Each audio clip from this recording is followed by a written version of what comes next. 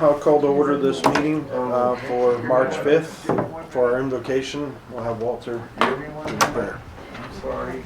It's all right.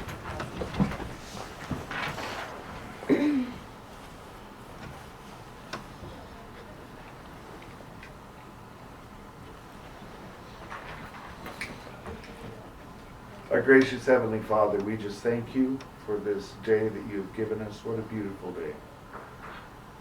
Father, we just ask that you will be with us here during this meeting today, that you will provide our commissioners with wisdom, with grace, that you will provide the people who participate in this meeting with the same, and with understanding, Father God.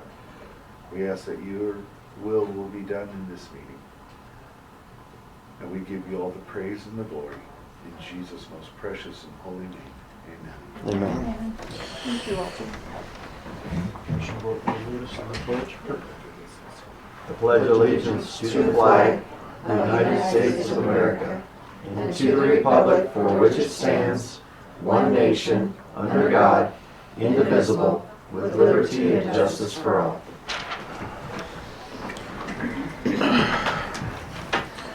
Are there any additions or changes to the agenda?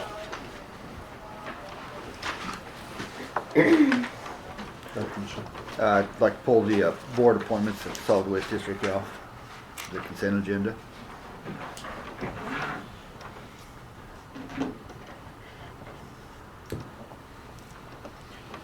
Any other additions or changes?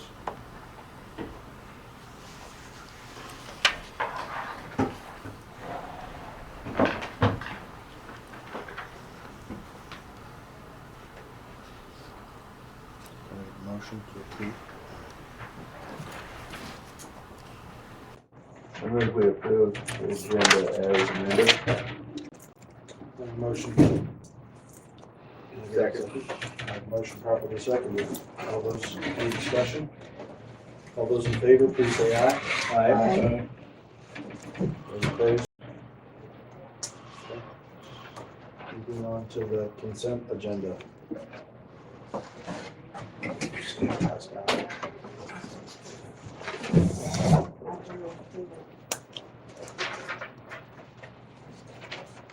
So we're pulling the appointments for the solid waste. Anything else there?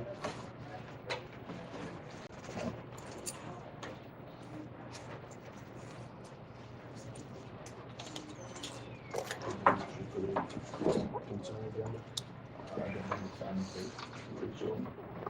I make most approve the consent agenda as amended. Second. Second. I have a motion and it's properly seconded to approve the consent agenda. Any discussion? All those in favor, please say aye. Aye. For those opposed?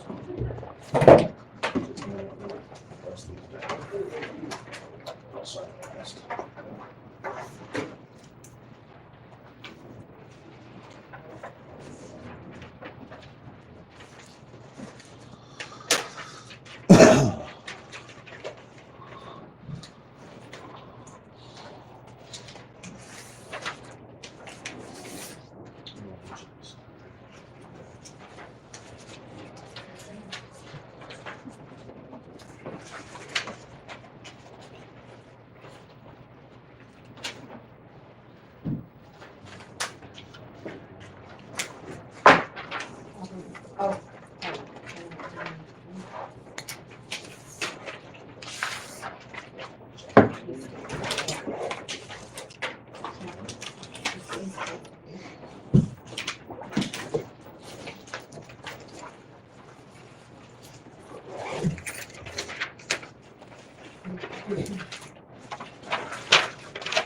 On that one, I visited with Paul, he said that one's gonna be easier to track if we put that money back in that account. We're creating that account again. But we had dumped all that into the general fund, but as much as we're pulling out of it, it's gonna be easier to put it back into that account. I wonder. Because right now we have no way to track it because it's in the general fund. So we've made 2 pulls out of it, we took that amount out of it, We took what we're giving to the library out of it, and then we're putting the remainder back out of account. We don't have a line item right now, because we did away with it. We created that line item again, and we're putting the remainder in there, because that's the only way we're gonna be able to track with, because you guys already made a list of what's going to be spent in it. So 29,000 will be the new line item, exactly, the number on this resolution. Yeah, yes, and that was what the line item was before, and this is what it'll be called. And this is after the 60,000. Yep, so that's what, and the other two that we've spent on it. But you know, because you're always asking us how much is left in it, well, we have no idea, but this way we'll be able to track it again. That's curious. Well, I knew that's what you were wondering, and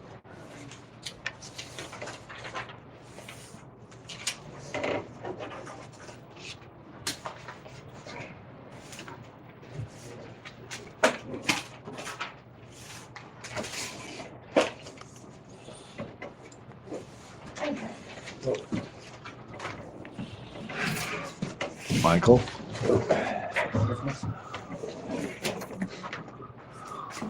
did you pay your bill? I'm reminding you.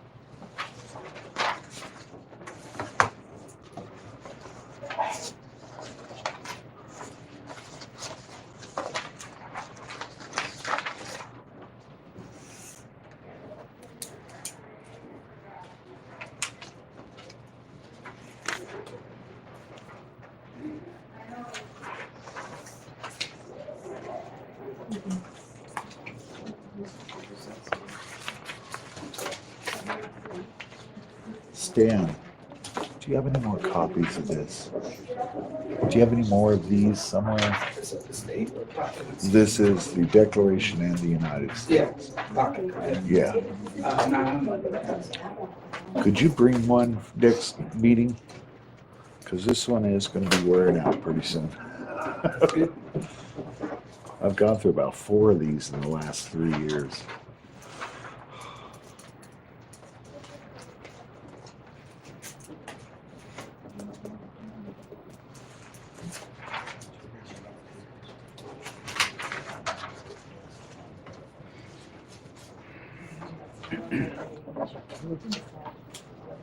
I guess. Is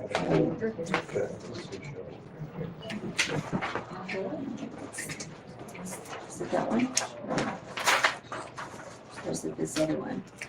Is it the same one? What do we do? There's 2 copies of the, There should be 2 different ones. there it is, but there's 2 copies of this one. Oh, so. The other one's there, it's right there. Okay, 24-2, right? okay. Thank you. Whoops. That's There, yeah. good observation. You're on the ball today. I'm always on the ball, buddy. I know. He studied geography, he knows. I didn't go to the University of Wyoming for nothing, except part. Yeah.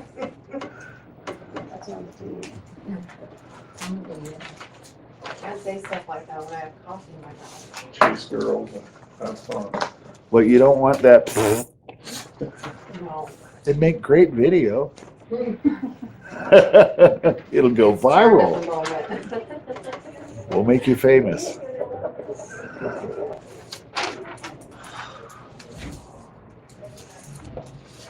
Graduated from Upton.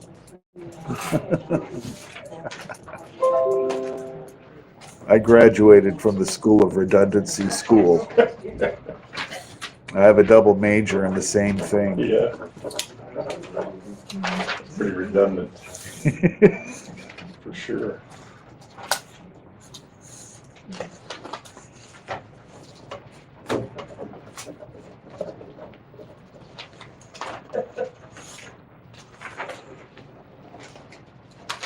Forget my name. Sorry.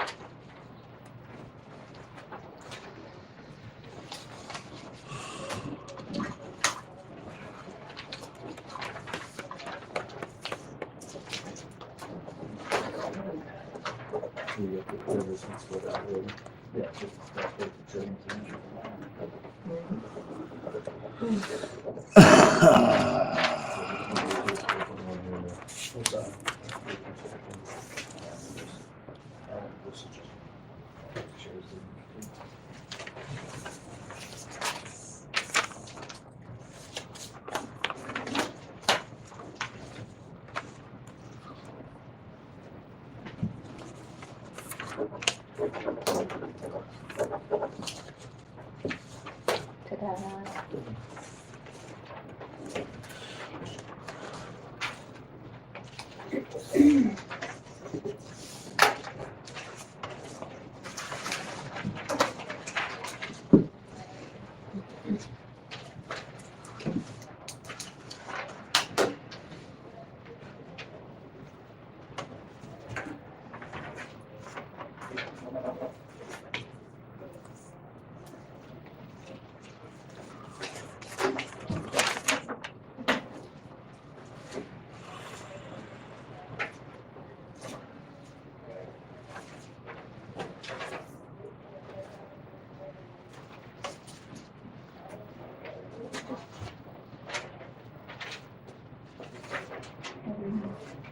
Talk about why it was pulled.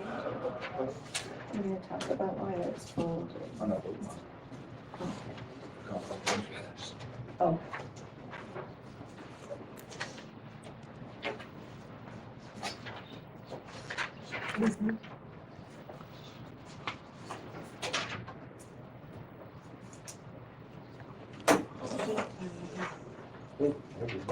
Here.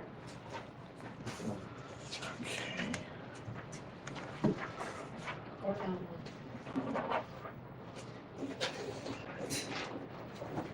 It's terrible. Garrett, you never You gotta get see stuff a little more.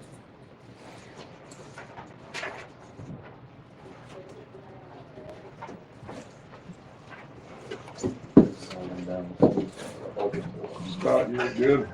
You look good. You working on it? Yeah. It's all on purpose, yeah. Yeah, good. Glad to hear that.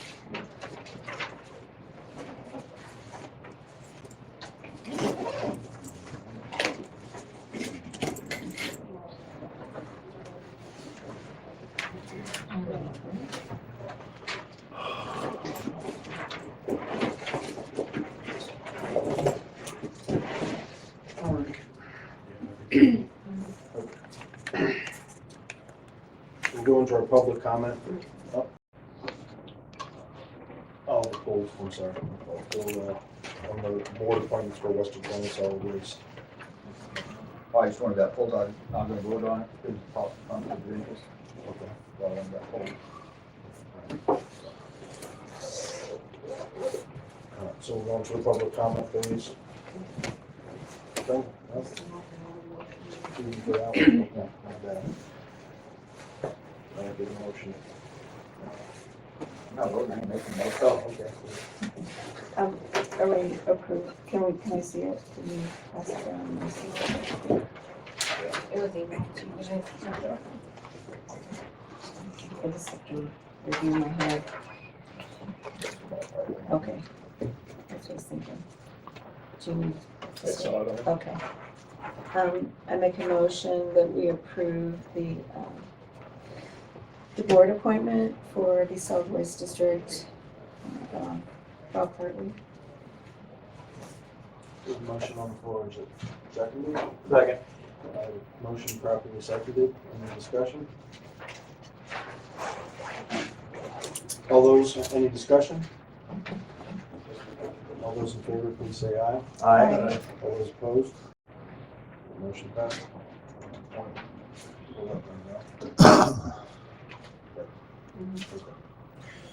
All right, try it again. We're going into the public comment phase. Is there any public comment?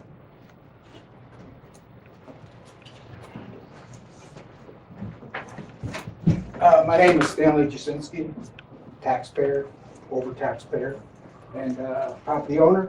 I wanted to just give you a brief update on the People's Initiative. Thought you might be interested, that it is alive and well. Over the last 2 weekends, in the Gillette Gun Show and the down in Casper Trade Show, we got 800 signatures in 4 days. I, myself, and a woman I call Warrior Wanda, who has personally signed over 3,000 signatures for this initiative alone. It's I told her I'm going to nominate her for the People's Incentive Golden Globes Awards, and so it's going very well. I already stated over a month ago, we broke all records for signatures for any initiative in the state of Wyoming. We have collected tens of thousands of signatures. We need 29,720. I'll tell you, we're well above that. Of course, they have to be vetted. So it's going on well, and I just wanted to give you this update. And in my opinion, what this initiative represents is the purest form of self-governance. And because we're not running for office, we do not take lobbyist money, we do not take donor money, we are not paid, and so there's no way they can get to us. And that's what got the legislators in Cheyenne's knickers in a knot, because they can't stop us, because it's we the people that have taken this initiative, because our legislators have failed to hear our appeals to bring relief from the over-oppressive property taxes. And wait till April taxes come out. So I want to show this. This is the demon paper that's got everybody in Cheyenne all worked up. Right here, the People's Initiative. Wow. Anybody wants to sign, I got a pen over there. I'll be here all week. So I just wanted to let you know that it's alive and well. It's doing very good. And as I said, maybe 4 weeks ago, I expect it to be on the ballot. And then it'll be in the people's of Wyoming's hands of whether this gets approved or not. And just one side note, about a month ago, Secretary of State Chuck Gray had a hearing on election integrity. And what he wants is proof of ID and proof of citizenship upon registering to vote at the county clerk's level.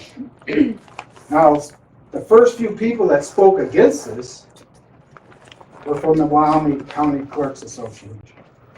I'd be interested to know what Clerk Hadlock has to say about this. I'm not asking you personally, but I would be interested. Governor Gordon, and I was at an event, I guess I'll call it, Sunday night. Sheriff Colbert was there, who says there's illegals all over the state. They're committing crimes right here in Weston County. I've been saying that for over a year now, but anyway. And Mark Gordon, our governor, has gone down to Denver and made a deal with the mayor of Denver, and he's transporting illegals up here by busloads, okay? And he's distributing them all around the urban centers. Cheyenne, Casper, Douglas, Gillette. In Gillette, they're looking for low-income housing. So our property tax money is going to be used, some of it, in part, to fund these illegals, okay? And if you don't need a proof of ID or proof of citizenship to register to vote, what do you think these people are going to do, these ballot harvesters and everything else in these urban centers are going to do? They're going to get these people to vote. Stanley, you've always needed that. Pardon? You've always needed that to vote. A proof? You can go check the laws. So what was Chuck, you were there, I know you were on, I saw your name. So what was his hearing about? He needs to work on a few things, but you've always needed that. to So be he's able to wrong. vote. And I'm not saying he's wrong. He needs to work on a few things. So if I come in here, I gotta show proof of citizenship and an ID. Mhm. I never showed a proof of citizenship when I registered to vote here. Because you're a US resident. We already know that. Doesn't matter if you're a US resident or not, you should have to prove your citizenship when you register to vote. Thank you. District representation in this, but it's not adopted. State of Wyoming. Morning, Jim.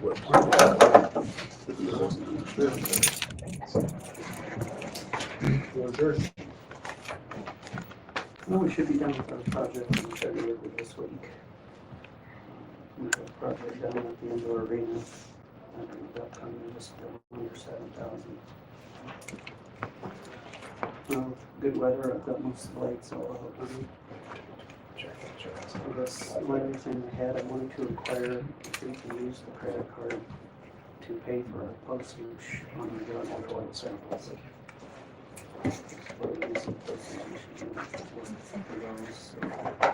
Marty's just been paying it out of her pocket and it's a gift voucher for repayment. You should fill out a credit card pre-authorization, you set it up for all year. Okay. Do we do that with like renewals for the subscriptions on computer stuff like that? So yeah, just have her fill out the approval form, no problem. Be a cleaner way to do it.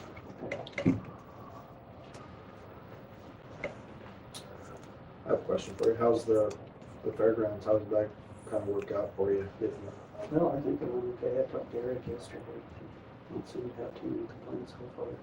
Did you adjust your schedule like you wanted to for the guys? Yeah. Okay, good. Question, Jim, that, has any complaints come up on the second cattle guard hit down in Morrissey? There's a couple people that have been, they've met northbound and southbound. It's the one right, if you're southbound just before you get to Dan Patton's. And it seems pretty high. It looks, I mean, it's as high as it's always been, but they're coming up on both sides, and if they meet on that cattle guard, there isn't enough room for the two cars to pass on the cattle guard. On most of them. And a couple of people have brought this up in the last couple of weeks, was wondering if we could cut that down to a step out. That's a possibility.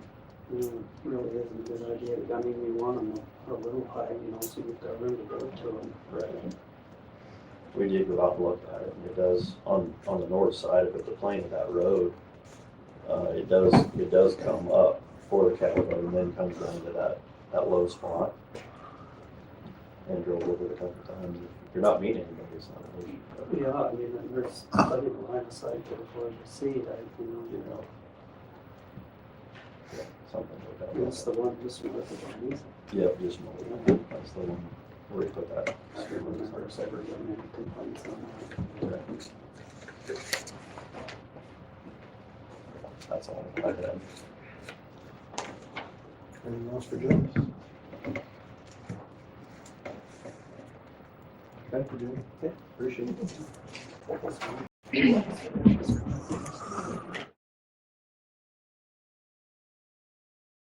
Hey, how are you, sir? Good. Chairman Taylor, Commissioners, thanks for having me. No problem. Haven't seen you in, I don't know, it's last summer, I guess, right? A little bit. So. But I know there's been talk of what's going on with the bridge out on County Road 1 and the old bridge and that project and how it's been delayed. So, and I think Jim had reached out to our state bridge engineer, and I talked to him and said, let me go get beat up, not you, if anybody needs to get beat up. So. But no, I don't think so. Anyway, the letter that our state bridge engineer, Mike McGeaney, sent out back in December basically explained, you know, the bridge over the railroad there, it was programmed for fiscal year 2024. Our fiscal year is October 1 to October 1, okay? Basically, because we ran out of money, we can't keep up with inflation. This is a federally funded bridge replacement program to reduce the number of deficient locally owned bridges.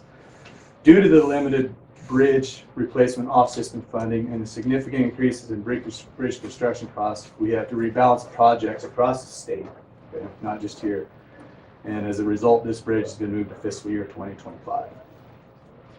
We're going to continue to monitor the bridge construction costs and may have to further adjust fiscal years if construction costs continue to increase. Honestly, I don't see that happening on this one, being delayed anymore. It is in the December 24 letting. So we're 9 months away or whatever. So it's not like it's going to be going in summer of 2025 on the bid. So that's we got that going for us too.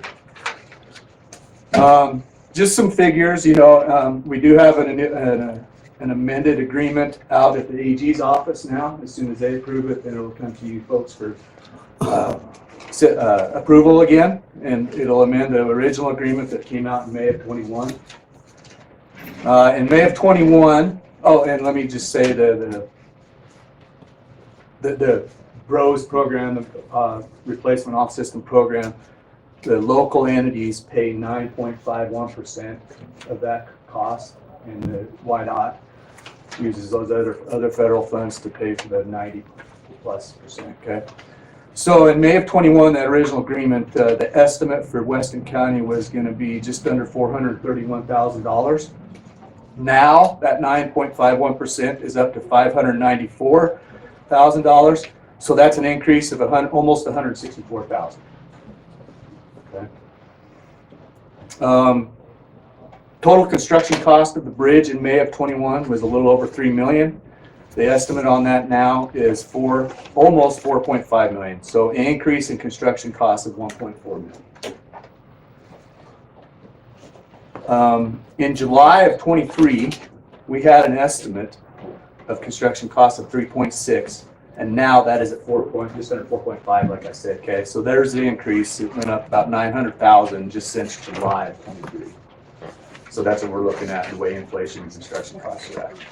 Total for the project in May of 21, which includes all our preliminary engineering, the estimates of construction engineering, our ICAP, and so forth, was $4.5 million in May of 21. Now that's at just under $6.3 million for an increase of total of $1.7 million increase. So a total construction cost now, total cost of the entire project of just under $6.3 million. Of that, Weston County estimated right now, it'll probably adjust a little come December, is $594,000 out of that $6.3 million. That's that 9.5%. So, any questions on any of that?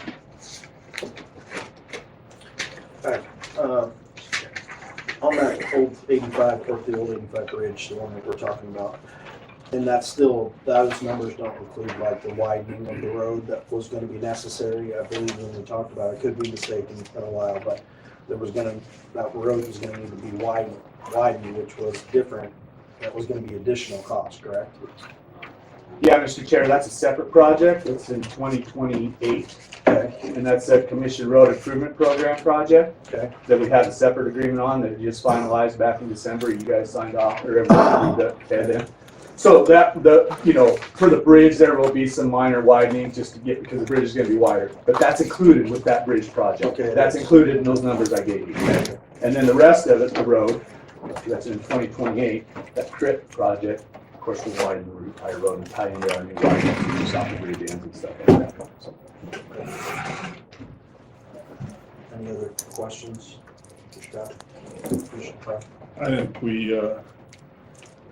how much money have we spent on engineering on that CRIP project? I mean, do you know where we're at on that? Yeah, to this point, it's about $450,000 for design. Total. Okay. And we're into it how much? 9.5% of that, so let's say 45. 45. Yeah. I think that's something maybe this board ought to look at again. I honestly do. That it's like a $600,000. What was it? $660,000 increase to redo that total project? Jimmy, was that close? I don't have it. I can't remember. I got it at 164,000, Commissioner. What did we increase? We've signed something that increased it like $600,000. I thought it was that pavement Is project. that the total? Okay. Isn't that part of the Mr. CRIP? Chair, Commission, the pavement project is separate from this. It's separate from the CRIP. Yeah, no, excuse me. This is a BROS project, Bridge Replacement Bridges, yeah, I Off know the System, bridge. Uh-huh. What's the CRIP? Commission Road Improvement Program. Has nothing to do with the pavement. That is the pavement. But that increased our budget. Our allotted amount in that CRIP project was an increase of 600,000 roughly, right? Mr. Chair, Commissioner, that very well could be. And I did stress this when at the STIP presentation last summer. The scope of that project, at choosing of Weston County, we kind of under their direction, significantly increased from basically a full depth reclamation and put gravel back down to pretty much a complete reconstruction and redo all the pipe and the boxes and that, and pave the entire length of it instead of gravel going back down. So your increase that you're referencing, if it was in fact that much, I don't have that information here, that would not surprise me at all, yes. Okay. And that's that CRIP project in 2028. Yeah. In which the commission signed that agreement back in December of 23. So I guess where I'm leading to with this, we signed that agreement. At this juncture, if we find out financially, that's gonna be an issue with us. What is that, where do we sit?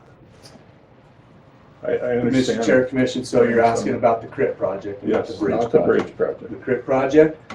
So if a local entity decides they don't want to do that, then as per the agreement, they're required to pay those preliminary engineering costs that have been accrued to that point, if you kill the project. And we'd have to pay the total cost, not the percentage, I assume. Yeah. And any idea where that total cost sits right now? Well, I can't imagine we're 450 yet, are we? I was hoping where I kind of expected that question, so I did bring that agreement that came in that you guys signed in December. These are estimates, okay? So based off of the $3 million project, estimate of 10% of $300,000 for preliminary engineering for that CRIP project, okay?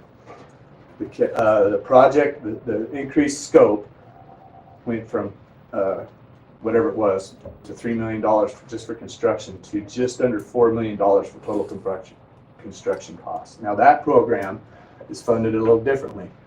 That's our Commission Road Improvement Program, and that's a maximum of $3 million that the state supplies. Any increase over that, normally it's a maximum of $300,000, and then the local entity is required to match 8.3% of that. Okay.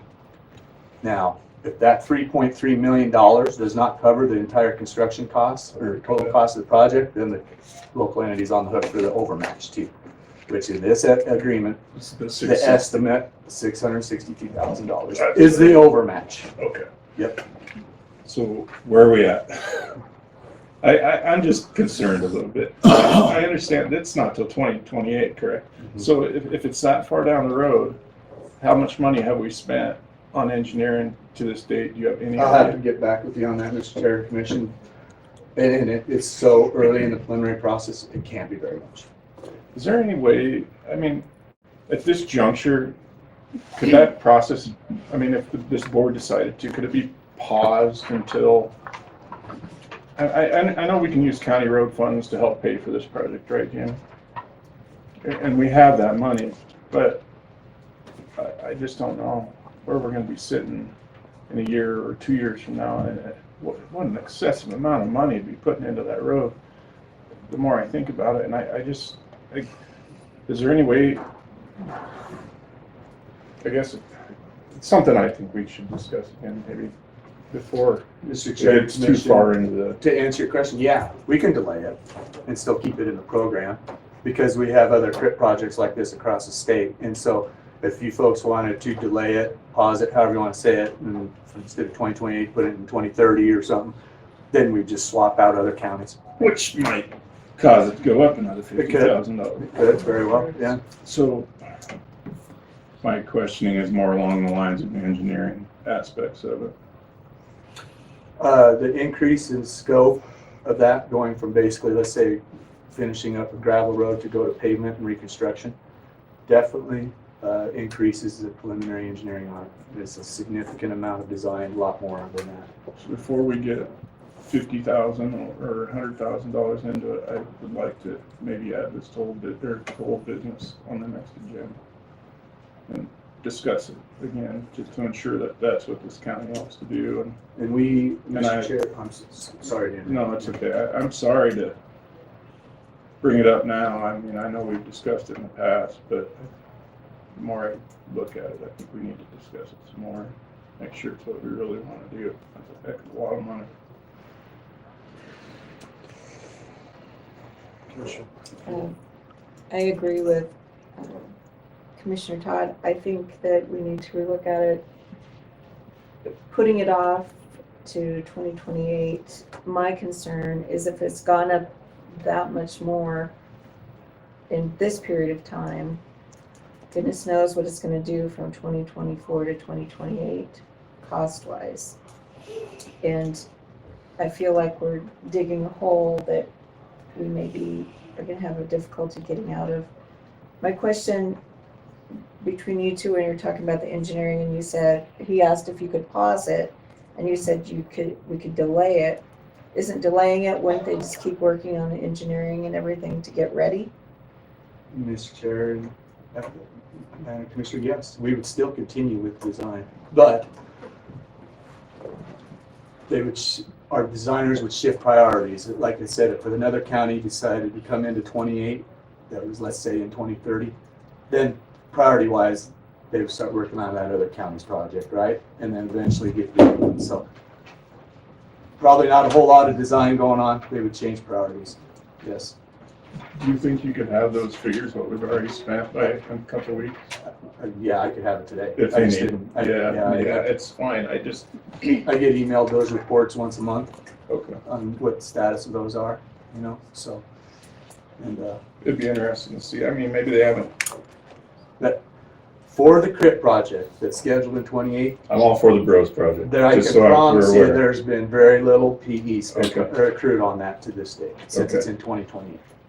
All for the Bros project. Yep. Thank you. Yeah, I'd like to see on the CRIP, how much we are on the hook for right now on the engineering and what our projected costs are gonna be, you know, above and beyond, you know, over the 3 million, what we have to come up with, where we, you know, on a printout, just, you know, whenever you get that chance, email that to us, just so we can see on a sheet of paper in front of us where we're at and where we're gonna be. Mr. Chair, Commission, I will leave this with you. You guys do have a copy of it, but right now, if the project is goes to bid in 2028, and we use 10% estimates for preliminary engineering and construction engineering on a $3 million construction cost, okay? So right now, the county would be, if 100% is done, 100% designed, and it goes to bid in 2028, and these estimates, we nail these estimates, it'll be plus or minus almost $1 million. Your $333,000 portion for the match of 8.33%, and plus the overmatch of $663,000. So we'd be on the hook for $1 million. Yeah. I completely, If we do the project. Yeah, if we the do project goes through and we Yeah. come in on, if coming close to estimates on it. That's right, yes. Do those estimates figure in any sort of inflationary increase? Construction costs, yes. And then the engineering and construction engineering is 10% of that construction cost. Yeah. And when I say construction engineering, that's time after it goes to bid, that YDOT is out there charging our time to that job and doing for the inspection.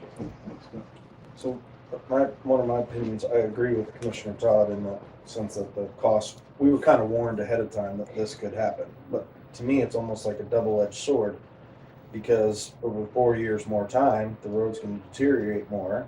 which then is gonna cost more because the deterioration's gotten further. And, you know, can the road last that many years more without doing some form of refurb, I'll call it, to help that? I don't know, but, I would kind of say it's, you know, that's a long time to push it down the road, and not expect cost to even go higher.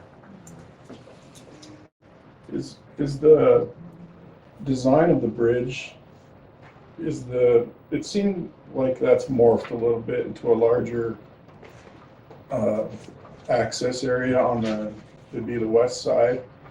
Is that any consequence of the road being improved to a paved road, potentially be traveled faster? Is that having any effect on the cost of the bridge? The adjustment into a paved road instead of a 45-mile-an-hour county road, or is that inconsequential, I guess? Mr. Chair and Commissioner, no. It's our standard minimum Okay. county road bridge that we use everywhere, no matter what the speed is coming in. You know, we have our county road standards that it speeds, Yeah. you know, and so if it's paved or gravel, it doesn't matter. Okay. So then now the grid for the bridge is, the new one will be much bigger because the railroad required us to lengthen it. They always do that because for another track underneath in the future. Mhm. And then obviously standards have changed over the years since this bridge was built in 1929. Yeah. As far as clearance and widths and that kind of stuff, you know, and obviously up to designs on it. So it's 95 years old, yeah. So, yeah. But we're on track with that, you know. So if, and that'll be a great project.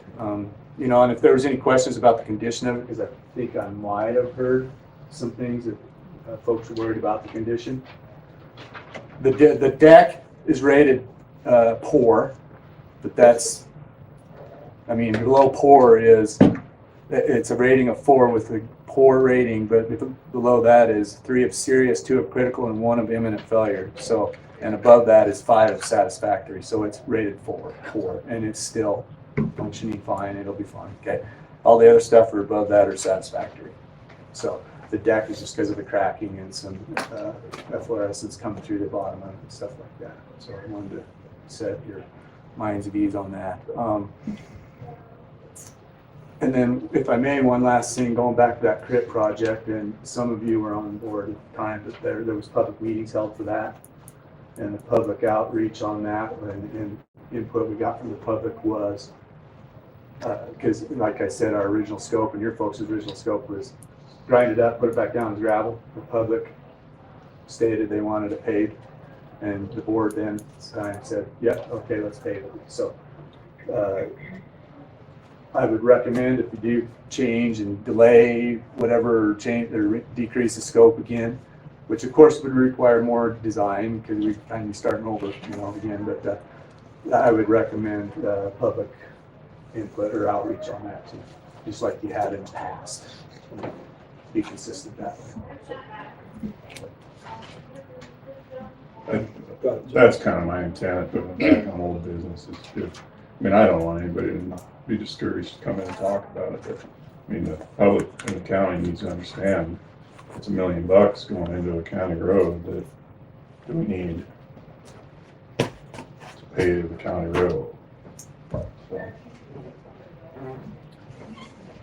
Any other questions for Mr. Payne?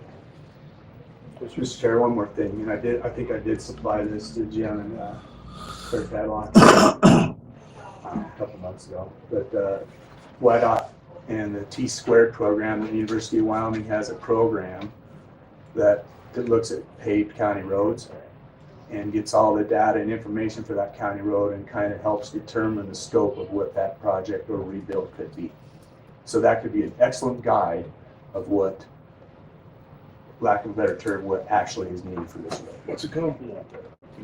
T-Squared, yeah. And it's an awesome tool, and a lot of counties use it for the existing or wanting to pave county roads in the state. And UW and Professor Sabati leads the charge on that down there. So I would recommend checking into that for sure.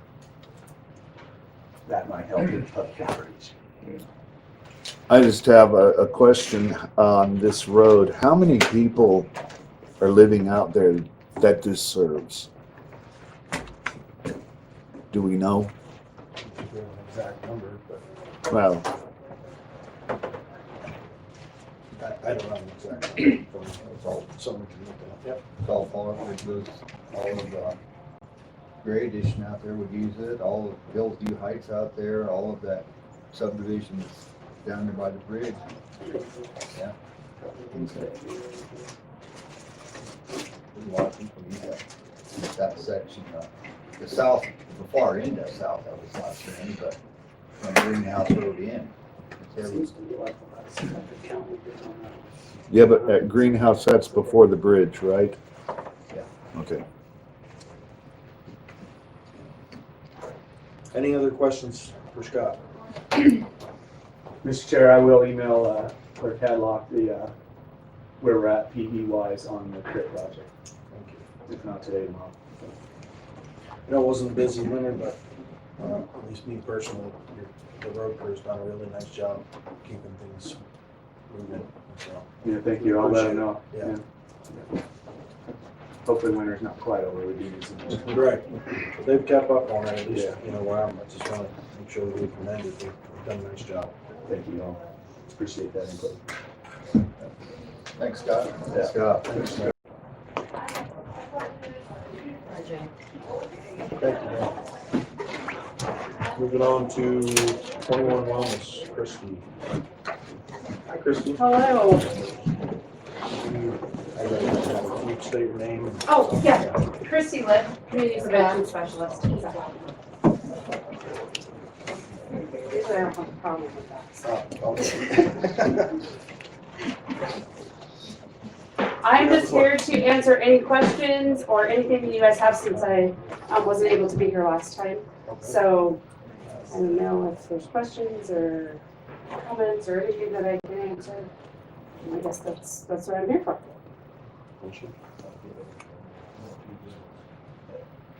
We were putting it back on the agenda because we were figuring out where these funds were gonna go and how we were gonna disperse them, and we put it back on the agenda this time, so where we got with that, that's the board's decision.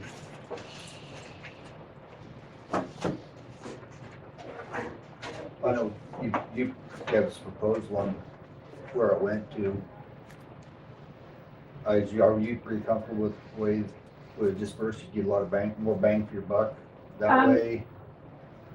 So just after visiting with some of the other counties, and then revisiting that statute and the way that's worded with prevention and treatment, I really feel like we need to include the treatment piece in there. First of all, that's the way the statute's written. And that's where the point of that money is, to help people who, are struggling with gambling. And the people that were a part of that stakeholder group, that's why they were a part of that stakeholder group, is because they work with people who have problem gambling issues.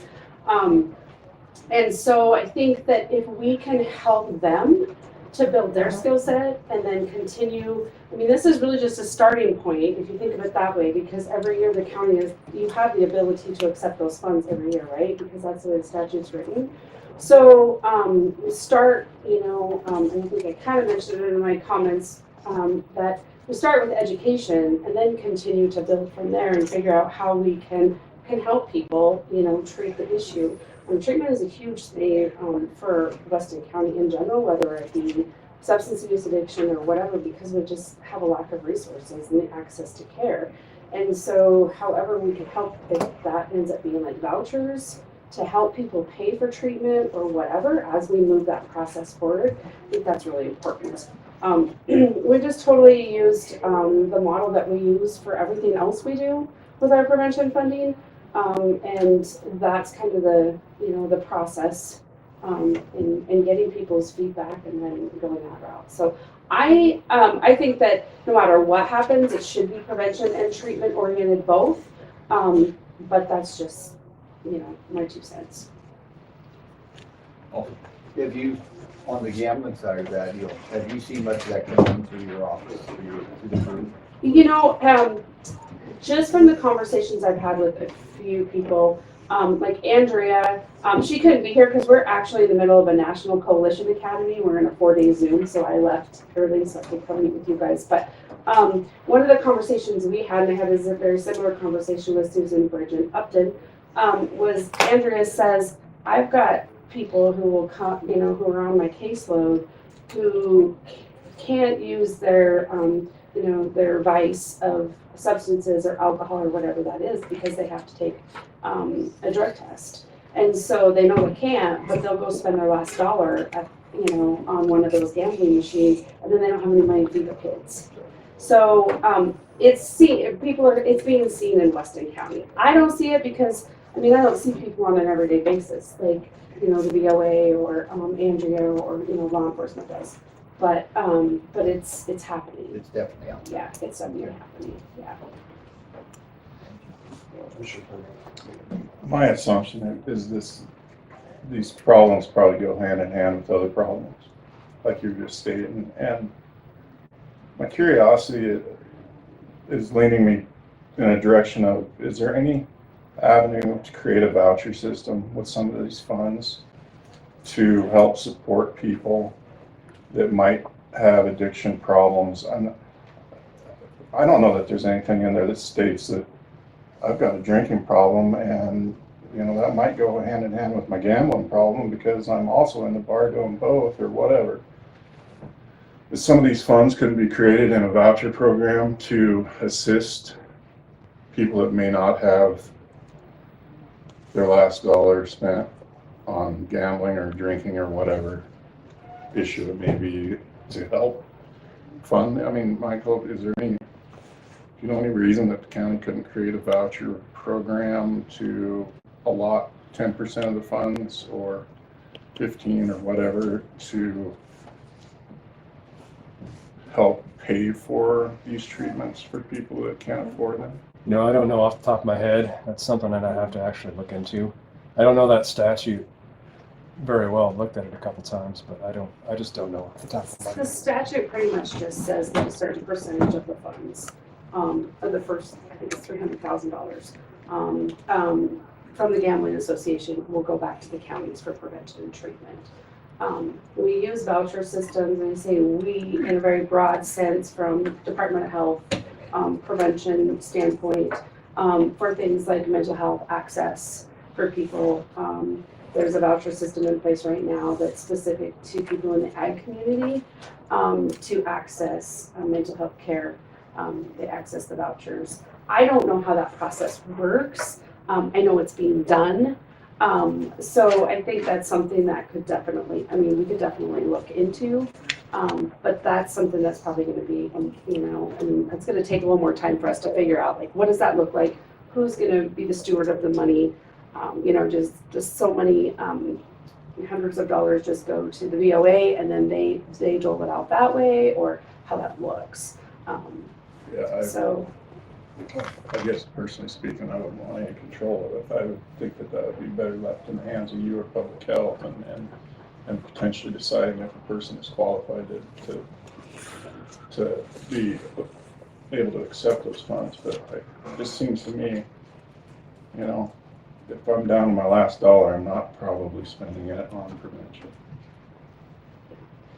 you know, the prevention piece is really that's way upstream. That's really trying to catch people, you know, and point them in a direction. But that's why I think it's so important that the prevention and the treatment side be put together. And you know, we do the same thing, prevention and treatment work together, and all of the other things that we do as well. So, Well, a couple questions. You talked about treatment, but it seems vague on what you're saying for treatment. And is this treatment available in Weston County? Is this treatment, I mean, we're talking about a voucher system, but I'm sad to say that I have some experience with somebody who is an addict, and they had a voucher system at one time a few years back where they could go, and they ended up somehow cashing it in.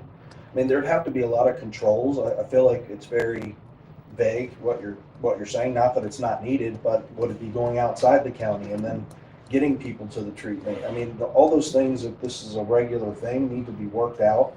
And I don't think at least from what I'm understanding. We're not completely worked out on these things yet. Oh, absolutely not. There's, yeah, absolutely not. Which then delays the process of people that need the help now. It seems like we need to put, maybe it's not this year, maybe it's a start this year, and we develop the program for the next time or the next time, but treatment is also one of those things that people have to want to change and want to get help. I've seen it, like I said, I'm sad to say that I've got some experience with that with my own stepson. Goes to treatment to get out of jail, which reduces his jail time, gets kicked out of treatment, then he's out of jail, and then he goes back to jail because he took the treatment. And this isn't similar. Every kind of addiction has its own things, but I thought we had a proposal, or we have had proposals, what we were talking about, and those were people that were ready to move on this. And now I feel like what I'm hearing is that there's a lot of ifs and maybes and some days, and that's going to delay somebody that really needs help to get help, So because we don't even know how we're going to do it. Right, if you look at the proposal that I put and then the comments, and sorry, I didn't reprint all of those things out, but the main thing is that if you're gonna continue, in my opinion, if you're gonna continue to accept this money on a yearly basis, this is not a, here, take this money, do something with it, and then we come back again in a year and try to figure out where we're gonna go again. It needs to be a conversation that is continually had on a regular basis. And whether it's the group of people that put together the proposal that I sent to you, or it's another group of people, or however that looks, this needs to be ongoing conversation, because otherwise in a year, you're right back where you're starting and being like, okay, well now we have $7,000, what are we gonna do with it this year? If we take what we've already done and start the ball rolling, and then continue to have those conversations, then we know that this money is coming down the pike. We have the opportunity to have conversations with the VOA or whoever it is, and help them with provide training in Weston County, because we all know that getting people somewhere out of town is a challenge in and of itself. Then in a year, we can have something ready to go when the next funding comes down the pike. That's how we operate as a coalition anyway. I'm getting ready to rewrite for another $125,000 for our GFC grant and another $208,000 for the biennium for our community prevention grant. It's not like we just now start having those conversations. We have those conversations every month when we meet, and then it's a whole lot easier when we get ready to write for that money to go, oh yeah, now we need to keep doing what we're doing, or that didn't work with crap, so now we gotta start and do something different. So I don't think that starting over is what we're talking about. I think it's a conversation of what are we gonna do to keep this ball rolling and not let it grow moss. And I agree with you, but to improve, but like you said, the steps are to improve every year. Right. If someone comes to you now in Weston County and walks in the door here and says, hey, I need help, I'm addicted to this, and what would we do today? Well, first of all, we're gonna send them to the VOA, because that's the closest we have. The unfortunate piece is, you said every addiction is different.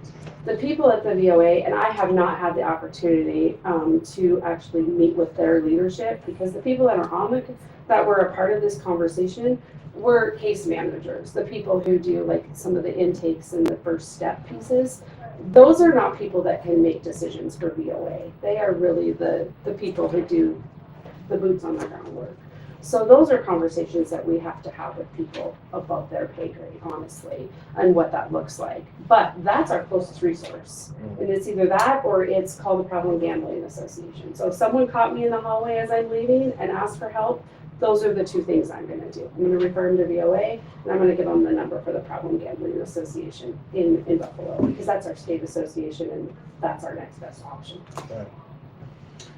Yeah, and I get it, it's a frustrating thing, because like I said, I can drive somebody to detox and put them in there and they can walk out, or you have to Title 25 them, or I've gone through all those things with the issues that I've seen, and giving someone a number, that's a start, but then they have to call the number, and then they have to want to go to the meetings, and then they have to want to change. And without the want to change, it's not going to change. I think one of the biggest things that I've learned is, especially as I watched back the conversations that were had at the meeting that I missed, was people asking, well, but do we even have a problem? To me, that says that we need to do some education on a community level so people understand what's happening. And that's kind of where those lunch and learns and stuff come in is, now we can't drag people there either, believe me. Right. Getting people to come to those things is like pulling teeth most times, but at least it's a start, to start conversations.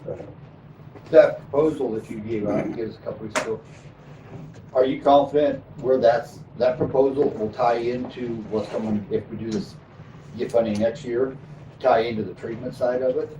I think it's a really good start. You can tie them together down the road. I think so, yeah, I think that's a really good start. It starts by using that Problem Gambling Association to provide some education and resources to not just the community, but to the treatment providers. It's the same thing that Buffalo is doing in Johnson County. Kirk County gave all their money to them to do those kind of things, so it's not like we would be the only one that was doing that. Teton County is doing something very similar, so. It's good groundwork to start. Yeah, it's a good starting point. Keeps, Don, I'm not trying to make light of your situation in the past. I hope you don't take it this way. I think the problem at hand is we have people with a problem and we have money to try to help people with a problem. And I don't think you can discount the fact that there's going to be people with a problem that are going to continue to snowball.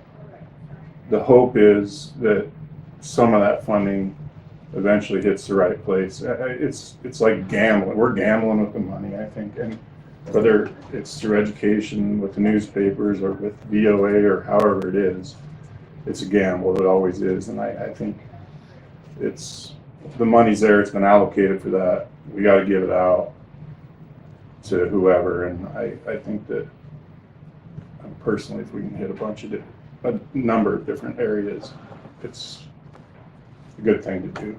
Good thing to do it.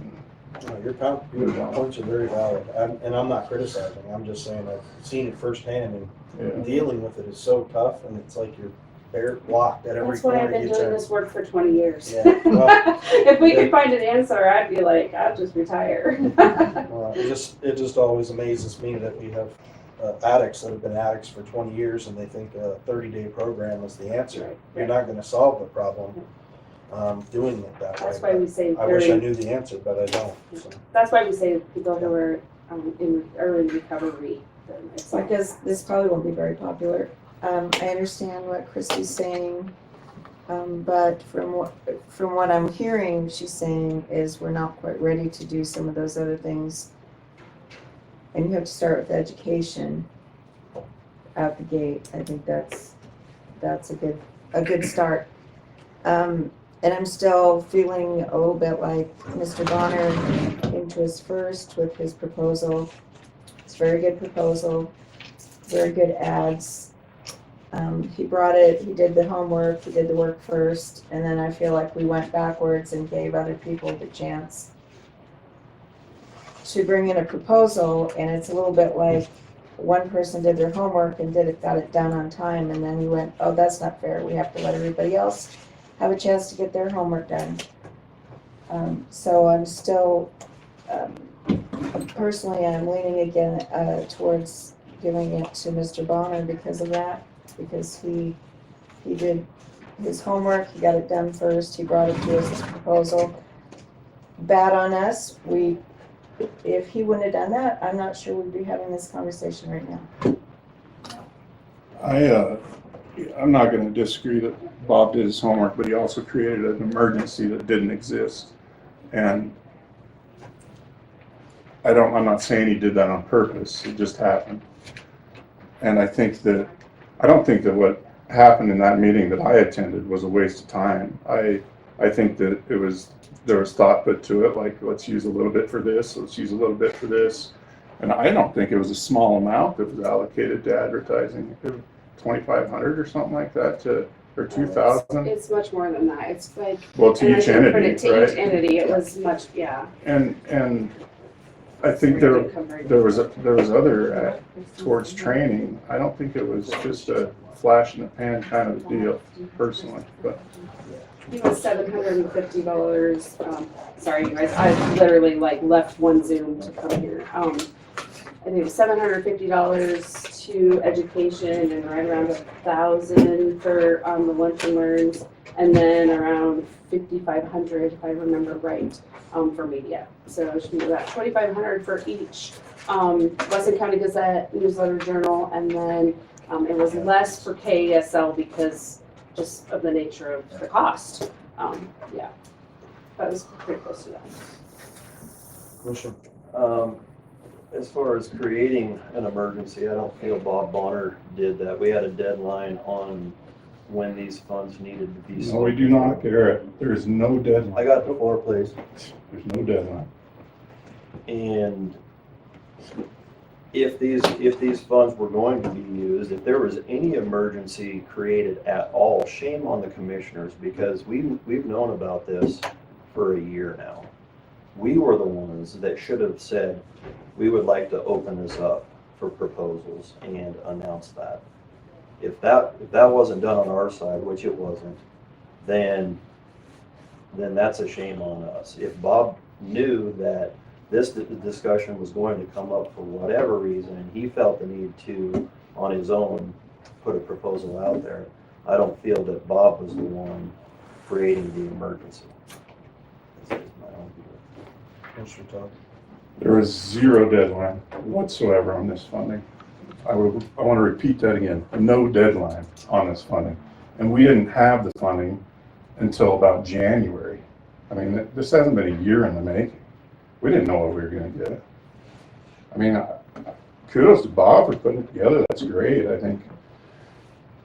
think we're getting into the weeds of entering an area of 5 commissioners with no background on education that I'm aware of, that any of us have, in mental health, deciding how mental health funding is spent. I like Christie's proposal. The only thing I want to comment on that, Commissioner Todd, is I am not an expert, but I can tell you that I personally spent about $100,000 in rehabs, over 7 different rehabs. And it's been over 12 years, and it's difficult, and it's not, there's some of us that have some experience with it, don't have the answer to fix it, but have tried as many options as we can to try to solve that problem. So I know it's a challenging thing, but it's been right at $100,000 in rehabs, and none of it's worked. None of it. Go ahead. No, you're fine. And I'll concede to that. I think it's wonderful that eventually, though, $1 might fix somebody. I mean, it may cost $150,000 and never fix anybody, but I just. Yeah, part of that's just me saying that because he's got to want it, and he doesn't. And there have been some that we've spent very little on, and they have turned it around. But the doors, the blockades that have been there through courts and all this stuff, it's a challenge, and I don't know what's right or wrong. It's like Christy said, it's a forever problem. All right, so what's the board want to do? I move we award these monies for gambling addiction to Bob Bonner and his team for proper placement of prevention of, well, not prevention, but it would be approving his proposal. So I have a motion on the floor. Do I have a second? I second that. I have a motion that's been properly seconded. Discussion. Commissioner Ryan. With this motion and that proposal, all our eggs are going into one basket. With the 21 Wellness is their proposal, that we're spreading that over 3 different media sources, and a couple other events that we're going to be covering. I mean, we're going to have a lot different, more avenues for the people to look at, to come in. I think it's putting it out there in a lot more different areas. We're using all the media sources we have at our availability, and the other proposals from the 21 Wellness. Any other? All those in favor of the motion on the floor for the funds to go to the Newsletter Journal, Bob Bonner's proposal, please say aye. Aye. Aye. Those opposed? Nay.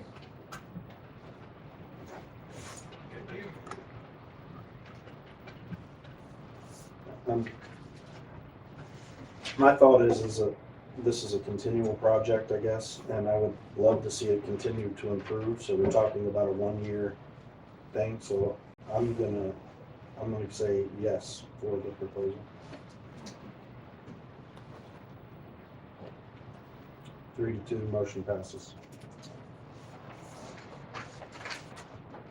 Any other questions for me? Any other questions? All right. Thank Kristen, you. thank you, I'm Kristen. gonna head back to the last meeting. Thank you, Mr. Chairman. Thank you. Next, rare earth update, Roger.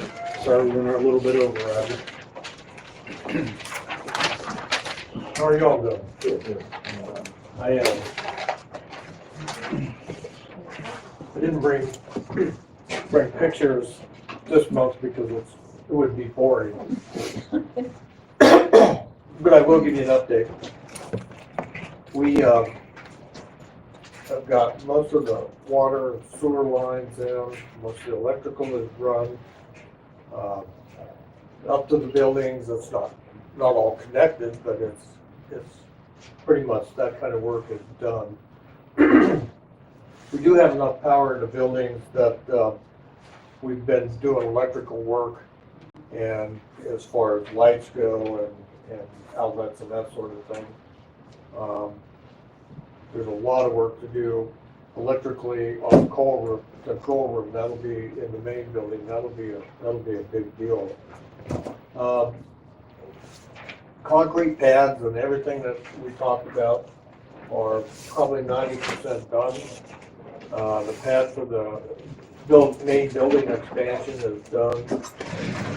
That building, we will expand that. We'll build the shell of the expansion before we knock that in wall out, just because we could still get some wind and snow, et cetera, et cetera. So, the containment area, there's divider walls inside that. If you ever get out there, it's got like 10-foot high outer walls, and then there's divider walls inside, and concrete pads that the tanks set on, and then divider walls in between that. And that's all done as far as the concrete work goes. We did get our change house in, and I talked last month about the fact that the change house and office and everything will be on the north side of all the buildings, and that has changed. It's now on the south. That's a modular unit on that change house, has a ladies and men's side, and that's now on the south side. The office, that modular will also be moved over there. And there's just unbelievable amount of lines, everything buried out there. It's just a lot. And our equipment should start arriving at the end of this month. And even though we technically are a little behind schedule right now because of waiting on the permits and et cetera, we'll start gaining ground because we put a lot of that, as I told you, on skids. So that'll get, that part of the process will go a little quicker than originally scheduled. So it will come in, so somebody asked about truck traffic, last time. It's not gonna come in all at once, and then, it'll be 1 or 2 trucks here and 1 or 2 trucks there. It won't be a whole fleet of trucks coming in. The last few months of the construction is when it's really gonna get busy, because we'll have everything in place, we're gonna connect everything, we're gonna wire everything up, all of that sort of thing. So that's when it'll really get busy. We'll have a lot more people out there at that point. And that's when we'll get up to that 60 or so people working out there. Probably about 35 right now. So that's kind of a brief update, quick update of where we're at. So, Question for you, Roger. On the, do I have this right? You've got the mining location and the processing location are not in the same location, is that correct? Okay. Just, I did go online, like you told me to last time you did the update, and let's see, the description is, it says, shortly off of, just off of I-90 is the location. Is that the mining site then? well, Because it's actually up in processing, correct? it is. Okay. But there will be a little bit of processing that happens up there. Okay. It'll be crushed. We're not gonna bring it here and crush it. And, so we'll size it up there and then it will come here. And in that facility, the mine is actually on Warren Peak, and it's north of the fire tower. And then we won't haul down that road because the Forest Service is worried about being too steep. Although they haul logs down there also. And, My understanding though is you're not gonna do anything with that mine until this process moves forward to an actual, you're so correct. that could never even happen. That could be, that is definitely several years away. And, but the mine, the haul road for the mine is actually, ends up being almost 11 miles because we have to go west and then come back down. End up down on Mill Creek Road and come out to the highway that way. The mine itself, and Nathan's right, there won't, the plan is that once we get the plant going, to process the material, and then at that point, the next step really is looking at the main plant. And a lot of as I said, we've upscaled this plant. This is the fourth time. You could call this the fourth demo plant. And this is the one that a lot of the components that are in this plant are actually the same types of things that will be in the main plant. And because you can't do a small demo plant and go to a large production plant and say that everything's going to work the same when you upscale it. And that's the reason that it's been brought up in steps. And because it's a very complicated process, a very sophisticated process, and compared to what they do now in China, we recapture everything and go through a process so that we can reuse all of the acids and the types of water and things that we use. So we have very little loss. I think it's 2%. So as opposed to the way it's processed, that stuff is processed now, it's just processed and the waste is just dumped out the holding. We're not going to do that. So the plan is do the plant. That's scheduled to take. It'll be a little less than a year to do the processes because we won't run everything that this plant has capacity for, because we'll run a test batch, and then if we need to tweak, then we'll, when we get to the point that we've got it where we want it, then we'll actually finish up the processing and test it and make sure everything's going the way it should. And we'll go from there. At that point, as I said last time, we're already starting to we have people getting ready to working on the mine and getting things going there.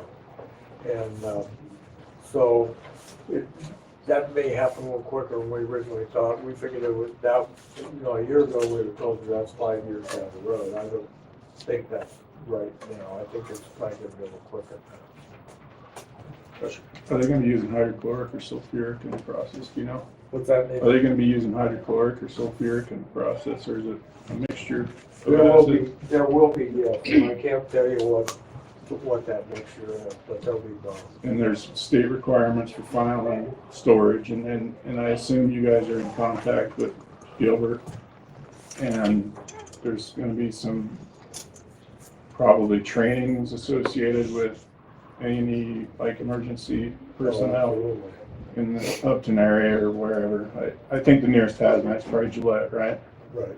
So, I mean, what are they, tier 2 reporting is what you gotta do, so. Yep. And, you know, everything's already been approved through DEQ and all of that, and our processes. And it's a totally contained system. The only time, you know, the loading dock when something's brought in and then acid is delivered, for example, they're gonna be sitting on a pad, and if there's any spillage from their hoses or whatever, it runs into a containment. So it's not just dripped on the ground. So, They're gonna be bringing it in on rail car, I assume, the product. I can't answer that, Nathan, for this plant. Ultimately, in the main plant, yes, that's the intent. We'll have a spur over to the main plant and it'll be brought in on a rail car. I believe for this process, it's gonna be a truck delivery. I got years of working with hydrochloric acid experience. I used to run that facility there, so I'm familiar with the acids. I'm just curious how they're gonna mitigate any potential issues that they might have. And if it's sulfuric, that stuff's pretty dangerous, some of that stuff. So I hope that they're working with the appropriate people to get some training.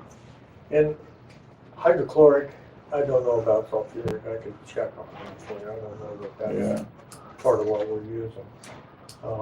But I'll find out. Initially, when they came, they were gonna use our facility and it was hydrochloric that they wanted. So, I guess that's all I have update wise, and next month after we'll have a lot more going on. We got a lot going on this month too, so. Thanks for coming in, Robert, sharing questions. Appreciate the update. Thank you all. Thank We'll you. see you next month. It was interesting when he was removed. There's quite a few people that will remember my comments at the time because it came after Ogden, reportedly, I guess you should say, because it was reported and then he claimed that didn't happen, but we all saw the letters where he made the chairmans of the board sign that we're going to do this and that and the other thing, and we're not going to disobey. And we're not going to disobey. I love that. I love that part. We're not going to disobey. pretty much that's what I got Yeah. from it. Reading it is, aye, Captain, we will follow your rule. It kind of made me look a little different at Driscoll. And then this year's made Well, it and you even. didn't just look different. Come on. You gave him a nickname even. I gave him a nickname. He was saved in my phone still to this day as Dictator Driscoll. And I still don't feel bad about that because Weston County hasn't seen him once leading up to this session.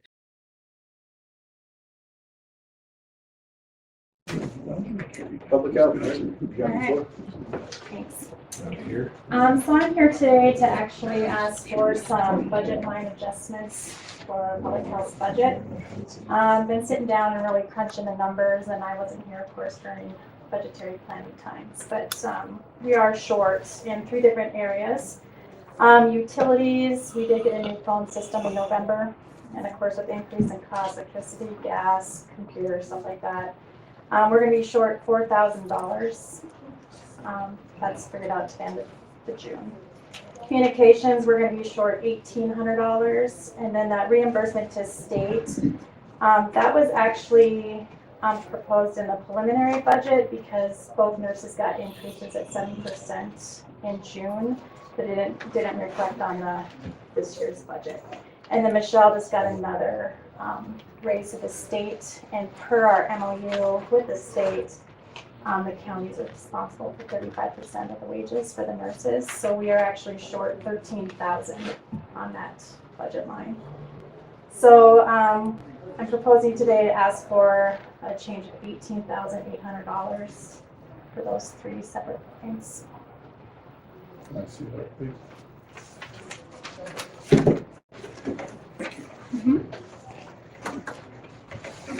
As of right now, for the utilities, we only have $400 in there, so we won't even have enough to pay next month's bills.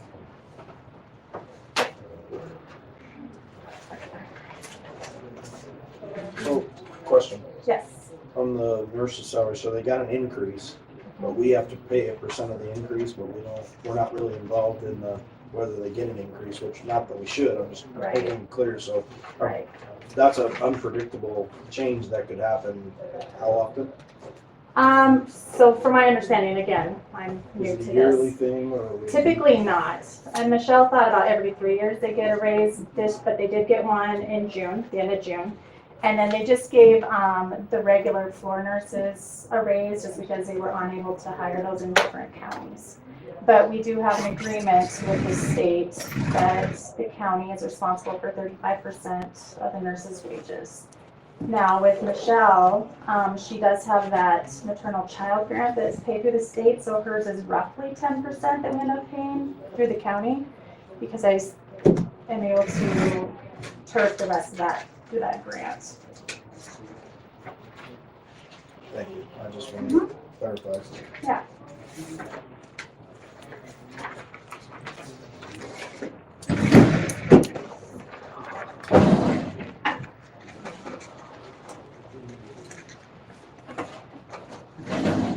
What happened with your communications then? So with the communications, we split out the phone bill, and so with that phone increase, we went with that range system. I guess their phones went down in November, and so they had to upgrade to a new system. And so that has increased the budget roughly $564. That was not planned for. And when we talked, the reason that what was requested was not put in there is because they had not received their last reimbursement request from the state. So it looked like they had a lot left in that account. So their amount requested was a lot more than what was actually spent in the prior year. So that large request was not given because the prior year had not even been at all depleted out of the account because their final quarter request had not came in yet. So those are roughly around $19,000 every quarter that the county pays the state in that budget line. It's a pleasure to board.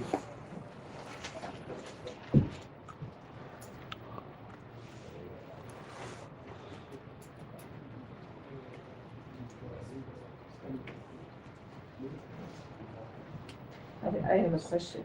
Okay. Well, so because of what you were just saying, or how about, that's why we didn't know about these things before, that you thought you were gonna have enough money for that? No, the communication and utilities, just so you guys are aware right now, every single department, we're going to have a budget adjustment in utilities and communications because of the increase across everybody's. The reimbursement to the state, the way it hits, we do not reimburse to the state until they get their bill from the state. Last year, they had not received their final quarter because of the way it hit. So when we do the budget, we look at what they've spent in the last fiscal year. And if a department asks for a large amount and they haven't even spent close to that in the prior year, they're not gonna get that large amount that they requested. And that's what happened here. Sarah had asked for a huge increase, hadn't even depleted that account from the prior year, so that large increase was not requested. Angie and I sat down and figured out why, they hadn't depleted that because their final order request hadn't came in from the state yet. So that's why that amount hadn't been or spent out of that game.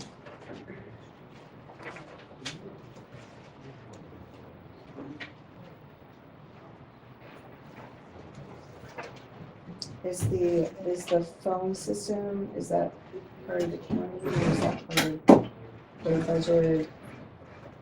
If they have to get a new phone system, I just wonder, like, we're just finding out about this now. Yeah, I didn't know about the Okay. Go ahead, Commissioner. Do you have a idea where we should take it out of, Becky? The only line that we have for cushion is financial admin, but that's gonna be depleted real fast.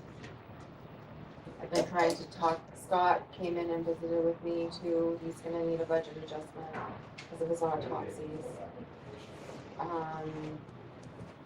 Like I said, the courthouse one's gonna need adjusted. Tina's probably gonna need adjusted. Tina already came and talked to me. She has jury trials that are gonna happen, but like when we visited with Michael, after the jury trial, when she knows exactly how much she's gonna need, because she said it's gonna be a lot. We may complete that before we even get to the end of our fiscal year. What do we have left for our ARPA? That one is already designated to accounts, Or or we put the remainder into the general fund, right? into the ARPA account, Right. but it's been already designated to projects. But it's not a cushion account.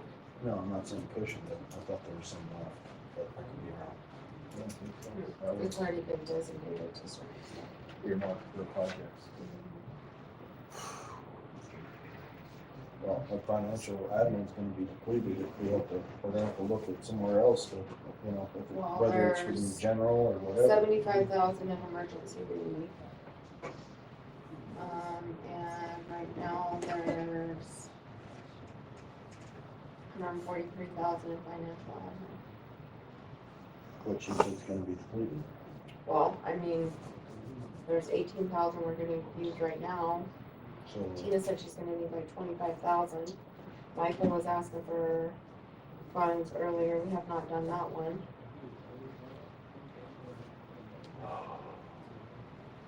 so the emergency would be an option.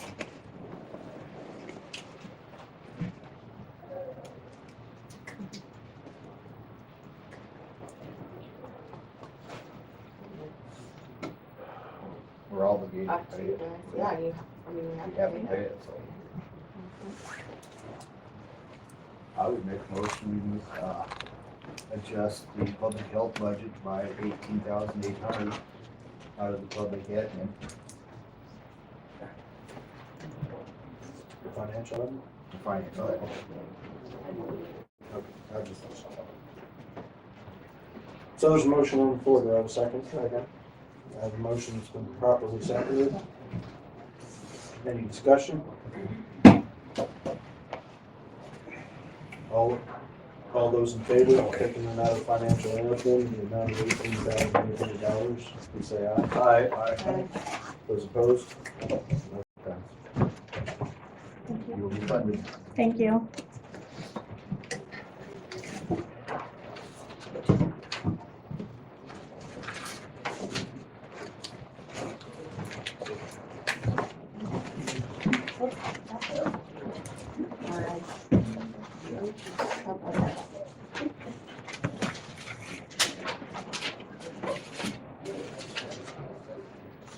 Are we holding you up? Is it our turn? Yeah, it's your turn. Yeah, we're on to the airport board. Morning, go ahead. Can you state your name for the record? Don Cooksey, Robert Severo. Welcome. Thank you. You got the floor. We're here, of course, as a response to the kind letter you sent out inviting us to be here. Good. So before we start carrying on with various things we can carry on about, do you have any questions, comments, anything you want to tell us? Or No, I would say that the purpose of the letter was just to let you guys know that we're here to support you, and if you have problems, please let us know, and we'll do whatever we can to help you within, obvious reasons. But we want to make sure that you guys know that you're welcome to come before the board at any time for any issue that you have. Other than when we need money. Well, we were hoping to come to you for money, so. How much do you need? Yeah. I would like to know how the airport's hangar project's coming. Funny you should ask, because we were just talking about that. But before I say that, I do want to appreciate the opportunity to be here. It gets a little awkward to begin to feel like a college girl that the only time she calls dad is when she needs money. It's kind of nice to go through this. The hangar project seems to be off-center. I anticipate that when we have our board meeting later this month, that our engineers will be ready for us to put this out to bid. What, in our last meeting last month, the engineers informed us that the hangup was the FAA's questions about the location of the hangar and the approachways and exits. The way he indicated to us, then the FAA told him that problem has been resolved.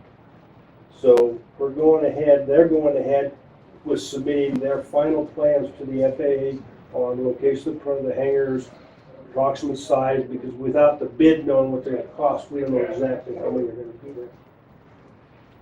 All indications is, hopefully this meeting this month, we'll get from them, say FAA says, go ahead, we're going to let out for the bids. The one caveat of that the FAA had a question about, and probably what runs on so long, we were hoping to have the hangars almost built by now. On the west side of our taxiway, there's a 9-foot strip that they thought they wanted a 9-foot strip, more 9 foot wider, for 220 feet. We discussed, and they said, well, we still want that done, we're not gonna hold the project up, but we're gonna pull out to 2029 before it needs to be applied or installed. The thing being too, by then in 5 years, we might not even have to do that project with that strip because of other things we're looking at in the FAA's, or the engineers are looking at down the road. But that was the caveat that held us up. We've stepped over that hurdle. Hopefully, we'll have hangers this summer. I didn't mean to step on you, Donnie. Keep going. A couple of the projects that we do have coming up that are already going, are in the works that they let the bid on, is the seating of the cracks of the runway, which is a bid they put out a year and a half ago. We would hear about that. Yeah, and then the seating after that. So those two projects will be done this summer. So we'll see some activity out there on that. That's, Other than that, it's pretty much just same old thing every day, and things are rocked along. We anticipate way in the future, like after 2029, to put in to expand the ramp. And it's plenty big for a bunch of little airplanes, but we had like 3 business jets out there and we're full. So those are the things we're looking at downstream. Cup was supposed to be here, but he couldn't make it, so I think that 2 on airplane came in, but he has told us in our meetings that he's had some interest with people wanting to put planes out there, bigger, I won't say bigger planes, corporate business planes coming in, people asking questions about that, so, I think the improvements we're making are an asset to that. Any other questions? Go ahead. You got any, I guess, fears, things gonna happen that's gonna be kind of out of the ordinary coming up projects, or just business as usual stuff out there? We've got projects out there that are doomed for us. Well, the hangar project that we're stepping over right now has been one we've been dealing with for well over a year, and it's been for little things.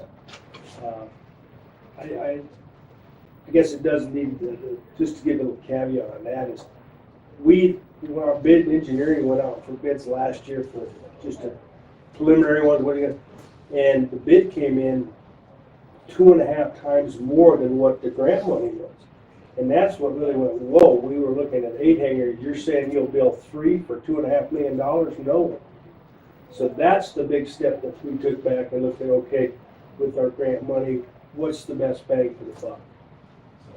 And looks like now we're going, could be as few as 6, could be as many as 10, depending on the bit of material, what the bid, that's the biggest, COVID just killed everything. With cost of materials, cost of fuel, labor, yeah. But we're still dealing with that 3 years later. You may not have them by summer. We put bids out for building drugs in the landfill.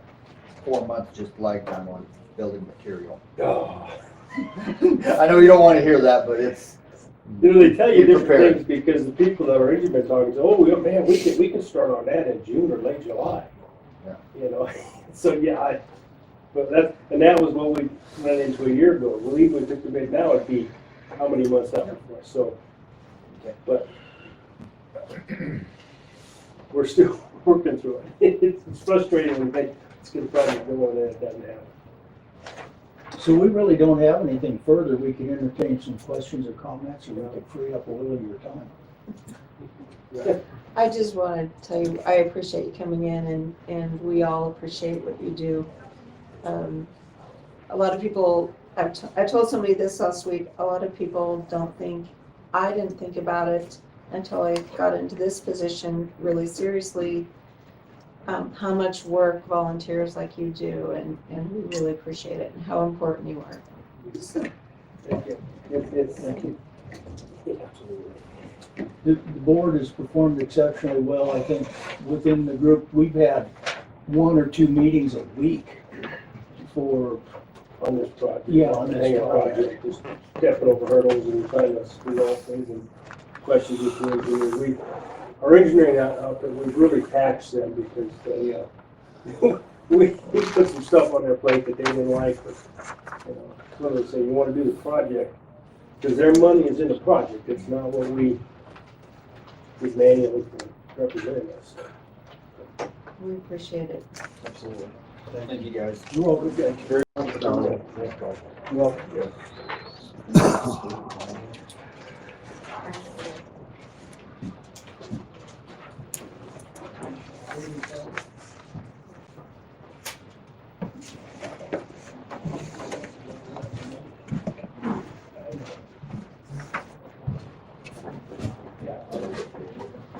You disappeared on us, right? Well, we were discussing stuff. There he is.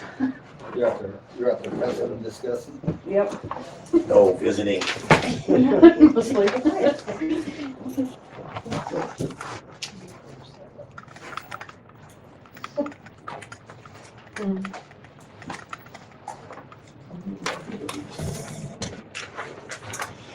Well, I'm short. Because I think I can do I'll share it. And we can share it, Greg. Do you need one? I can look at this one. Okay, I thought I done needed. Is that good? It's not that I can't see, I can't reach it.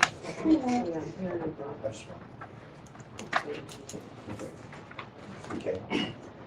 Well, we're just kind of following up from our workshop. We talked about that's what we had, this sheet that you had in front of you. I had a couple sets of numbers. I had the end of January, the end of February. If you we'll just go down through February here. I put a cost in there for Eric and Cam. I updated Cammy's just a little bit because her hours will go up a little bit when it's time to get sick. And it shows, that's roughly $5,500. So basically, the next 4 months, we have total wages of $22,000. And we have a remaining of $50,000 in it right now. So once we take that out, the wages, we got roughly $28,000 still in the wages itself. What we talked about was adding into the maintenance and the admin. And what I put in here is we can put 3,000 each of those, 6,000. We're still showing that we have 22,000 in wages. spooky part is on the bottom of that, you'll see our utilities for the first 8 months is runs $2,900 a month. What money's left in there would be $2,100. So if you look at what we show for the last 8 months going down here, we're gonna have a shortfall of $3,200 in that also. Projected, I don't, just look at the numbers itself. So somewhere in there, there should be prepared. There could be a shortfall in that also. Sorry, Michael. So just with our meeting itself, I would like to propose to be, because we're already low on the maintenance, a little bit low on the admin. I'd like to take 6,000, put 3,000 each of those two accounts, so we got some stuff to work on through the rest of the year.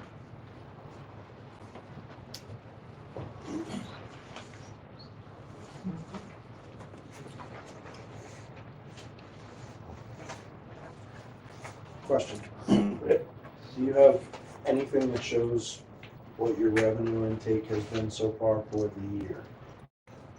I do not have it with me. I had it with me last, during our work session. It's down to what? Last year was like 31,000, and this year was, I think it's quite a bit less because we haven't had anybody indoor.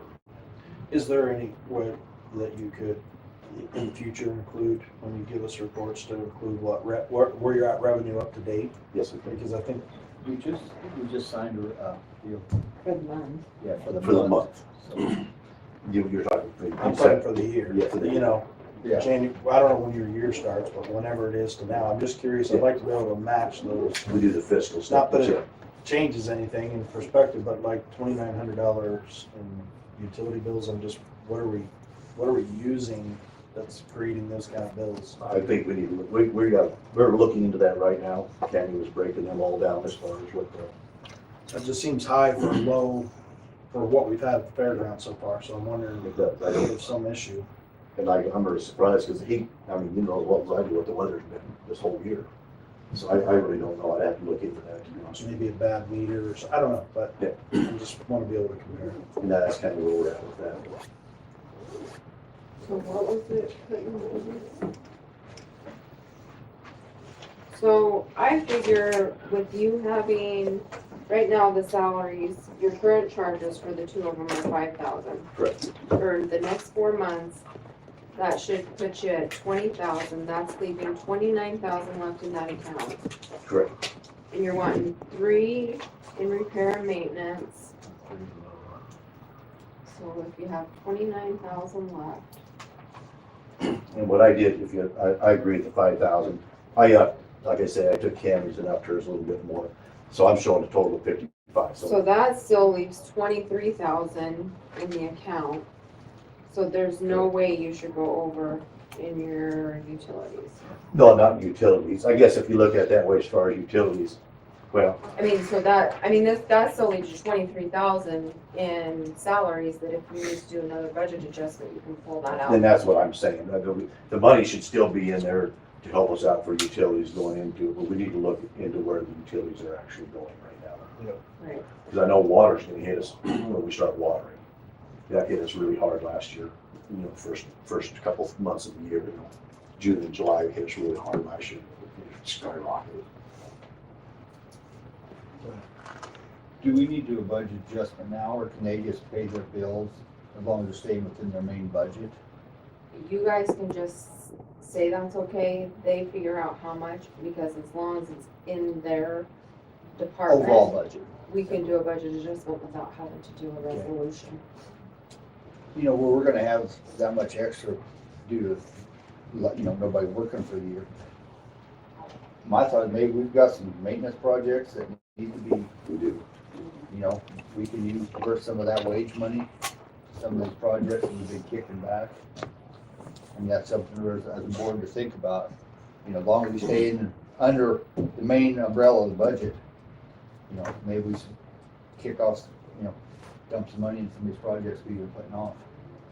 And another thing is that, I'm just gonna throw this out here. I talked to Mark Selby, and he's not taking any new clients. So we're gonna and I talked to H&R Block, if we get our monies back, okay? I talked to H&R Block payroll in QuickBooks. That's on top of what we've already paid them. It's gonna cost like $1,200.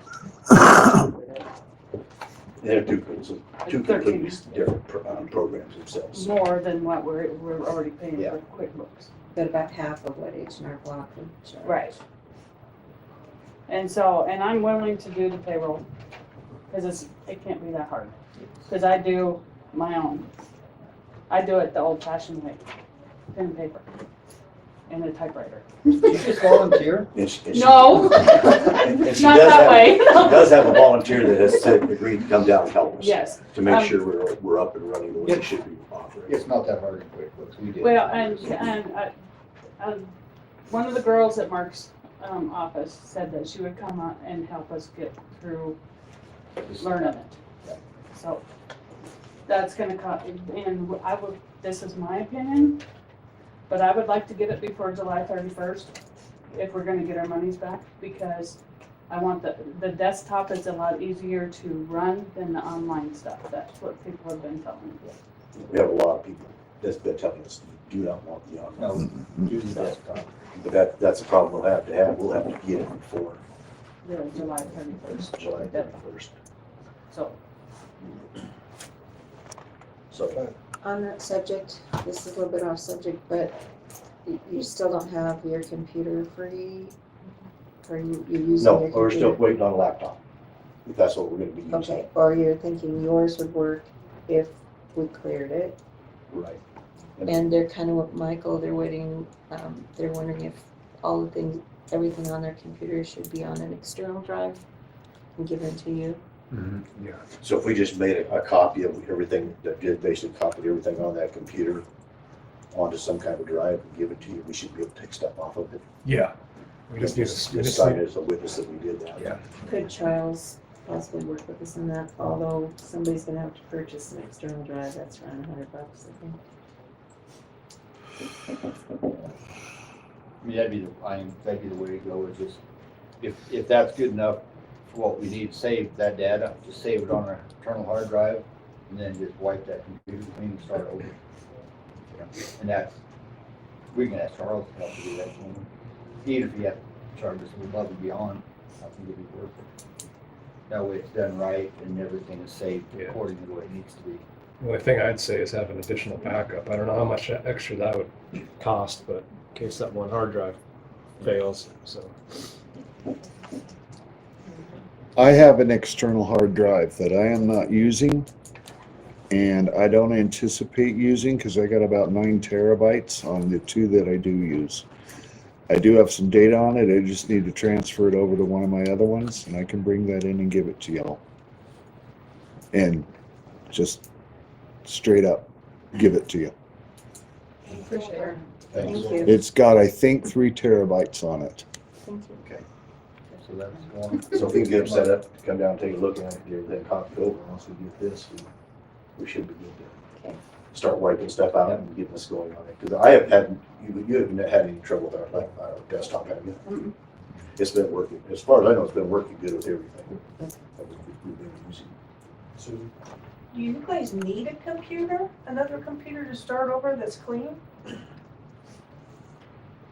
I guess that's kind of up to it, I mean, it would be clean once we wiped it out. Yeah, but I've got one that I got through, COVID in my room that's not even out of the box yet. Well, If somebody we've needs. offered them my commissioner one and they wouldn't take it. Okay. Well, I think last time we talked, you was gonna take yours and have it wiped, and you was gonna get your laptop. I haven't used it. Mine's still in the box. This is a brand new one. Is yours a laptop or a? It's a laptop. Okay.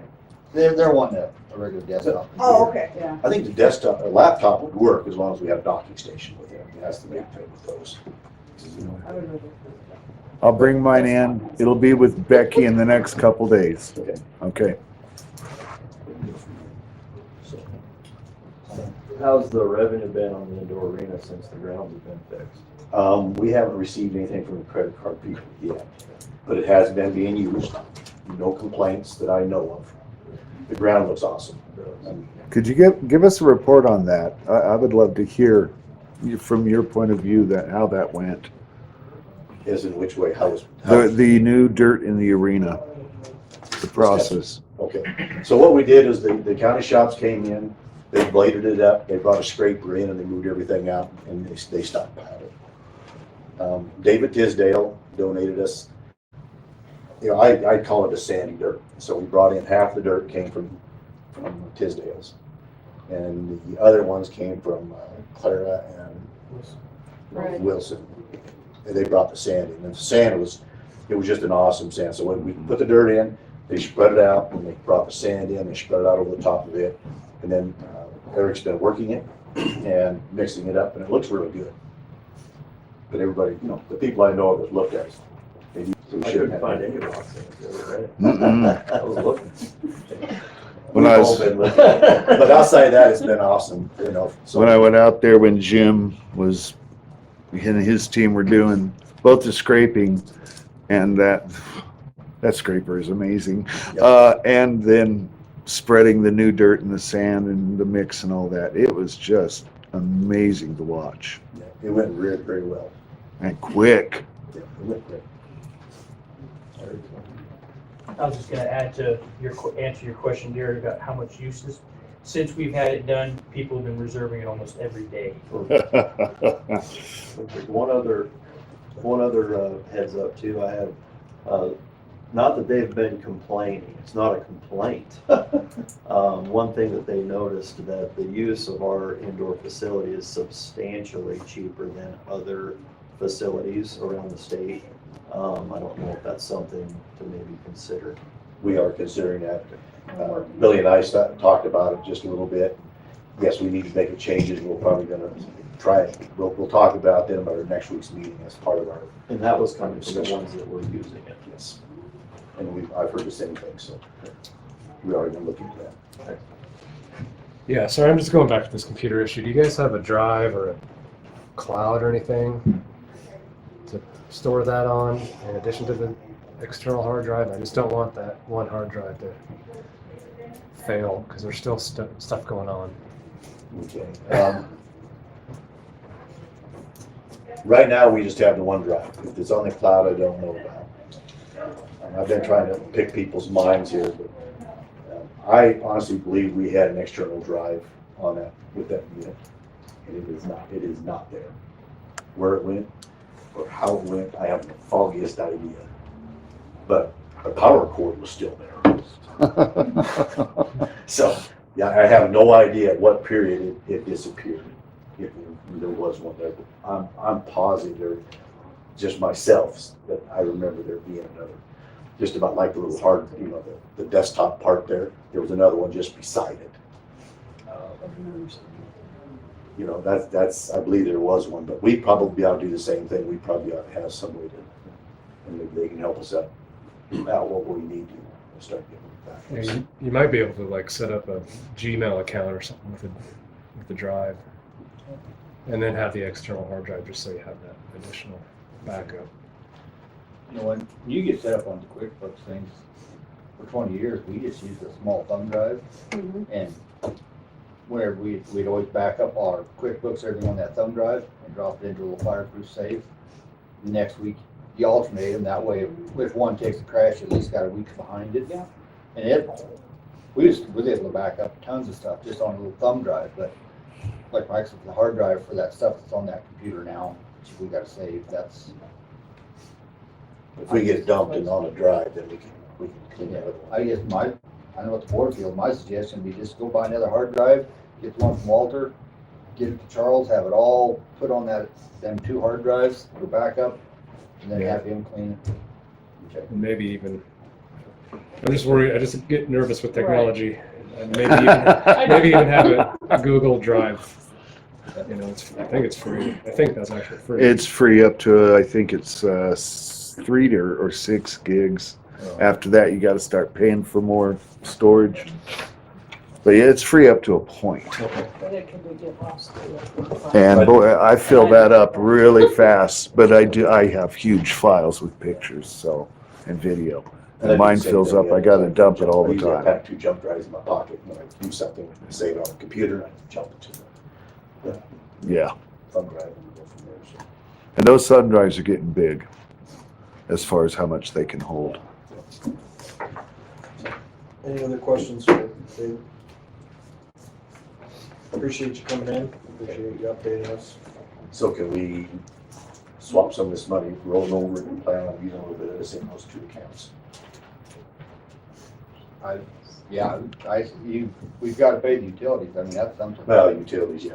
I mean, that's kind of where we're at there, but we do have a few. And, you know, Do we want to settle in on what the maintenance? And also, do you have it scheduled for them to come out and check some of the utilities and see where this usage is? Just in comparison, I run 24 hours a day, 7 days a week. Food, kitchen, heater, each individual heaters, and my bill is not that high.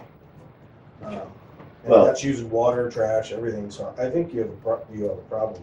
do we have? No, we do not, but Cammy has been pulling all of our monthly stuff to see what our usages has been and seeing if it's just more usage or if the prices, we've seen an increase in prices, and that's kind of where we're at right now with that. But do we have someone come out and look at it? No, not right now, but we can sure look into it, so look at the rest of the stuff. Yeah, because you said revenue's down, so if your revenue's down and your stuff's still up, I mean, that's something that should be not even out of our cost for them to at least check it out and find out where the usage is. Okay. Do we want to settle in on, of that, basically 20,000 is going to be left in that wage count? Do we want to settle in on how much we use for repairs and maintenance? What number are you thinking about, whatever these little projects you're talking about? You wanna- What are you guys thinking? You need, I can shed That's some light all on I'm that if you saying. care. Well, come back to the next meeting and say, hey, we crunched the numbers, we can do these projects for this much, something like that. Okay. Kind of prioritize which ones you need first and, We can do that. a ballpark dollar figure and which one prioritize and give it to us. Okay. There aren't a lot of major projects, I mean, there's some major projects, but there's none of those in-between stuff. And at our last meeting, I proposed basically just short of $4,000 to get every little thing that's wrong on that property fixed. Meaning the electric box is here, the water line's here, the piece of thing broken on the equipment here, all that together would be about $4,000, or just under $4,000. So it's 4,000? It was a pretty extensive list. It had the side by side. Most, Four. Four. And this is just minor, this is maintenance Okay, repairs. that's- This is not project. Yeah. This is not project. And the bulk of that was two items, the skid steer door for $1,000 and something else for $500. So that's Say $7,500 and use it out of that account and get all this little piddly stuff fixed and get it done. Move forward. That gives you a little bit of a cushion. It gives us a cushion. Like I said, we can put some of this in our admin stuff. Yeah, one of your projects is a $200 project, and you have a $400 project, which always happens, gives you a little cushion for that. If the rest of the board's good with that, that's what I would suggest. You wanna take a motion on it? We need a motion or just, I would say, I would think. I'd make a motion to allow them to use $7,500 out of the wage account for minor repairs list. Second. And that includes some of the admin to go with that, that's right. We said we have a little bit. Yeah. Okay. So we have a motion that's properly been seconded for the usage of 7,500 of the labor budget, I'm gonna call it, towards minor repairs and the small items that need to be taken care of. Any discussion? Just to clarify, that's excluding our main projects like the wall that's falling. Yes. Those are just minor things. The odds and ends. All those in favor? Aye. okay. Those opposed? Motion passes. Did you send them that? I took all. Yeah, I'll Okay. take that. Can you put us on the agenda for the next? So the next meeting's in Upton. Okay. We have some good. Did you wanna come back then, or do you wanna wait till the first meeting? Let me see, I'll try to make, I'll give you. Right. Thank you. Thank you guys for coming in. guys. Moving on to old business, starting off with handbook printing. I'm not sure what that is, but, Yeah, you said to put it on, Oh. because you came to me and said you were approached about it being printed on our printer. Yeah. And then Vera said you said you were gonna talk to Vera, and then Vera said she wasn't approached about it, so you said to put it on the we'll put it on, discuss it. What is our plan for that? So we're. I guess I can, you know, we, on February 6th, we voted to give it to Sagebrush Marketing. And I went back and yes, we get here at the courthouse, we get our toner free, but we're charged per page printing. So I kind of averaged up as best as I could how much it would cost us to do it here, and that the difference is pretty insignificant, a couple $100. I feel like in the difference, it would be better to go ahead and have it done outsourced this time, start fresh with, you know, professionals. It doesn't take up our time and tie up our machine and just leave it the way it is. I had figures because Dawn asked me to figure it out. It's 2 cents a page for, for black and white, and it's 10 cents a page for color. So if we did it in black and white, it would only cost us $117 for 60 of our handbook, for the handbooks. And if we had to do it in color, which I don't think they need to be in color, it would be $588. Does that include binders and all that? Well, she already has the binders. Dawn said you already had the binders. No. The So, Sagebrush would be doing all of that. I don't know why they would have to be in binders if we have tons of. Well, the these difference is when you put them in a 3-ring binder, then when you do a change, it's easy for everyone to just pull out that one page instead of doing it all over again. Well, And I thought we when we have talked, we tons said of binders. we were gonna get the binders from her, that's why I said I think we already had the binders. Oh, we must have misunderstood each other. No, I think she's probably already purchased the binders that Sagebrush, but. So we could do 5,880 pages on this printer for $117. And they told me in Sheridan they charge us 4 cents a page. Well, they don't. I have the bill. I can get it. But I still feel like starting out, we've already made that decision. I don't want to go backwards. Let's And I just go think ahead. it didn't occur to me that we could have it done in here because I figured everybody was busy when that work first came up, and I believe it was the lady from Upton that suggested it originally. And I would have never thought to ask here because No. everybody's got their own tasks to do, so I don't, it's whatever the board wants to do. I would prefer that we just go ahead and do it the way we voted on and planned in the first place. Did you want to say something? Okay, I thought you wanted this. Anything else? Just to get my numbers straight, we got 584. If we print our own, we're talking 580 color, 117 black white. And then what did we approve through Sagebrush? 733. And that's in the binders and all that, right? That's all completely done. Yep. That's 732, that's wages, that's labor and everything involved.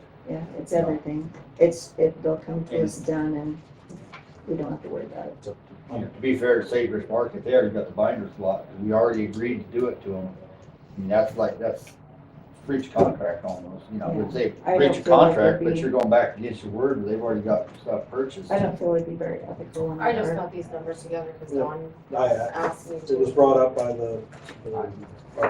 our elected official paper. It was brought up by a constituent, Yeah. so. And it honestly had not occurred to me to do that. So. Yep. I'm fine with leaving it exactly the way it is also. I think maybe in the future we can consider anything that we can do in-house on the front side of the motion. That way we're not getting other entities involved with purchases that might need returned or whatever. Okay. Next one, HR. All right, gentlemen, I have to explain this a little bit to you. After our meeting last time and the HR thing was voted down, I started thinking about it. I in the first place, thought of it as a bid job, a contract job. And so I went back at it in that way, and I actually went and talked to Michael about it and showed him what I had, and felt like it would work well. But about 2 days ago, when I started going through all the questions, possible questions we could ask about it, I started thinking about insurance, and contractors usually have their own insurance. And so it occurred to me that if we're paying somebody a really low salary to do this work, and then they had to buy their own liability, errors and omissions insurance or whatever would be considered necessity for the position, you'd have to pay them a whole lot more money to just buy their insurance, because it would be I've had to have errors and omissions insurance before, and that's $1,500 to $1,800 a year just by itself. That's not even liability or bonding. So I went back at it, and I am going to put it in front of you one more time as a human resources generalist, temporary part-time position. The reason I'm doing that is I just feel really strongly, I don't think we listened to Michael quite as strongly as we should have, and about his concerns about continuing doing it for us. He generously, last March, I believe, said he would do it temporarily, and it's been a year now, and there's been some things happen that have put him in a not a real good position, caught in between, and makes us realize more that we should have someone. I called limited government liability and talked to them about the insurance to make sure that I was correct. They said, yes, you're correct. A contractor would have to have their own insurance, and it is pretty costly, because if they're not a county employee, they cannot cover them. If we have a part-time position, then LGLP covers them as part of the county. They also said they were very pleased and happy that we were considering this. They said several counties are in process right now doing different things on for human resources because of the same issues that we've had over the years. They said it's becoming much clearer to everyone that times have changed. We need to have somebody for human resources. This position, I said beginning term would be 12 months. At the end of 12 months, the position could be reviewed and maybe agreed to keep going on the agreement of both parties. I talked to Michael. He said there is room down at the annex to have someone. I also talked about possibly somewhere here, talked to Brian a little bit about that. But for sure, there would be a spot in the annex for now to someone start this position, because I said the county would designate a secure location for the employer/human resources interactions that can protect the confidentiality and rights of employees and supervisors of Weston County. Other duties would be open to flexible work location if acceptable to the county commissioners. Because it's a part-time position, so when they do some computer work from home, they'll probably have a laptop.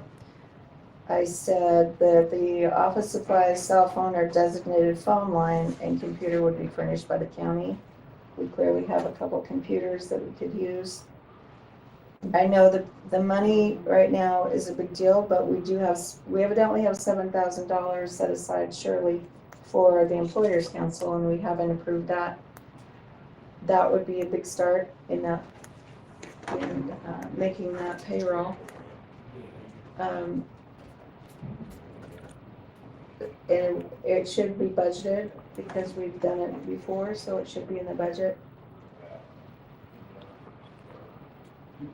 It's not just because we're worried about liability and we're worried about people getting unhappy and suing us. We're talking about setting the foundation, starting from the beginning.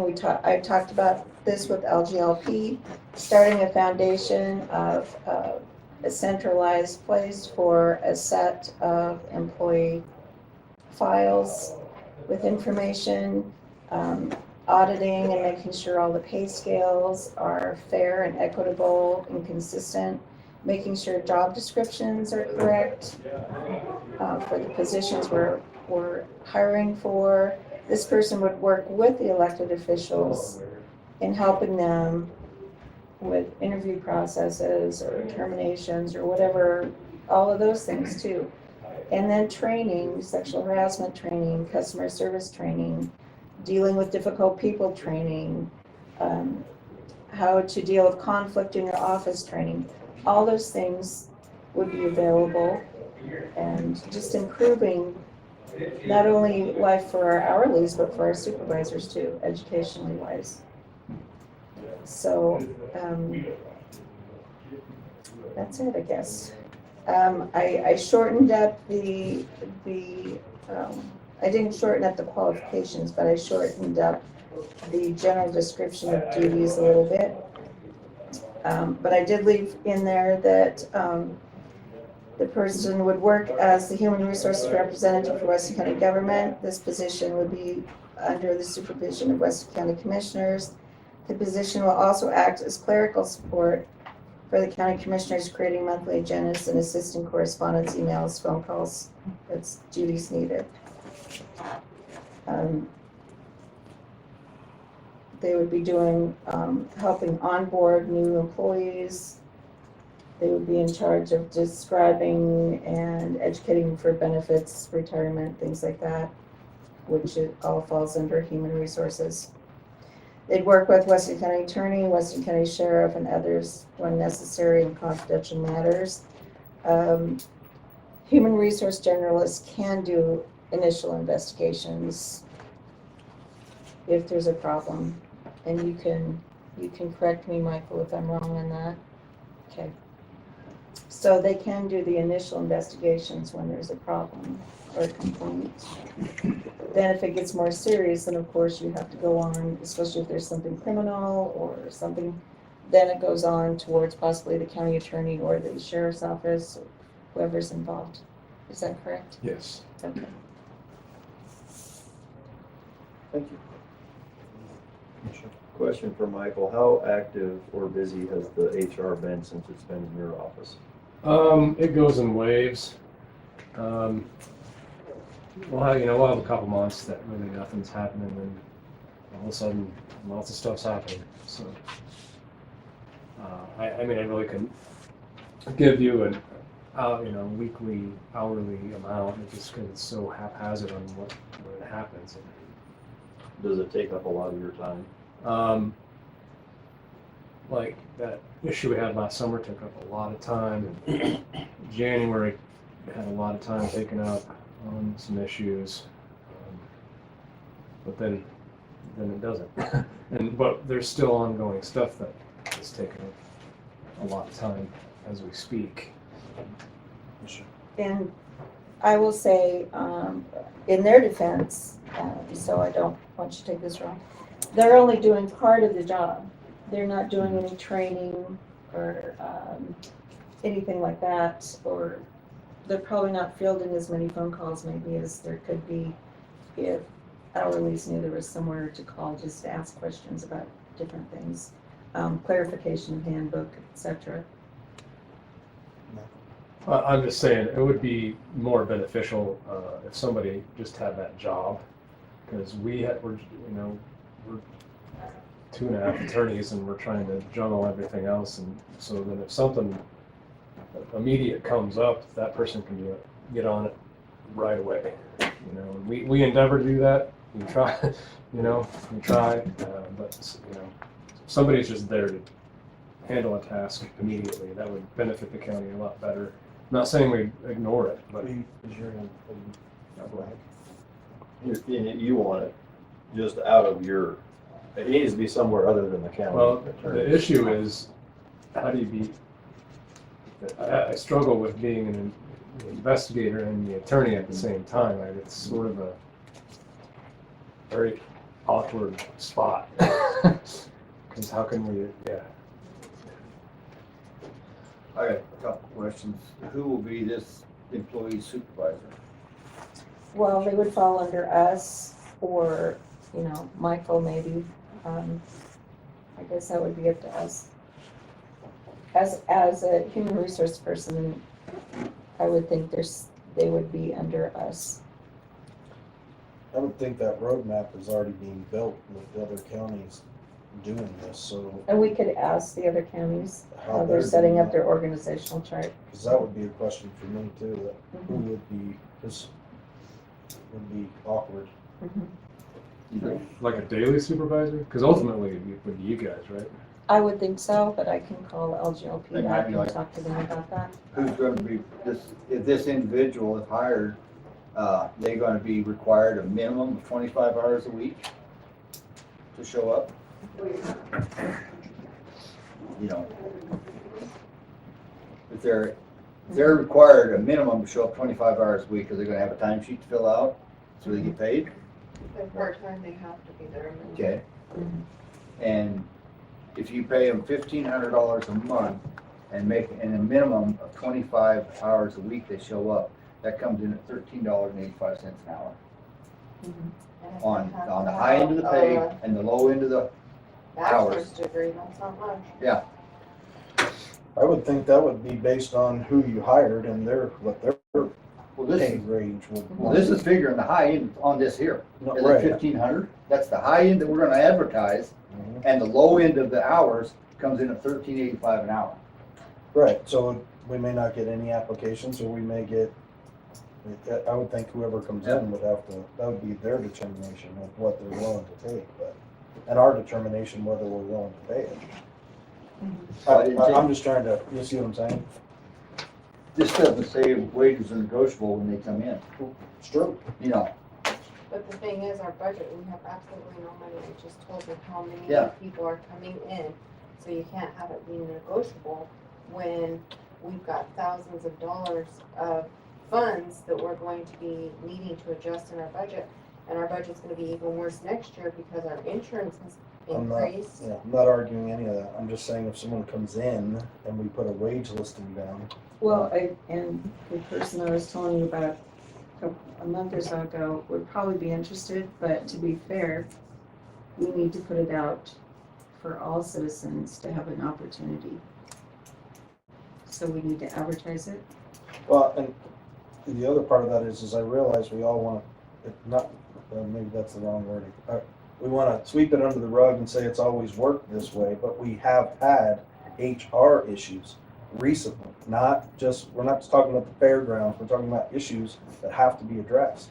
So if our answer is let's just keep doing what we've always done, then we're going to keep on getting what we always got. And my biggest concern is our employees. The employees of the county have an outlet that they can go to, and it is dealt with fairly, and it's dealt with in a quick manner, and not under the assumption that, you know, this head of the department or that head of the department's running it.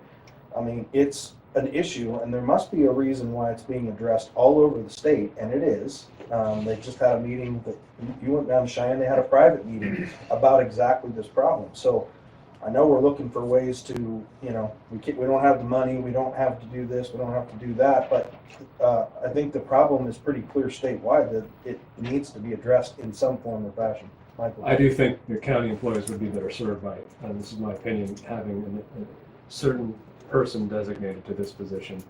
And just so because everybody has a lot of stuff to do, and if somebody's designated that position, it would be good. I had a question. You said you talked to Sheriff Covart about some space here. I think it would be better served if there somehow the person could be here. We talked about Gilbert's space because he said they have talked about moving Gilbert to the law enforcement building, but it would be sometime, it would be after dispatch gets all in their new building and all that, so it wouldn't be right away. Okay. Okay. But it's a possibility. Well, I mean, because that would be better for privacy and confidentiality. Right. I'd like to remind the commission, we have an executive session at 11:30 that we can carry this over afterwards to finish. We got 5 minutes before we have to be on this executive session. Sorry, and I'm just chiming in a lot on this, but I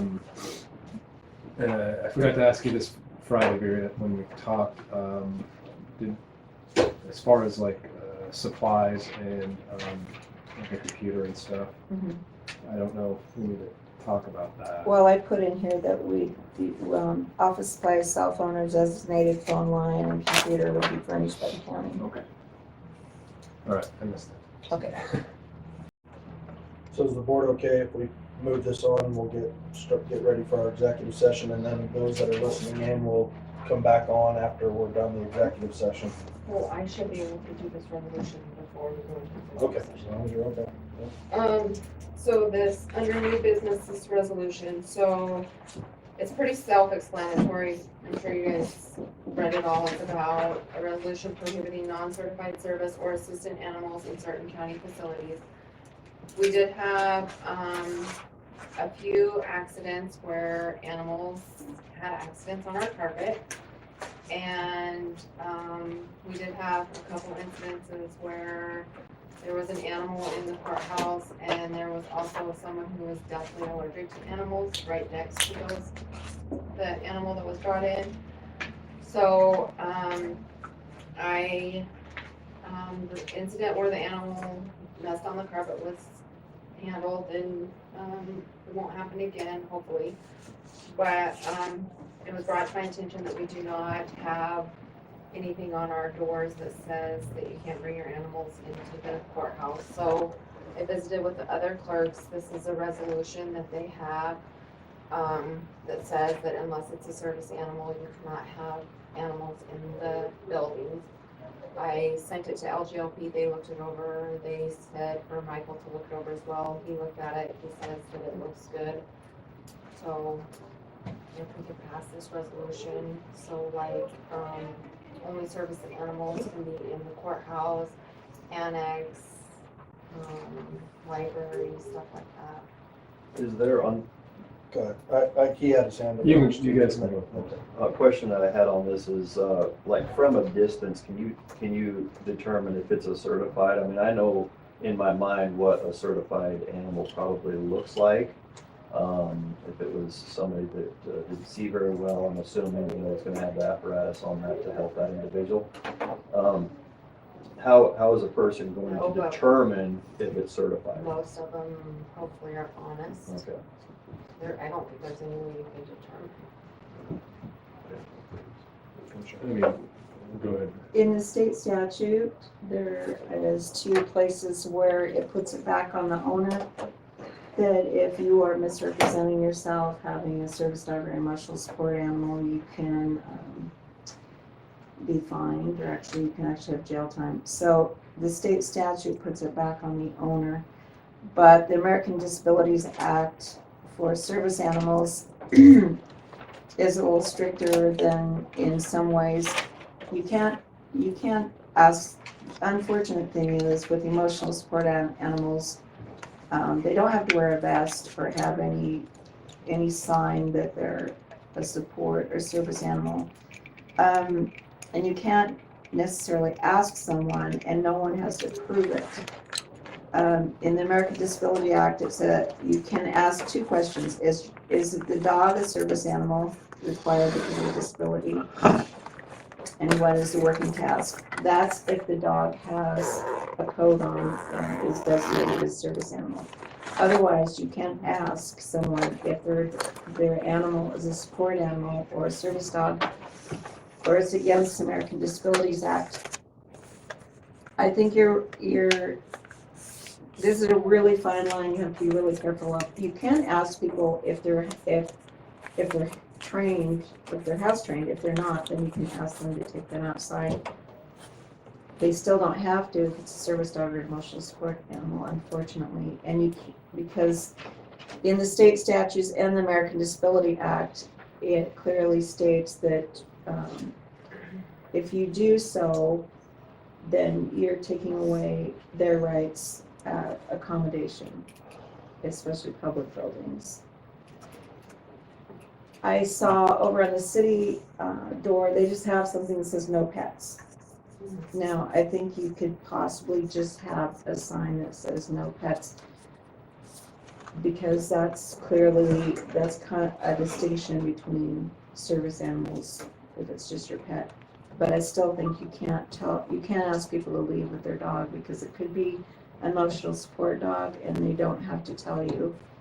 If it's for a mental problem of some kind, then you're asking them to talk about their illness, and you can't do that. So I think this resolution is something that I'm not sure we want to get into, because I think it could cause problems. Yeah, I don't know if we need to get on the executive session and Yeah, that's what I was. then continue this discussion. So those that are on the meeting now will come back after our executive session. What about my miniature pony? No. Can I It's, bring that? it's on the list. And It's on Barney the state Pig. statute list. Poor pony. Yeah. In addition to the weekly printed version of the newsletter journal, we also promote our community and share important information on our award-winning website, newslj.com, and in our weekly email newsletter, Nuke Now. We also connect with readers through various social media platforms and invite you to check us out on Facebook, Twitter, and Instagram. You can even take a look at a recent meeting of the City Council, School Board, or County Commission on our YouTube channel. We do hope that you will go to newslj.com and subscribe today, and we look forward to making all of our great content available to you. But regardless of your level of support, we thank you from the bottom of our hearts for doing your part to preserve a free and independent local press. As a service animal. Yeah, okay. You can't say it's not. I show up with I my cannot. cat next week. My iguana or my boa constrictor. And you might. Wording on everything. Just We'll because. just call some executive. I move we go into executive session. Under. 16445A. I. What Michael said. AII. 3 ayes. Okay, Garrett. Camera's still on, do we- Not yet. We No, gotta. I move we go into executive session under 16-4-405. AIII. Second. I have a motion properly to go into executive session. All those in favor? Aye. Aye. All those opposed? At 11:44, in our regular scheduled meeting. All right. So where we were at, we were on Resolution. HR and then the resolution, we were finishing that up, so. Commissioner Huber. Well, if we want to finish up the resolution, I guess I was saying I'm not comfortable doing this as a resolution, because a resolution is like the opinion of the board, and I like I said, I think it's a fine line we cross there, unfortunately. When it comes to Americans Disability Act and what we can and cannot do as far as accommodations. I was thinking about this more. One of my biggest concerns is who's going to enforce it and how is it going to be enforced. is that gonna cause additional conflict? I don't have those ideas in my head, I don't. So just put a sign that says no That pets? was gonna be my question too. Who's gonna say, okay, you take that dog outside, get it out of here? Hold up, one at a time, so. I can appreciate the wanting to do a resolution, but I can see it opening up a can of worms on who's gonna enforce it, who's gonna do all this. I'd be inclined to no pets allowed, you know. Well, we need to do that because we do have Yeah, issues. you know, and we big can do issues that with at the annex building on it, you know, there's no pets allowed, because I don't wanna go down that road of saying, oh, it says support animal or not, because you can go on eBay and get all sorts of vests for your dog that say support animal and all this good stuff, you know. So my question is literally a question, because I don't know. So if we put no animals, the service dogs can still come in? No pets. No Oh, no pets. pets. No pets. Okay, so Just no pets. that splits it, is what you guys are saying, right? Yep. Okay. I would say that splits from being a pet or a service animal. Then, if it becomes a major problem, you know, Well, if it. prove that you're a service animal. If it stays a problem, we'll have. But you to can't enforce ask, it you again. can't ask for that. You can't ask to prove it Can't ask by to law. prove You cannot ask that. Service animal. We And, put and down a You service guys animal. need to unmute yourselves if possible. Oh, unmute. Oh, yeah. Oh, Thanks, Nick. thank you, Nick. It, in the ADA, it says service animals are not required to be certified or go through professional training, are not required to wear a vest, emotional support or comfort dogs, because providing emotional support or comfort is a task not related to personal disability. You can't ask people. So if someone still brings an animal in, you cannot ask them if it's an emotional support or service animal. Am I correct? I believe you can ask if it's a service dog, but that's as far as you can go. That's as far as you can go. Another question, then if we put a sign of no pets, who enforces that? I'm just thinking, of somebody comes in with an animal, somebody says you can't have that in there, and then we have a conflict. And I just don't know. That's true. I just worry about that, because people like their animals here a lot. And then, where do you cut the line off from pet? Like, we have attorneys and judges that feel unsafe sometimes. What if they have a dog that they bring for protection or something? Well, there has to be common sense because Right. it is our building. Right. And there has to be certain rules that are followed. And, I mean, common sense, you just have to, it's bad that we're even to this situation that we're in. I mean, It does say. and we have had issues. It does say a business or Hold up state. here, hold on. What I'm looking at is we've got an issue that we need to fix. We've got animals that have been messing on the floor. Right. Maybe if it's not well behaved and there's a biting hazard, okay, that's something. That's something that we're trying to take care of, and now we're discussing the legalities on this side of it, which we understand that if our wording is improper, then that's going to be a problem. What about no pets without prior approval or something along those lines? Because if you were needing to bring a pet in here for whatever reason, if I was wanting to, I would just to say, I would like to bring it down on Thursday, and with the prior approval, which is no different like in your concealed weapons. You have to have prior approval in a church from like the superintendent. It doesn't mean that you can't carry it. They just want approval of on the front side. That's all. I don't know if that's some type of wording. What do you guys think? I don't think you could do that legally. Without prior approval? I don't think you could, because then you're still getting into all the emotional support animals. But it does say in the ADA, a business or local government can ask someone to remove their service animal if it is not housebroken. So if it's had an accident, you can say, please remove your animal from the building. And if they get out of control, if they start acting aggressive, you can ask them to remove it. But that's it. So I visited with LGLP, and we have to address this before it's aggressive and bites someone.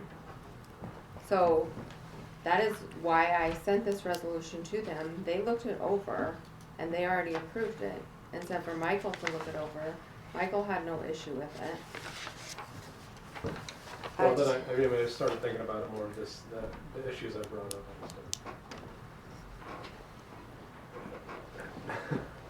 What can we do?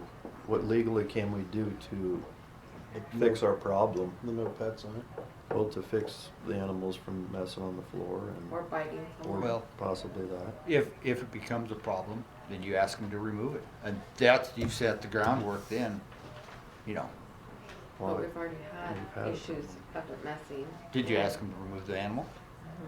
I would, But it was brought up, well, you don't have signs saying that I can't bring it into the building.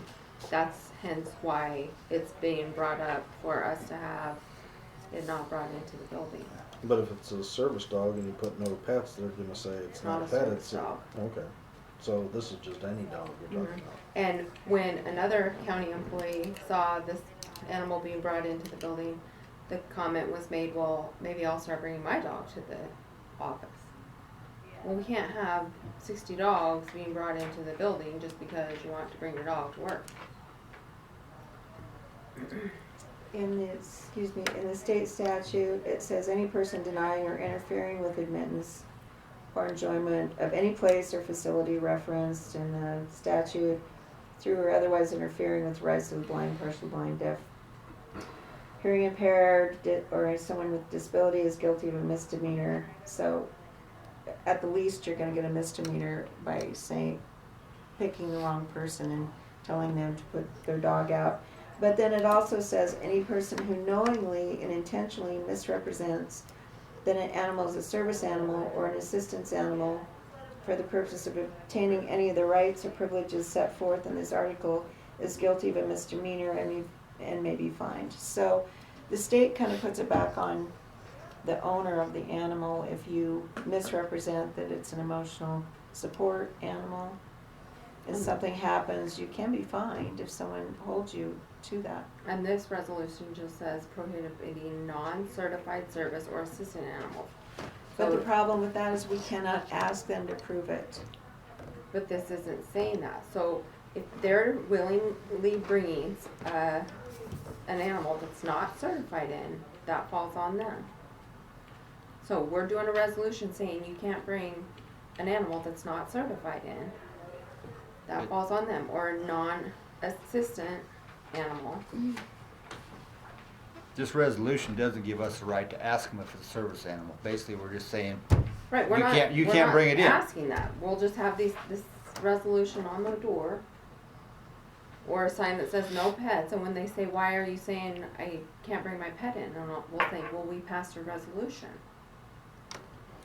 When this dog messed on the floor, you asked them to leave and they left, or was there issues after that? Or Well, what? no, we were just discussed it. When I found out, it was brought to my attention that it was happening, and Like, this was a recent thing, or has this been? no Okay. reason. So it's been a one-time event so far? Well, 3. 3 times. It's the pleasure of the board. Commissioner? I don't see anything wrong with the resolution. I feel like the enforcement or the engagement on investigating on enforcement, that would be a separate issue. Even though it is tied to the same thing, we're ultimately wanting to say non-certified, but we aren't volunteering ourselves to personally enforce. No, it's just like when you sign, when you're registering to vote, Right. or any affidavit basically that you sign, you're signing it, and if it's investigated, Right. That's what I'm saying. you're going to be found guilty, it's like a perjury Right. statement. It's on you. We're hoping that they're just Right, we're just honest hoping that with they're the sign. honest, right. We do the resolution, we put the signs up that say, no pets or non-certified animals.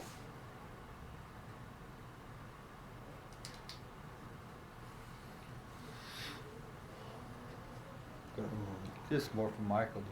How about if we do pass a resolution and you say no pets, per resolution number? I mean, yeah, I think I feel safer with no pets, but this resolution talks about the non-certified assistance or service animals. It doesn't talk about the pet side. You know, if I'm making clear.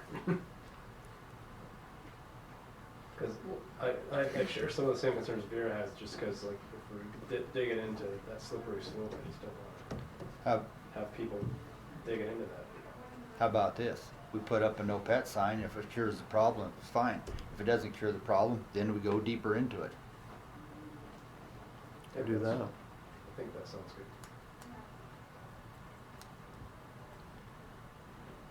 Everybody agreed? I agree. No resolution. Yeah, a just, motion. we'll just table this resolution. If the no pet sign doesn't cure the problem, then we go Go to into the next deeper. step. Yep. All right. Onward. Go back to HR. Commissioner Huber, Where were we? you were the proposal on this. Well, like I said, I know it's not very popular right now, and most of it's budgetary, and when I talked to LGLP, they understand that. They said that's what's, all of the counties that are looking this, some of them are like us. We have budgetary constraints, but it's becoming more necessary all the time. I know it looks like we might not get anyone, but there could be someone out there that's willing to do it. I'm willing to take the chance. Now, in your description, you still had that it would do the agenda and that stuff now. Isn't that statutorily for the clerk? No, it's not statutory for the clerk, to my understanding of the statutes. So, I have a question. So, why would you want to take something that I'm already doing and give it to an HR position Well, if they're when a you're little- wanting them to do so much other stuff? If they become a little bit of, part of their job would be somewhat of an assistant to us also, and they'll probably be under us. But I have to be in here by state statute to take minutes, so. That's true. So you're gonna That have is two yours. people in here? That person would probably come to our meetings. But you have payroll You do the in there, minutes. and state statute And you do the payroll. So, but you have payroll in there. She would take care, no, I don't think payroll's in here Yeah, anymore. it's listed in there. If it is, it's because when somebody's hired and she goes through the benefits package with them, she would help them with their payroll form that would then come to you. There is no payroll form. There should be a payroll form that shows you're hourly or exempt, non-exempt. That's done by a department head. That's when she's up there. Well, she's got all this stuff in here, but she doesn't know. And some of those things might change, Becky. Just because they've been done like that for 50 years doesn't mean it's the right way to do them. And I don't think this is assumed, right now, we're working about HR, so it hasn't gotten to the Susie point has of another question. taking that away from anybody at this point. We've had that, and other counties, I agree with Vera that there have been assistants that help the commissioners, but I don't think that's what we're discussing. We're talking HR right now in the initial step, so that would probably have to be. I mean, it's a new position. There's gonna be a lot of things to figure out what their Go ahead, Susie. responsibilities are. Okay, so number one, why can't the employers council handle the hourly people and we just pay them the fees when they use them? And then another thing is, what happened to the hiring freeze? Go I ahead. can answer that. We didn't really do a hiring freeze. No. I have it in here somewhere. Last year, we just said, I'll find it. That was Dawn's motion that one Yes, day. it was Dawn's motion, and I have it in here somewhere, because I was looking at it, because I knew that would come up. Commissioner Taylor moved to have all hiring and raises come before the board for approval. We didn't say hiring freeze, we said any new positions would come to the board, and we would look at them on a, need basis. But then my question about the employers council and the hourly employee hasn't been addressed yet. Well, I think they're gonna charge you a lot more to do that, because Well, we that's wouldn't gonna use double them the every day. services. We wouldn't use them every day though. I mean, it's just when an issue would arise, wouldn't it? I don't know, I think it'd be a different contract price.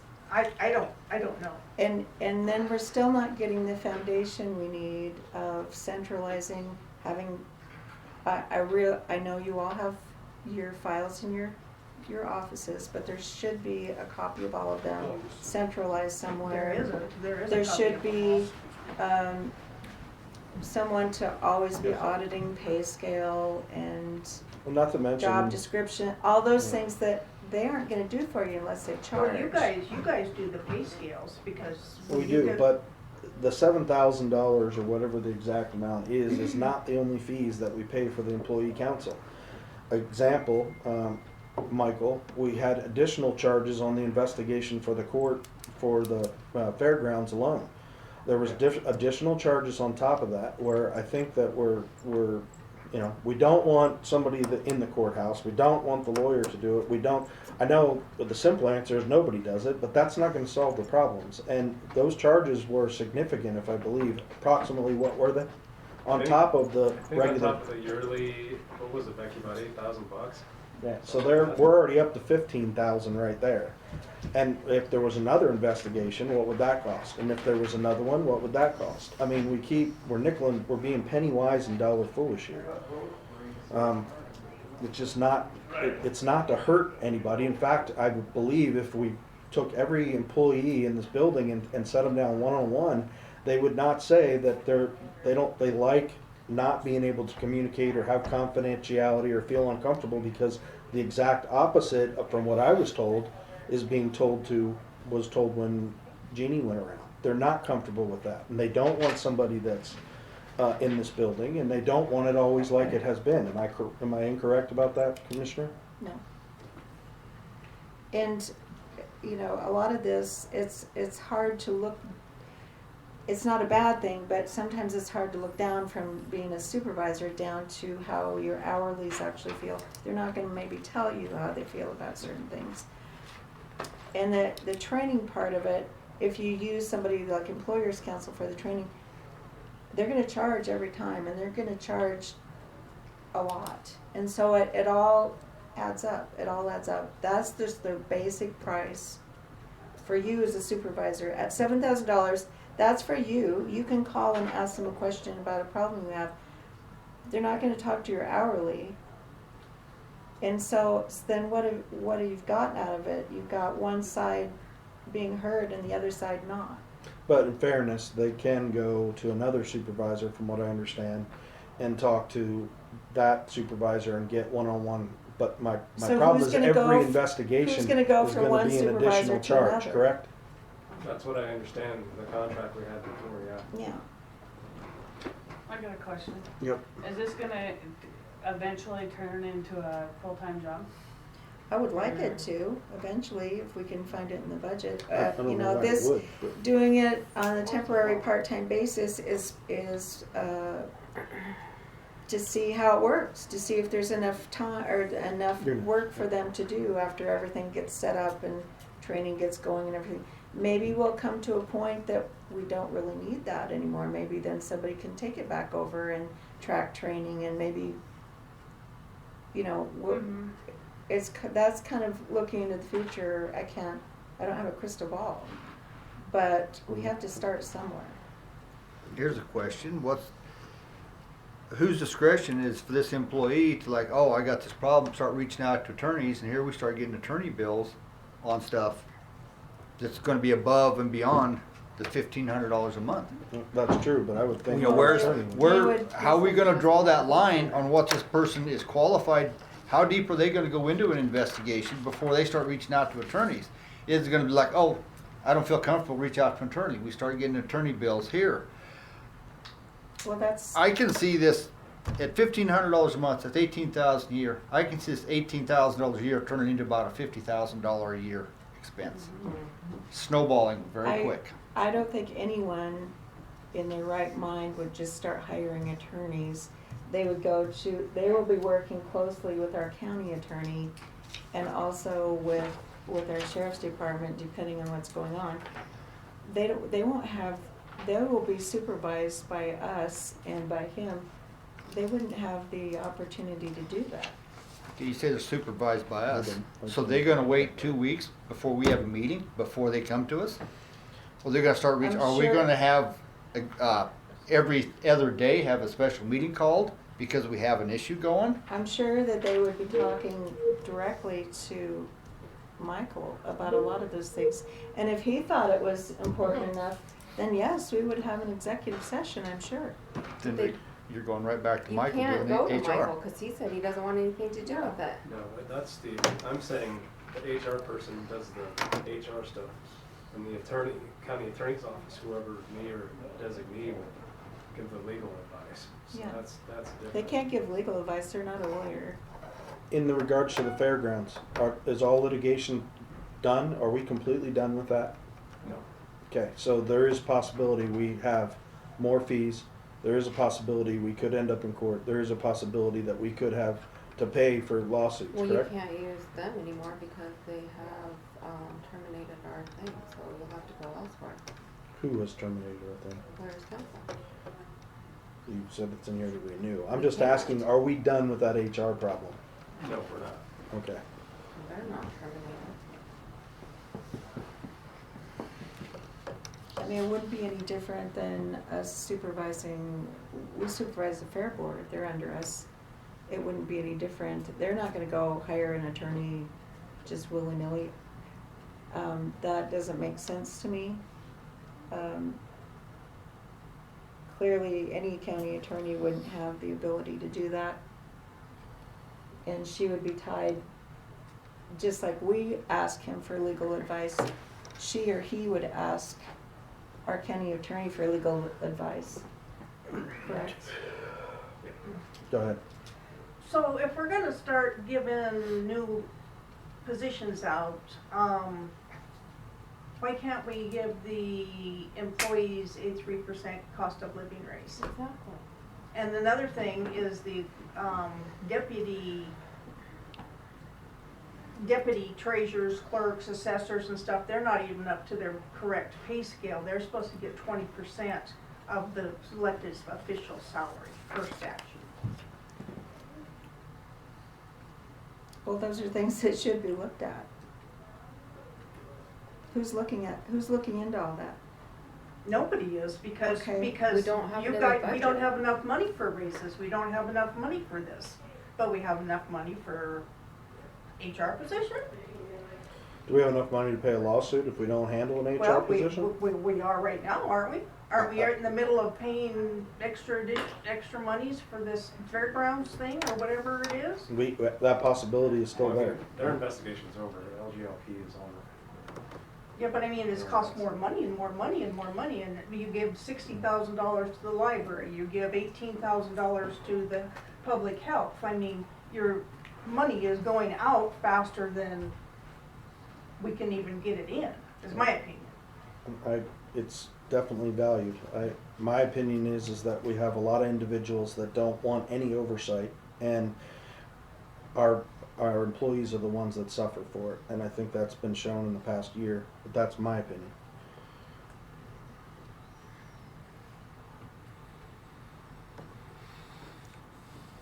And we already have $7,000 towards this. What is the pleasure of now. the board? Where do we want to go with this, if anywhere? I'd like to make a motion to go forward and approve the position of a human resources generalist as, starting out as a temporary part-time position. I have a motion on the floor. Do I have a second?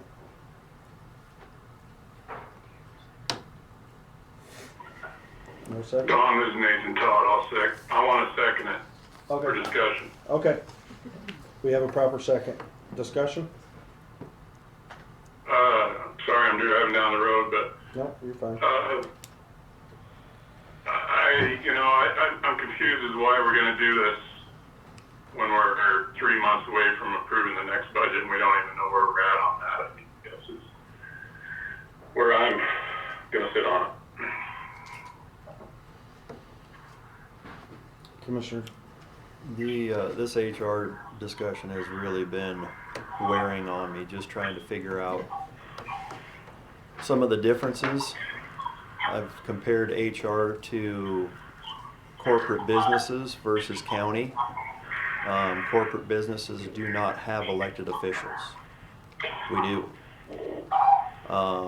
When I look down through the definition of HR, my question is with the county, if we have an HR designated individual and department for that, is that for hired employees only?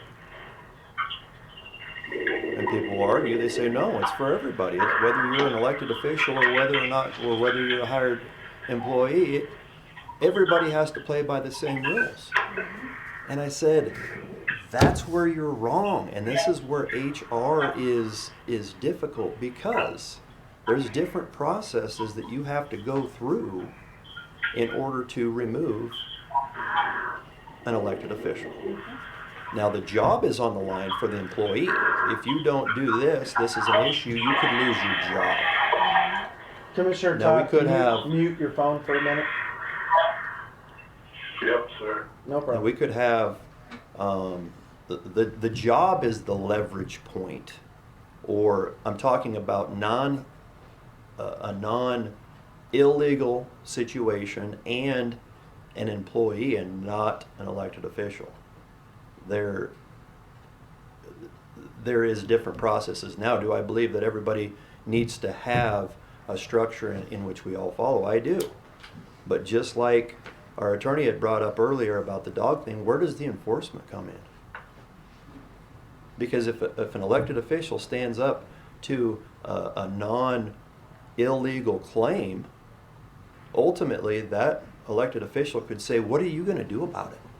What are you going to do? You don't have grounds to remove me. You can counter-campaign me when I run for office again.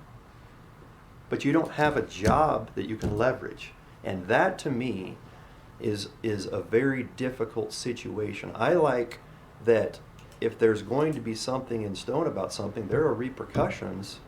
If you don't follow this, ultimately, if it's a legal case, we know there's going to be an investigation, and legally we can get a hold of governor and we can remove you if you're an elected official.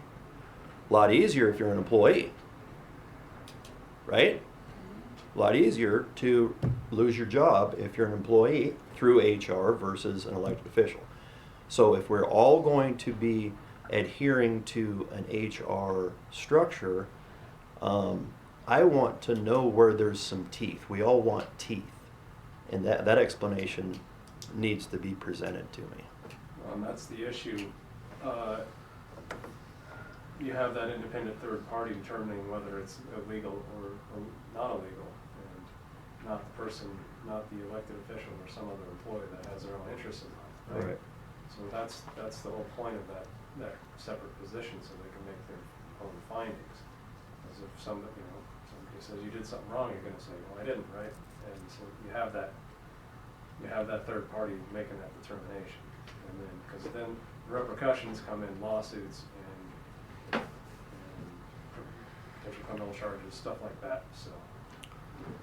Okay. Well, oh wait, who's next? I'm sorry. So is this individual going to be qualified to make that decision? Whether it's legal, not legal? I mean, as a third party person? They'd be that third party investigator that they would work with the county attorney's office on helping make that determination. But the difference is they'd be doing the third party investigation. We would be giving them advice instead of being sort of mixed in the middle of both. Okay. Hypothetically saying, I got a problem with Becky. HR says it's a problem, she goes to you, or whoever it is goes to you. Are you going to give advice on that, or are you going to say, no, it's conflict of interest, I can't give advice? Yeah. Because that's where most of it's gonna be, is gonna be with county employees, between elected official and county employee. We're all gonna be in the same work pool, but you're gonna have to say, I wanna have to stay out of this. If it gets to a point where something needs to be done, yeah, it has to go somewhere else. And then we're back out to another attorney. And that's where I'm noticing this too on the HR.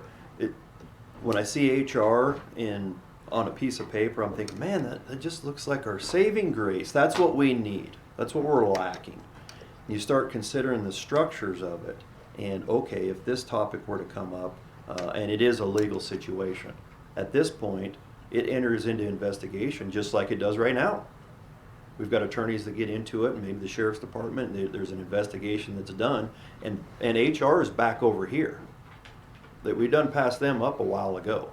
So what I'm looking at, and maybe I'm completely wrong, and explain to me if I am, but on the piddly things, if I'm an employee and so is this other individual, and I don't like the way they comb their hair, and I'm going to treat them like this today, and that goes to HR. Maybe that's something that they can get worked out. But now when we get into a sexual harassment charge or something legal, to me, again, there's that, yes, it is a legal thing. I guess I don't know why we need HR to say that. It's going to enter into the investigation side, and it's getting taken care of over here anyway. HR is not even in the limelight at that point.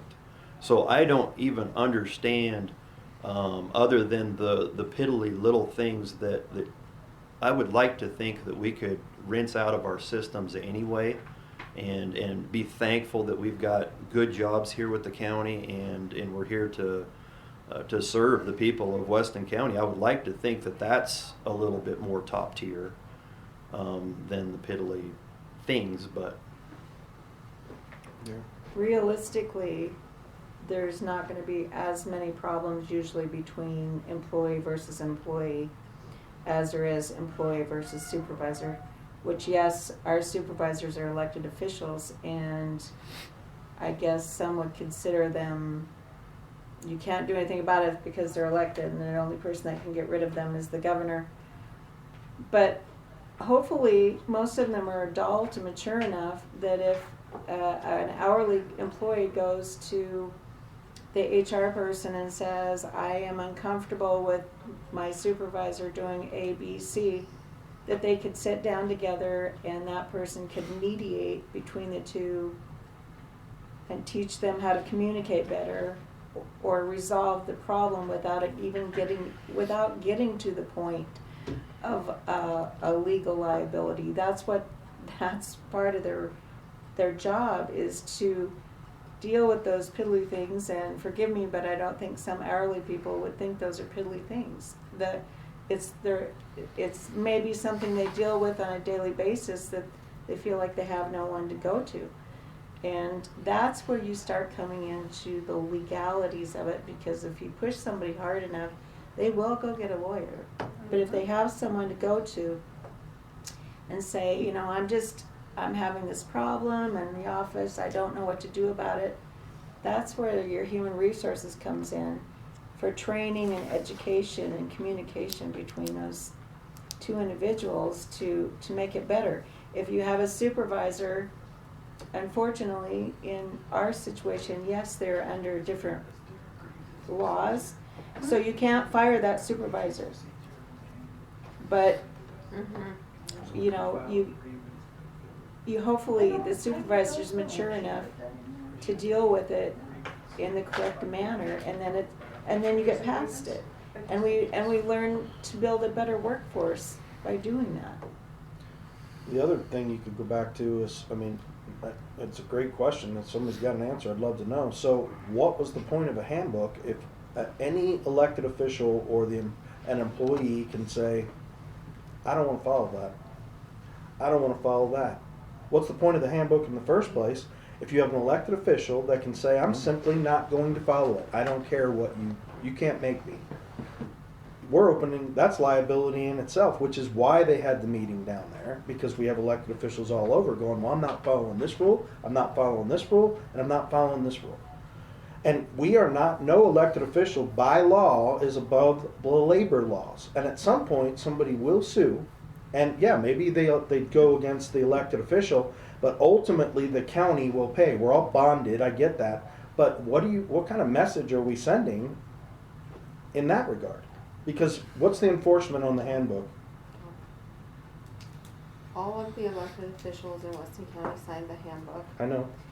If there is an HR training that all of the elected officials, we can all take it.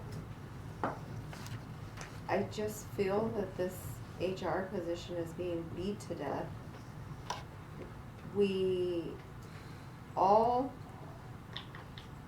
I mean, I'm not saying that we all can handle situations, but for the most part, we can all handle situations. There's been a few situations that have came up that aren't even situations in our own offices. It's been after the fact. Michael is there if need be. Employers Council has been amazing. They have an attorney that's free. They have the HR person that's free with our subscription. It's $7,500 a year or $7,000, whatever it is, for unlimited resources. If there happens to be an employee that needs to visit with them, we've already explained to you guys how that works. We can either pay a little bit extra, or if there's an employee in my office that needs to speak to them, they go to Susie. Susie dials them up, tells them what's going on, leaves the room. That is still free. It doesn't even cost us anything more. I mean, And I've heard you've told us that before, but I would, and I don't mean to put you on the spot, you told me that it hasn't, that investigation service with the fair hasn't been hassle-free. They were slow. They didn't do what you asked them to do. There was additional charges on it. So when you're saying it was just easy going, it wasn't easy going. and I don't think that's quite there was. So he's not. There was hold up getting them this stuff. It wasn't. They were slow on stuff too. But it was all the way from the HR, that was what he was dealing with as the attorney. The HR, what we've dealt with, they've been awesome. And you guys have told us that, but we have gotten complaints from other employees that say it is not so easy to deal with. And there's just something else about having, this is just thought, it's not even really a legal thought. It's having somebody who knows the culture here and not, But wouldn't you want an outside person that has no ties to Weston County? Wouldn't that be a better, that doesn't have a favorite person that they're, seriously, wouldn't you want someone from the outside looking in that doesn't know, oh, I went to lunch with Michael, so I'm kind of gonna side with him in this situation, or. Which happens quite frequently here. Exactly. But that happens throughout. That's not a individual thing. There's those favorites, but. But at wouldn't what you point? want the people that use this versus you guys who don't use this to be the ones that make the decision? And I just don't know, if an HR person is here, they're gonna be readily available. I don't know, as Employers Council, can you just call them up and say, hey? All the time, they're available 24/7. You sure about that? Yep. Say, this person wants to talk right now, get somebody on the hook. 24/7. If you go through a supervisor. Don, I got another question. You got a moment? Yeah, you're next, Nathan, as soon as Veer's finished. Go ahead. Whatever. I don't think, I I think what you're missing is, number one, there's more people employed by the county than this courthouse. And they're removed from all of the discussions here, they're removed from all of the information that goes about here. And it's like I said before, I don't want you to take it wrong, but it's easy for supervisors to look at this in a certain way and not think about how it's affecting your hourly employees. And it's not just, you have them as, okay, you have somebody on the other line, you have somebody on the line that if I've had the guts to go to my supervisor and then who would go to another supervisor and then me be on the phone in their office to talk about my problems, if I actually did that, which I wouldn't, you're still missing having a base here with somebody who's easily accessible, who can take care of training and record keeping and things like that that go along with what we need. Nathan had another comment, and then we'll see what the board wants to do. Go ahead, Nathan. Hey, Michael, if say the clerk's office did something horrendous, isn't kind of the beauty of the system that the clerk, if it was her that did it, she's solely reliable for that offense? It's not the county, correct? That's a tough question because it's kind of circumstantial. I don't Well, think there can be a fair enough. I don't think So, say the clerk says, I don't like the color of your pants you're wearing, and whatever, does something in that line of thought, and constantly berates a individual that is working under them, isn't that the clerk that's responsible for those decisions? It is as long as the county itself takes action to remedy the situation and So deals with it. what protection do we have as a county if somebody files a lawsuit, somebody has a problem with the county clerk, it's your job to protect the county or the clerk. And then what protection do we have if they've got an issue with the clerk office or that clerk did something? Is it a free-for-all? They can come after the general county government for everything? No, that's why the handbook's in place, and then that's why the issue should be reported to HR. Then HR needs to take appropriate action, and then that should, if appropriate action is taken by HR, on behalf of the county, then the county should be good. But determining what that appropriate But action. Go ahead. If you keep out of, if I'm not telling the clerk how to do her job, my nose is clean from whatever instance might be happening, how am I liable as a county commissioner or the county commission liable if it's kind of like having a board over let's say the Mallow board, they do something, is the county liable for something that the Mallow board decides to do? I mean, not necessarily, as long as if you have knowledge of it, you're taking action to appropriately address it. Which is the disconnect that I'm having with this. You have elected officials that act in their official capacity on their own. If you find out that something has happened, then we're the last line of defense as the Board of Commissioners to hear the issue, and if action hasn't been taken, then we take action. I don't know if, I just don't see where all this mumbo jumbo is that we're gonna get sued over something.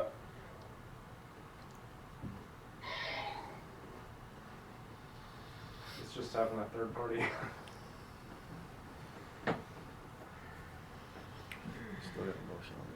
There's still a motion on the floor, so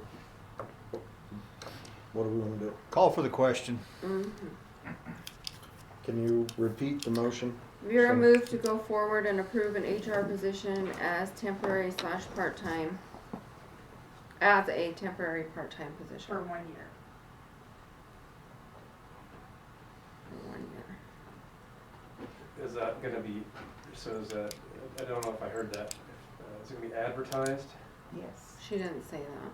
Well, yes, we need to advertise it.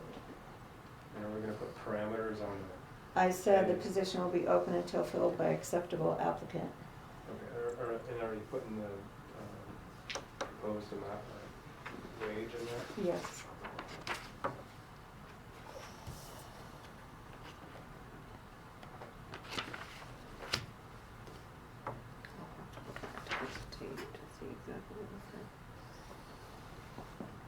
Okay, so we have a motion on the floor. All those in favor, please say aye. Aye. All those opposed? Nay. Nay. Nay. Motion fails.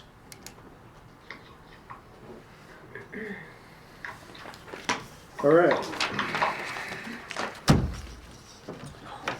New business, we got that taken care of. A public comment. Is there any public comment? No public comment. Moving on to commissioner's comment.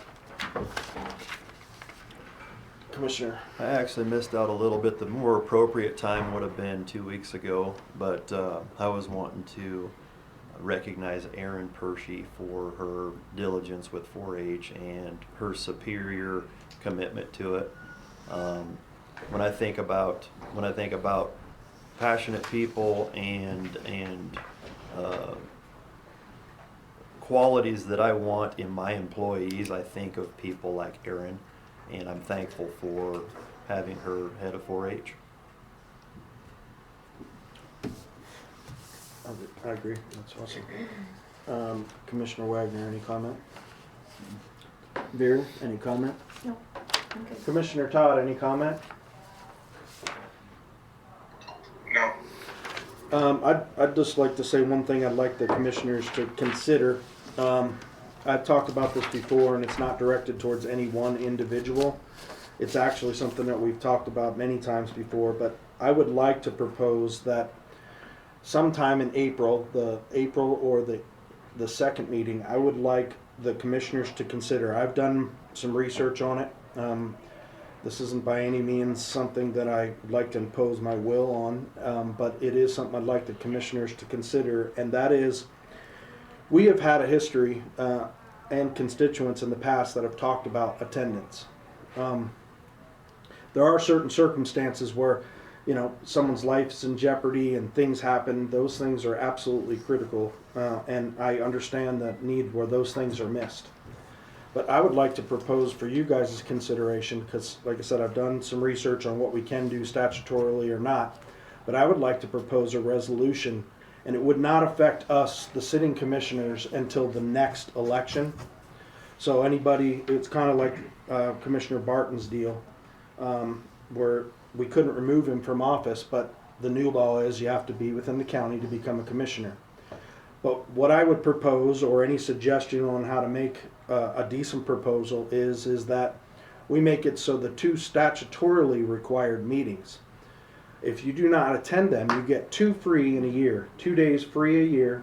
And if you do not attend those meetings, if it gets into a 3rd or 4th without commission's approval, that you lose a portion of your paid deal, not the insurance, but whatever you take it. For example, 2 meetings, divide your pay in half.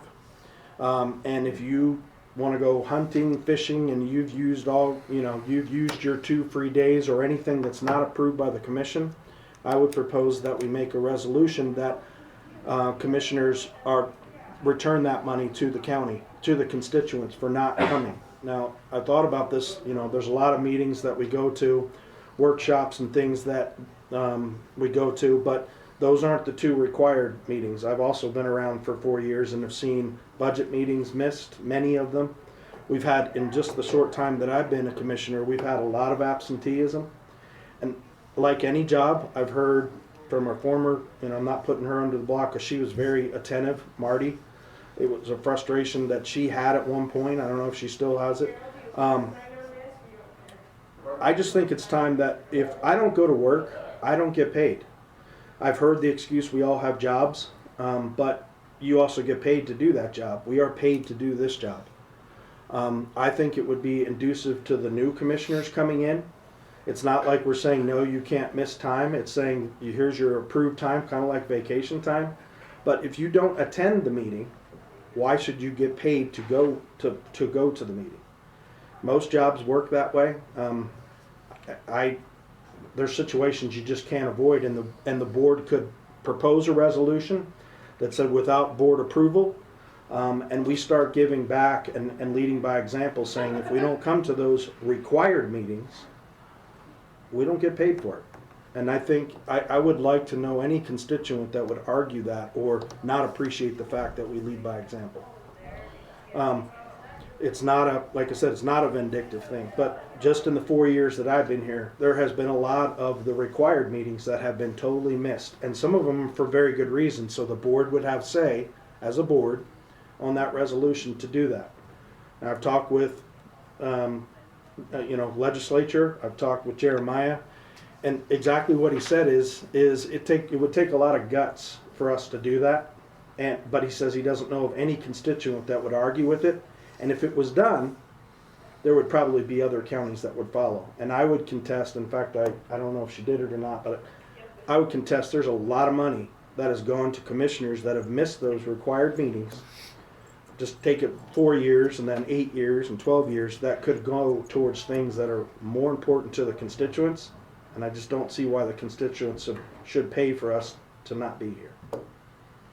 That's my proposal. It's something you guys can check out yourselves, but I would like to look at it in April if we can, probably the second meeting, because we have that big meeting on the first meeting in April. And I'd like to propose this board to do a resolution in benefit of our constituents, saying, look, we're leading by example by cutting these costs, and we shouldn't be paid if we're not here. That's my proposal. Just something to think about. Thank you.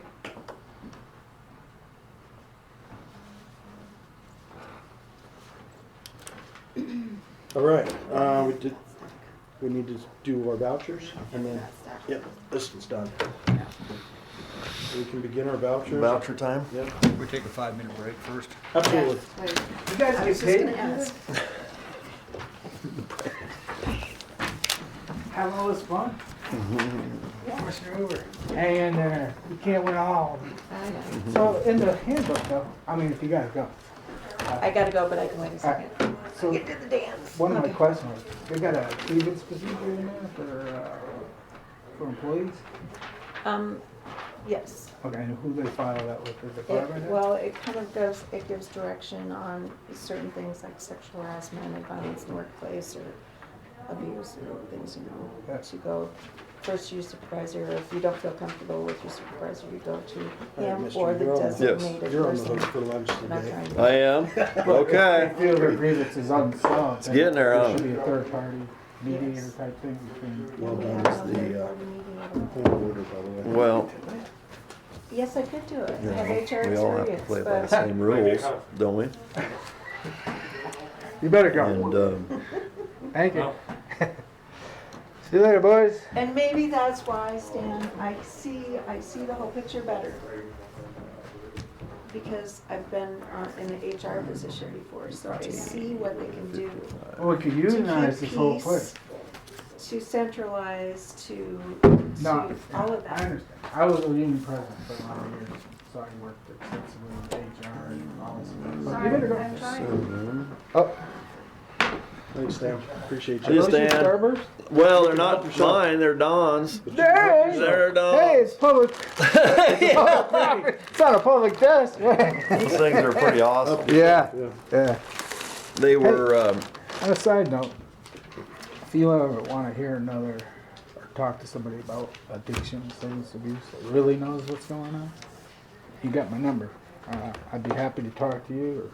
Well, my problem is I have a 40-year-old. Yeah, I understand. Yeah, we literally have spent $100,000 in Yeah. rehabs, and Yeah. he's currently on the streets in Denver, Mhm. and he refuses to go to detox, but he's. But I can give you I don't know what insight to do about it. into addiction that most people would understand. Very clear and how it's driven and how you can stop it. Just, I'm throwing it out there. Well, I'm sure you know that our justice system it's a revolving door with this problem. Yeah, but I also It's know a not- lot of people are trying to make money off of substance. right. Oh, that's what I'm saying. Right. These That's- And that's rehabs are what, not. that's what all this is, the Yep. coalitions and all this. Mhm. I didn't hear that person mention AA or NA or any of that. What are you doing, Stanley, eating jelly beans? He is. The ones Told you you. bought. They're public property because they're on a public property. Yeah, they belong to the county. Actually, they belong to me. Oh, well, thank you. I'm going to All buy you right, 8. see ya. Then you owe me 4. See you, Stan. Okay, and I pay a little more for them just because I know it's a little. I know, So I'll but I take care mean, of that way, Yep. you said 5, well, Yeah. you've already got 2. How many bags? You're gonna have a shopping cart just in jelly beans. That thing's gonna be. Becky's going, Mom, if you're going, give me some. I will, thank you, and I Yeah. will make sure I get All there. right. Yeah. Oh my God, I'm probably going on a jelly bean run now. All right, love you, bye. Love you, bye.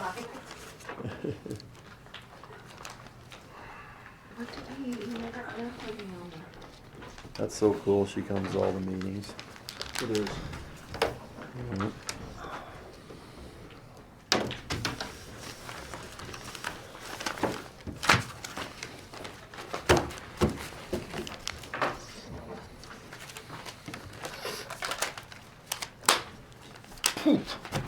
blow up.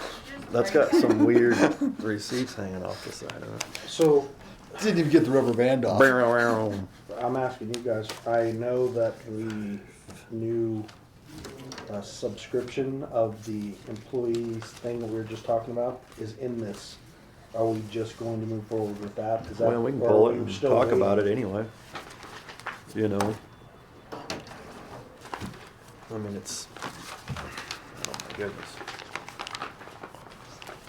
Well, I spilt my heart on it. The reason why I'm saying that is because if we sign it, we're locked in for that For a year. subscription. That'd be, you know. Right, well, let's look at it when it Up comes to the up here. board.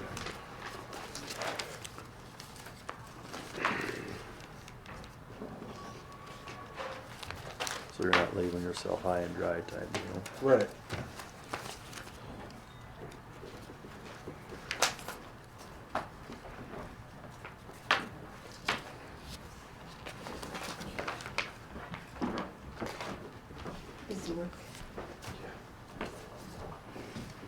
It's kind of a nice little coast down, actually. Yeah, kind of the absorb everything, kind of. Mm-hmm. Thinking.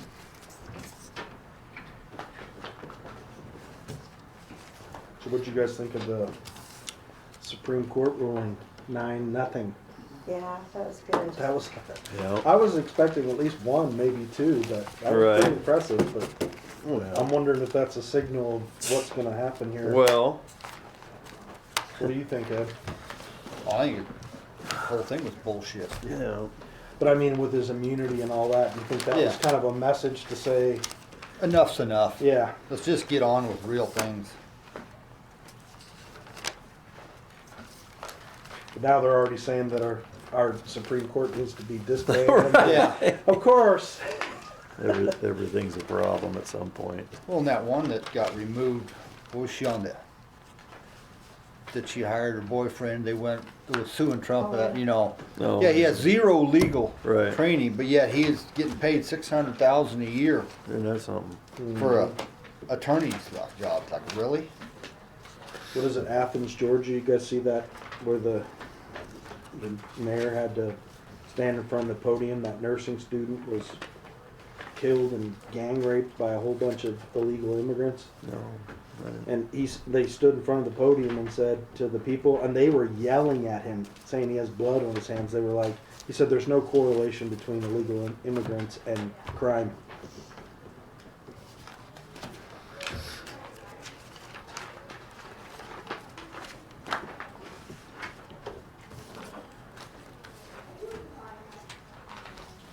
The border definitely needs to be secured.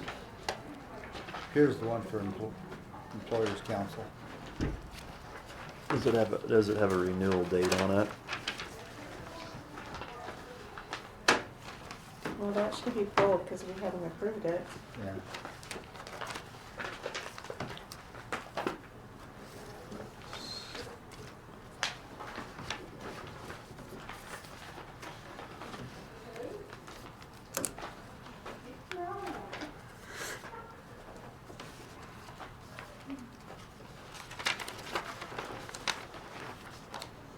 That's sad. What? So the soccer kids sell candy. Yeah. And there's mints, and they're so good. Like they come individually wrapped. Well, I always try to order all that she has. She just got a pass where I can get my own case. Oh, really? Oh, God. That's as bad as the jelly beans. Well, so I told her, I said I like stress eat them. Like I open the You box. stress eat them? Well, I find myself, that's what I must do, because I set them at my desk, And then and I they're rip the just end gone. of them off, and then I have to unwrap them as I eat them, but I'll be typing and I'll just unwrap them and eat it. Next thing I know, I'm going to reach for another one and they're gone.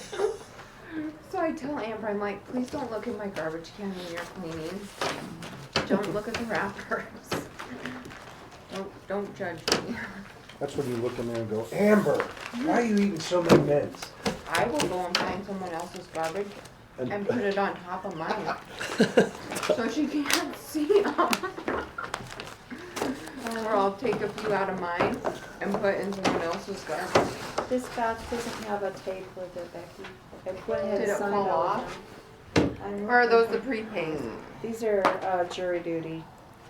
Yeah, For the most part. let me get more. Those are prepays then. Okay. Let me, you must not have wrote on them. Well, that's fine. I just didn't remember ever seeing that before. Yeah, 'cause we just did, we authorized that Right. a couple meetings ago, so they say they don't have to wait to get reimbursed.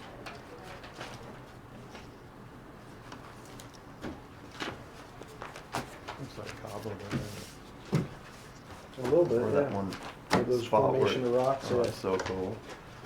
Where that, when that cave's at, and the water comes splashing in. Where we came by with the pirate ship. Mm-hmm.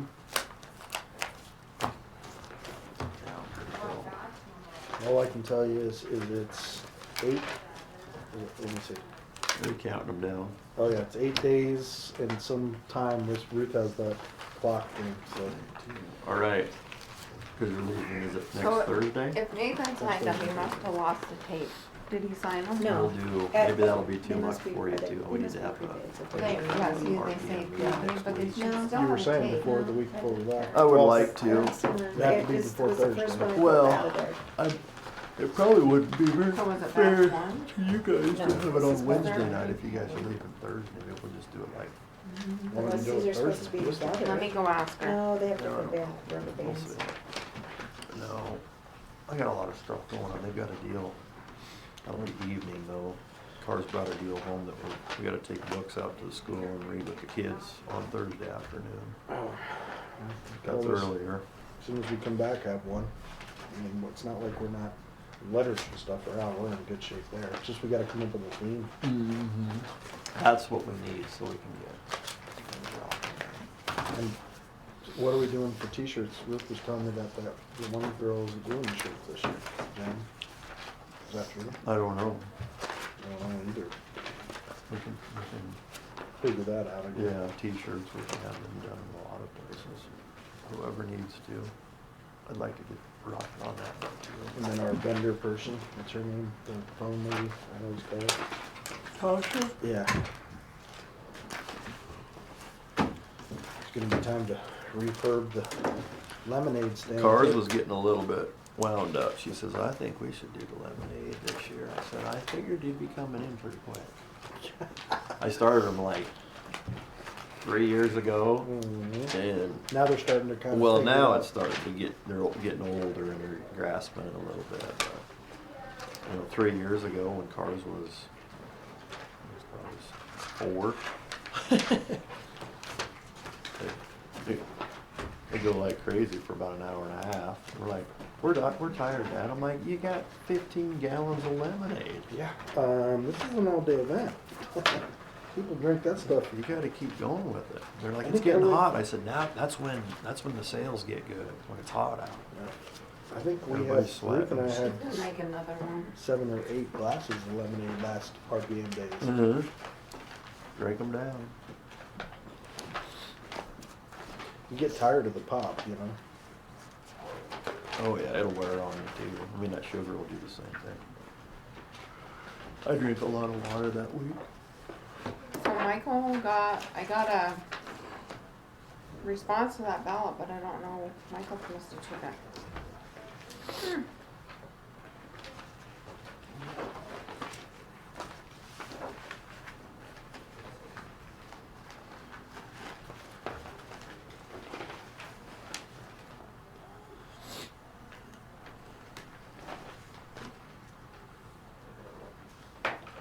Carly was asking me about going snowboarding. I said, I don't even know if there's any snow up there. Honey. It's They supposed to should be. make a big snow. They have My to. son's been going up there. They got 5 of 5 lifts open, and they're claiming like 15 to 22 inch base or whatever. Yep. So we might have to work that into the There's schedule. snow everywhere, and then you look out to the side and it's rock. I'm like, Stay oh, on the that's path. real nice. This one? Whichever one needs some picture. Yeah, so we might end up working that in a little bit because it's supposed to be at Terry Peak. It's supposed to be 50 on Saturday. Well, If it keeps you better that up. get some snow Well, or rain.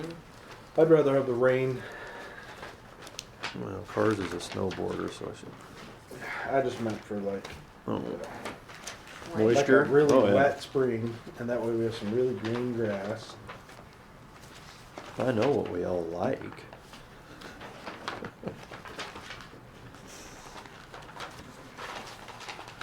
Well, my trees are budding. I know, Okay. my grass is starting to come around. Wow. Yeah, it's warm enough. They're probably gonna die.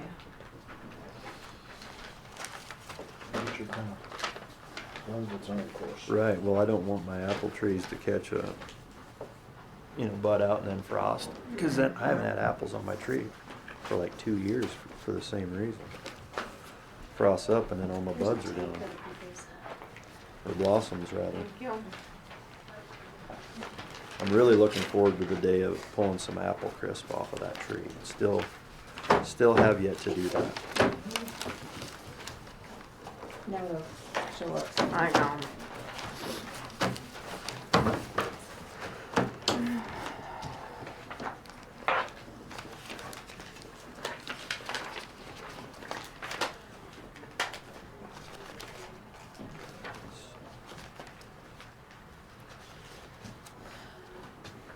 Now, don't forget the next meeting's in Upton.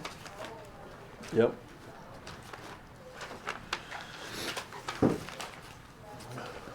Same place as we were last time. Is there gonna be snacks? Keep it short too. Oh, she always does snacks up there. Cause I had a 1 o'clock dentist appointment that I You forgot do? about that day, that'd been scheduled for about 6 months. I don't know what, we'll see what's on it. I don't think it probably. I would use it for an excuse to not go to the dentist. No. No. Is it I bug- really don't wanna go to him, but, Is it bugging on you? well, The tooth? it's starting to. Ah, It's one of them deals, I put it off, and now it's like, You're in denial. it's getting there. Yeah, it goes away for a little while and you think, oh, it can wait. a yeah, I little got bit. it cured, no, it's I bad. hate it. Yeah. I thought I had when my wisdom teeth were popping through. I just thought I had like a piece of meat or something back there stuck in there. You know how it kind of swells up and you just kind of pick around on it and it'll be gone in a day or two.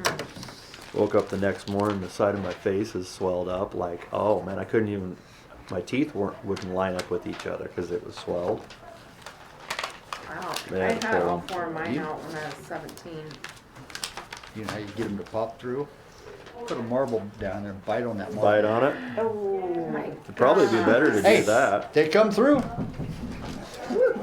It, believe me, Yeah, but you could chew on something other than a marble. we don't just chew on it, you bite on it so it cuts through. Otherwise, you deal with it for how many months? Carpet knife, take care of it quick. Oh my god, you guys are terrible with your teeth. And then if you're lucky, you get blessed with an extra one. That's right. I don't have any. I had Did you not 5. get any wisdom teeth? Some don't. I Yeah, all my siblings did and I didn't. Oh, had 5 of them. I was wishing. Oh my god. The 5th one was down on the bottom in the back. It was just like a little pea with a little tail. And the doctor thought he was gonna have to cut through the side of the gum to get it out. He's like, let me try this. He fished around in that hole and he felt it and he got it with the force that it pulled it out. You guys are terrible. You know, they pulled them, they grabbed a hold of the top one, came right out, grabbed hold of the bottom one, went, no, drilled it and broke it in pieces to get it out. Hopefully you were asleep. No, it was in the chair. Was there anybody wanting to join us for vouchers? Oh, they're sick and dementia. I mean, I can't imagine that they would, but I was just wondering. Pretty boring task. It is.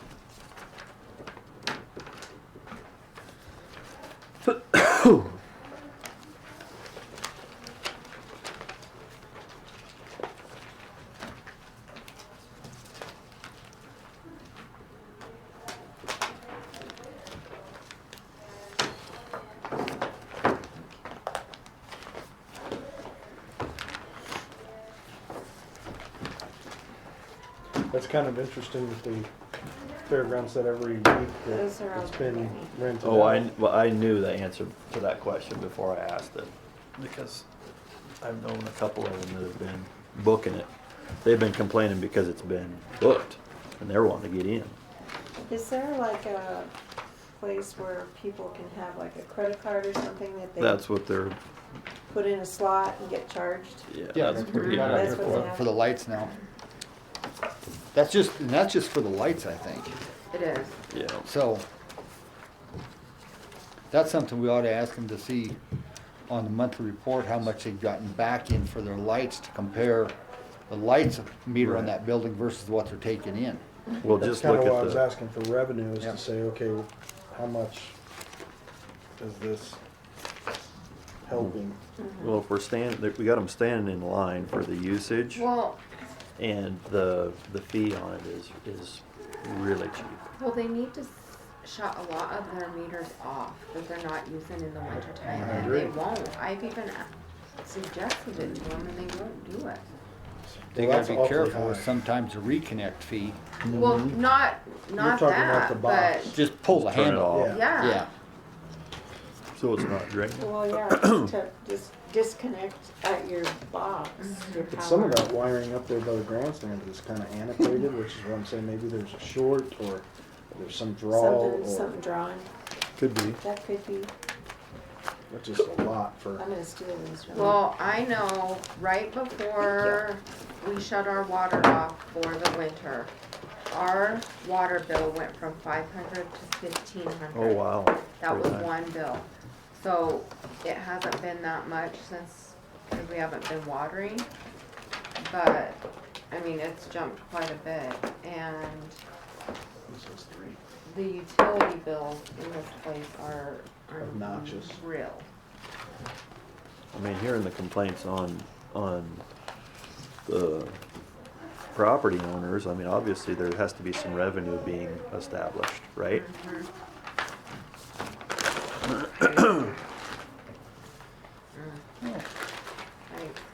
I'll only have a little- Refrigerator rent. Well, this Rent? particular bag is Really? A fridge for rent? That's refrigerator rent at the morgue. Oh, wow. It's so gross. You're trying to I hit thought you were every trying to bring me a avenue. fridge. I was like, I don't need a That one fridge. might be for sale. I was not going down that road. You wasn't either. gonna bite on that one. Oh, gross. Is I that was what, picturing a refrigerator and that just. is that one you grossed run me to out. when it's Well, on me too, 'cause I've Marketplace? been talking about maybe getting one up here, and then you said refrigerator for it. I was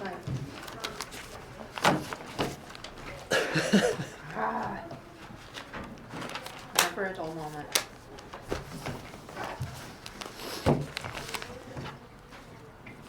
Yeah, three, he they're said good. the autopsies Good. are, well, let's see what he Well- is right now on those. I got a question. Why are we doing autopsies on every body anymore? He said most of them he can't. He said there's been so many young ones lately that he can't. Or if they're, what is it, nobody's there when they die, then you have to do an autopsy. Like Have they got you some even walk into your bedroom and information find back somebody on those? gone. And he Like, said any if the family consistent? requests one, he has to do one. We knew he was gonna be in the hole, I mean, when he started. Well, he started, Oh, no, okay. not this budget, Oh, it was okay. last year. Yeah. They left him in bad shape.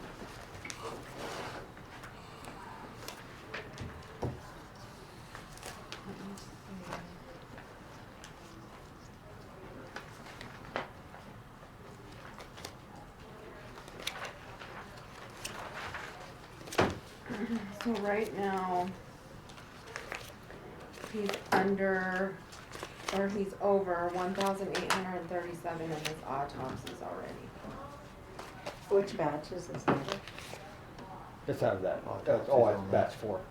What do Yeah, I those wrote it cost down. about? Okay, good. I wrote the warrant in the batch. All right, thank you. Probably depends on how I was deep they gonna gotta do go that, with but things. Yeah, I huh? don't know, You're ahead of me. cause I Well, think he I'm not doesn't gonna worry worry about about it, it. South Dakota. And he said he, has been taking his personal vehicle because the coroner vehicle that he has isn't, he doesn't trust it. Yeah.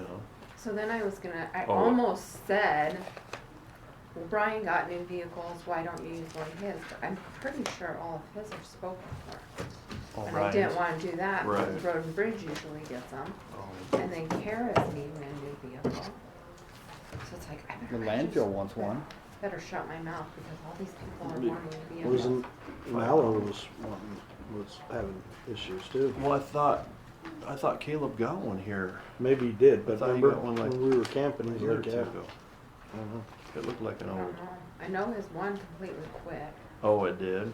so he got, I don't remember where Yeah, he I'm got not, one. I but don't he got remember one. That wasn't old. say for sure, I'm but pretty sure that was an no, old I sheriff. thought it was Commissioner Wagner who brought up the idea of Mallow getting one at one time, but that was what could have been a while ago. But Yeah, that was, well, I brought up too about our solid waste district getting one of them. yep, you did. Is that corner one? Was that the pickup with like the topper, or what was that one? Because they had like a slide out I don't unit. remember what he's using. They had like a slide out stretcher deal in the back of that one. When we get vehicles, I mean, do they have to be brand new? Can't we find a place that has some good used vehicles? Because these ones ended up costing way more because he was only Repairs. approved for the actual vehicle. But then all of a sudden he started bringing bills for this and this, and I mean, I if you- sent him If back. you find I a nice said, vehicle that's a couple years old and Right. somebody I else think has they- already taken the Well, that was hit through on that it. one. That was through that one That's what we did. We dealership, bought but then or they got were one. going So we somewhere got to him get rid from of A it. Newcastle. good dependable one, you know. Yeah. And then they were going Then we got somewhere. an old Three, beater one, you and know. that's what There's was some, approved. I mean, there's some good We vehicles out there took that it are out a of couple years, vehicle 2-3 years old, but Mhm. There was maybe so they much have set 50,000 miles on them or And whatever that you this can get for bill half would of come that, over and less it money. said, this was to be given to you. Well, no, that's not how that works. To get rigged up. Want a good story about a little faith in humanity again? Yeah. Oh, Dan Harley's daughter Carrie Kaylee was down in Fort Collins, at the Windsor exit. She's going to turn on the interstate. Somebody came running through the stoplight, smacked her vehicle, set her airbags off. That was that Forte. Yeah, the Yeah, white it car. just totaled. Yeah. Yeah, and drove off and left her. Dang. Well, it's kind of funny. Is the cops asking her like, "Well, just like the airbag went off in her face." She goes, "I think it was a gray vehicle." You know, because the airbag went off. She just came out of nowhere. Right. Well, in the meantime, one bystander got the license plate off the vehicle that left. Another one followed it, No followed the trail kidding. of fluids That's cool. right into a garage door. Opened the Wow. garage door, drove it in. That's Oh, pretty wow. cool. So they did. Awesome. Somebody took the time. They did all the work for the cops. They're like, Right. well, that's pretty cool. That That is. puts a little faith back in some humanity. Yes, it again. does. Especially down in that area. I know which one you're talking because Curtis just dropped it off yesterday. Yeah. He says for an estimate, and I said it's gone. That thing just. Thankfully, it was hit Sorry.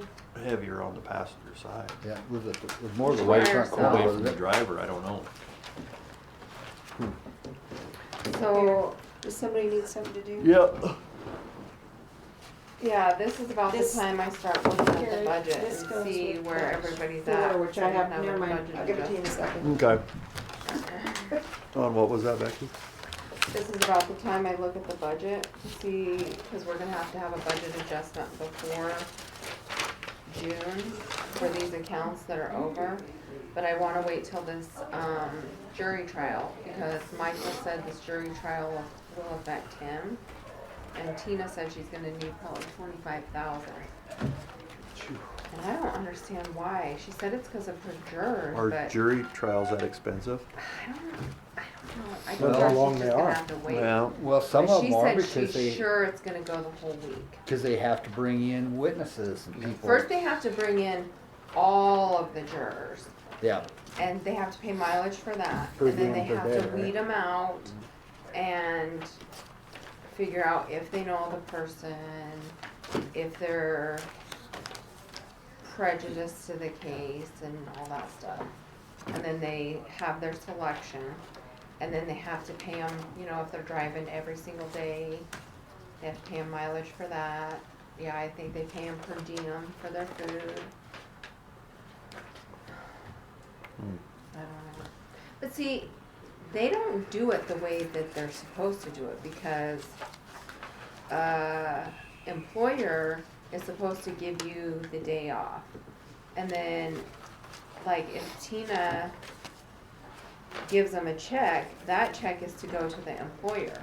Because an employee is supposed to pay you your regular wages to go to jury duty. And then the check that the county gives that person is to go straight to the employer. Oh, I see. To reimburse them? Yeah, to reimburse him. The employer. Right. Here's So it the doesn't other cost part the to that, business. And this one's Yeah. pulled, okay? Is this? Okay. Are these done?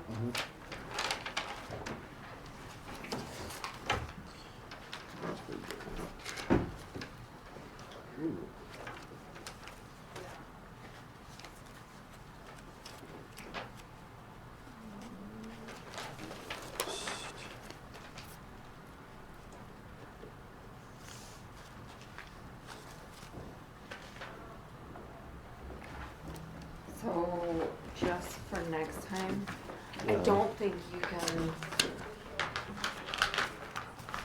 exit out of that till after you adjourn the meeting, I would, yeah. because we're still in session. We are still in public meeting right now. Okay. I closed it out because everybody had left on it. There's nobody left on it. But I should probably just leave it open now. Leave it open.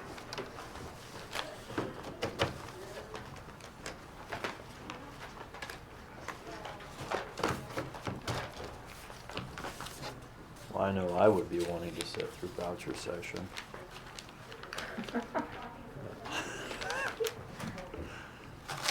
So exciting. So what should I bid on that? Grapple? Is it a brush Just grapple? now, if It Nate looks like it's a wants, pretty tight one. What are they calling it? It just says grapple, Um, and it's only been used twice. what size is it? It's a Bobcat skid steer. Doesn't say size, but Find out the width on it, because you don't want one too large. yeah, it's through Matt Ramsey. He's got it one to bid. Yeah. It's barely even used. Look at it. So I Has wondered. it got, on the tines and the hydraulics, are those individuals, or are they on the same, are they on the same hydraulic? Does it have individual rams on it? Oh, it's got one ram. When I was reading That would Becky still about work. the service Um, animals, If you Oh, grab it it, won't. I only just was place saying that I, you can- because I don't. it I says like you can at keep them out, 870 some right places now. still say, 870? a burn What did I unit, get mine for? an operating room. I got mine for $1,000, and it was brand new. That's it. well, what is terrible anymore is they've been taking Or dogs in 1,200, maybe it was deckers. 12. So there's dogs over where the food is. Mmm. They've been taking them in restaurants. I mean, it's just getting out of control. I mean, I get that you love your dog. I love my dogs too.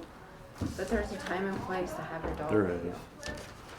you. I do on occasion take mine into like Baumgars or Well, I don't Cabela's. think they allow them in there. What the hell? In where? Well, like Baumgart, they say they Baumgart's a good- welcome your pets. Right, Yeah. because You know, they they welcome. have, And they they do. have stuff in there for your Right. dogs. Just like a pet shop. They want you to bring your dog in there. Yeah. I honestly think that that's gonna work pretty well, just I the sign. hope so. I mean, And it was a older man that had his dog in here and a snooty little old lady. I'm allergic to dogs. Why do you have a dog in here? And I'm just like, oh. Yeah, that's another, you can't keep them out if somebody's allergic. Even if they're sitting next to him at a different desk, I actually read that, you can't keep them out because they're allergic. You can. You cannot.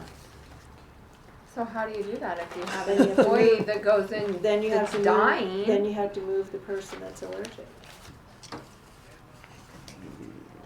And then you get a lawsuit filed against 'Cause you I know, because you you know- chose one employee over well, another. Exactly. something, I mean, it Exactly. might come from either Because side. some people are deathly allergic. Oh, my husband is. Cats are worse than dogs. Cats are, yeah, the dander on Because of them. the dander. I've actually outgrown that cat thing just a little bit since I was little, but it used to be really bad. we can walk into someone's house that has a cat and we just instantly close it Yeah. up. Kinda Siamese.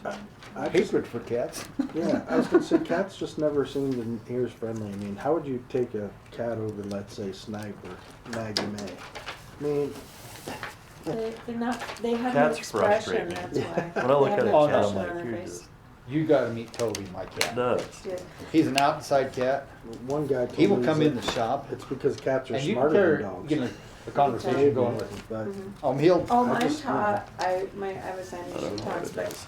they don't make any expression, they but don't, Snipe you would just know. sit there. He'd be You know, like, dogs smile kinda and stuff, I and know. they're happy to see you, and cats just are like, Toby's happy to see you. You'll be working on You something. chase it down the You're block. in the vehicle, all of a sudden you look up and there he is looking down through the engine compartment like, do I jump down or Or not? Chief would We stand had up a a telephone Siamese pole cat, like my he's mom, done. Just well, my stand there brother at the brought her bottom like, home come on from down. Walmart. She was free. Get the next And it was test a gift for my one. mom, so that she couldn't say no. And my mom named her Nada, because it was not a good idea. And I loved her. She became my cat, and I would go like this, and she would jump up, and she would put her nose right in my hair. She would sleep with me. Oh my God, I loved that cat. that's my cat will jump up, I go like this, and she jumps up on my shoulder.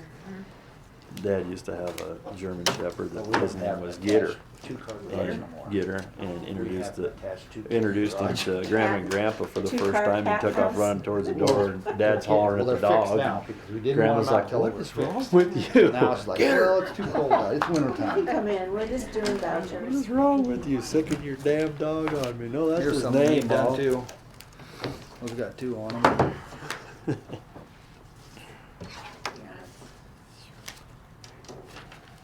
I'm thinking about getting my cat one of those word pads so she can tell me, but I think what she'd tell me, or maybe wouldn't wanna know. Maybe not. There was a meme the other day. This cat goes, "Can you believe that? My owner tried to talk to me. There was 7 punctuations and so many grammar mistakes."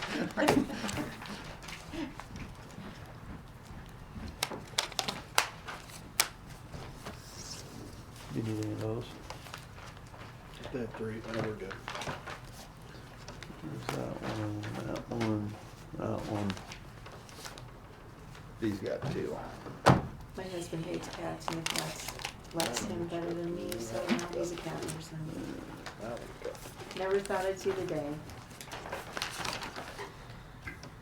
That's not a couple of our cats I like. The rest of them, nah, they go. They have some personality.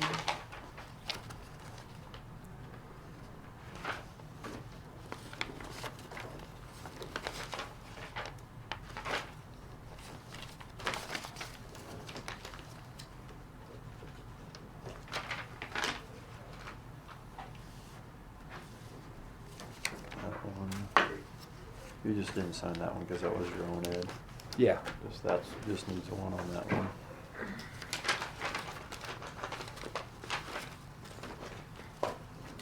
The rest of these got 3.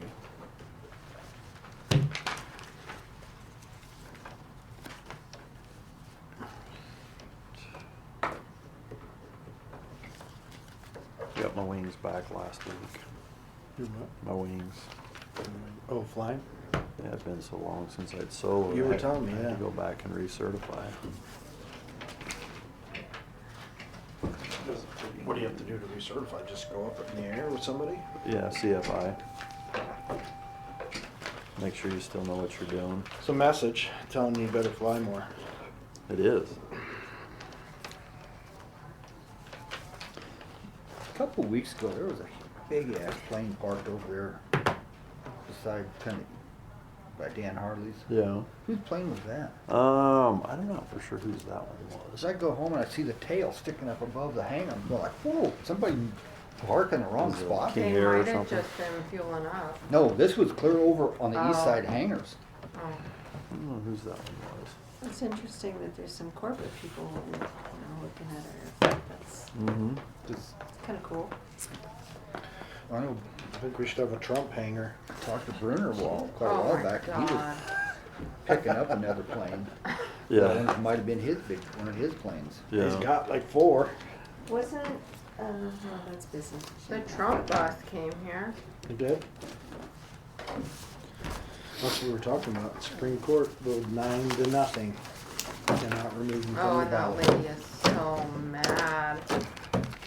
Gosh, People are usually mad when decisions don't go their way. it was ridiculous. She was screaming at the TV. Whoopi Goldberg was going off on The View. Did you hear it?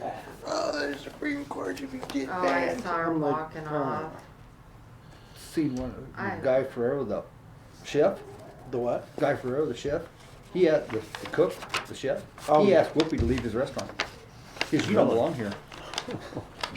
But It is so that is weird, good. the It celebrities is, and that I'm glad are... that people are starting to do that. Yeah. Oh my gosh, it's ridiculous. She gets on the freaking View and just interrupts people and just insults them. I thought, wasn't it her statement? If he becomes president again, she's leaving the country. Oh, there's, Like, there's I about believe. a whole bunch of them. Yeah. She said that last time and she didn't. But it's crazy to me, the celebrities that are, Mm-hmm.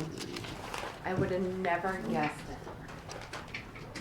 Yeah, but there is some really good ones that are Republicans. But you're right. And what is it? Taylor Swift. She's one that said she would move. Yeah. Well, yeah. Well, but she was talking about, asked if she would run for president, and she gives her a little smile and laugh and says, "I'd consider it." Yeah, that's just what we need. Actually, she would probably win because there's so many Swifties out there. Well, yeah, but I got one in my house. Yeah, we're gonna negotiate with China. Just send Swift over to sing a song for them. Even if I was a teeny bopper or anything. Well, that, Huge fan. Who is? Well, Jason Has the Jenkins. bracelets and Oh, I him and know. his friend went and, oh my gosh. It's a freaking cold. she endorses Biden, but look at her choice in men, look at her songs. Yep, they were saying that. Yeah, I saw that too. Oh, and he's got them. Yeah, I don't know where the correlation of you're a singer and now suddenly you have the qualifications to run the country. Yeah, but Kanye wanted to run too. I don't think any of them, there should be rules for that. I mean, there is, but these, what was it, Arnold? He was gonna run for president. Yeah, at but that He was time. mayor He for was a while. governor. Yeah. Yeah, governor, there we go. He was governor of California. He was But actually you a know, good he was a one. pretty good governor, yeah. He was Yeah. a good governor. Yeah, he was actually a pretty good one. conservative and There's that question that Obama got in there, but he wasn't even legitimately qualified or something. I don't remember what that Well, was he didn't about. have, I mean, look at They his birth said he wasn't an certificate. American citizen. Right. Because his birth certificate, if an unwed mother has a child, the mother's race goes on the birth certificate. Mm-hmm. And his wasn't, his mother's race. So I wanted to explain to Stanley, and I wish I would have, but I don't feel I should be talking during public comment. You've always had to prove your residency when you are a new voter. You have to either show your utility bill or something, but you have to prove your residency. proof And of if residence. you're not currently a U.S. citizen, you have to bring in your passport and stuff like that. but if you're not a US citizen and you just say you are, No, you have to prove it. If you don't have those documents, you can't register to vote. And so, the thing that, They did that though up in New York, and they sent people that weren't from here up to New York to vote, and people passed them. That's what they're talking about. but in the state of Wyoming, it is already a thing. Oh. And Chuck Gray's wanting to do a few things that is already there, or a voter or one of the things that he's wanting someone just moving here to prove as your residency. He wants it to be 60 days or whatever. That is taking a voter's right away from them, and that's one of the things that the clerks wanted to have him take off there, because they can't vote in the state that they're coming from, because they no longer lay their head down on their pillow, because that's what you have to prove. And if they have to wait 60 days, that's taking their right to vote away from them, and that's something that Wyoming is very passionate about, is your right to vote. So that's one of the things that, you know, he was saying that the courts were against it. We weren't against proving that you're a Wyoming resident, because we want them to prove that too. There were a few things in the thing that he was wanting passed that we just wanted him to, you know, clear up, Amend. and, yeah. But I mean, like in that with New York's issue, they're actually sending taxpayers' children home from school to make room for illegal immigrants in a sanctuary Yeah. city, and the parents are having a fit, which I believe they should. Yeah. I mean, so our kids get sent home because these people. I mean, that's ridiculous. Here's another thing. If my child was to move out of my house and move into an apartment to rent, and on their driver's license it had a P.O. box, because that's where we get our mail, they are renting a place. They've never had a piece of mail come to our house, like a utility bill with our physical address on it.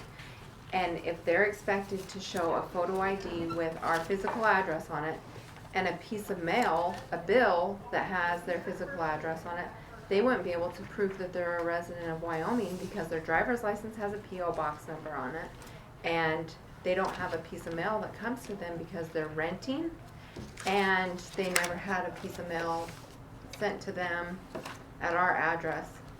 I think your new driver's license are requiring a physical address.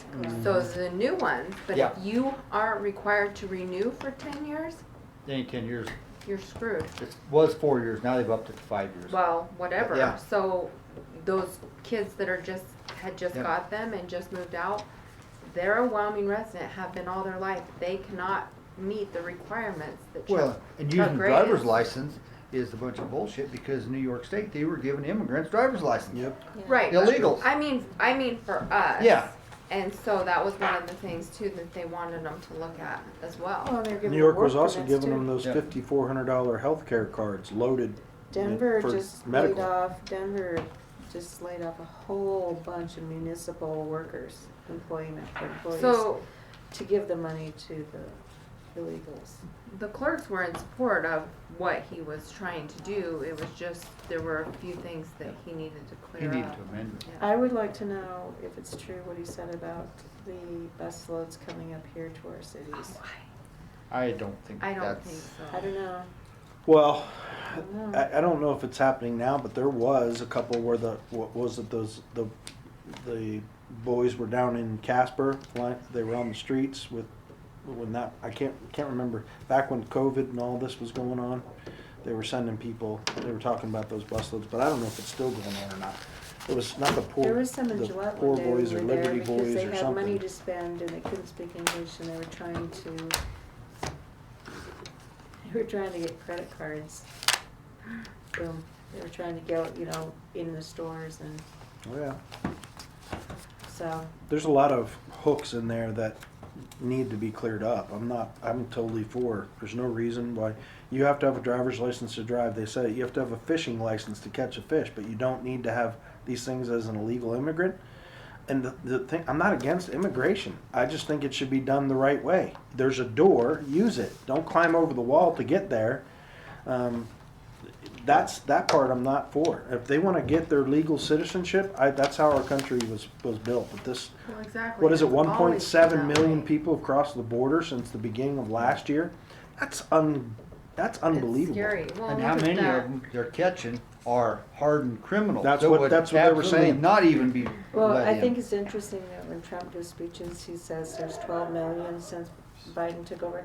And he That might says be it's right. probably more like 15. You would think they'd be all over that, wouldn't you? You'd think that Well, they're those saying too that it's not just. fact checkers yeah. would be going, that's not true. And I have not heard one fact check, one Contradict CNN that. or anybody contradict that. Yep. And some of these people, there's Chinese nationals come across from down there.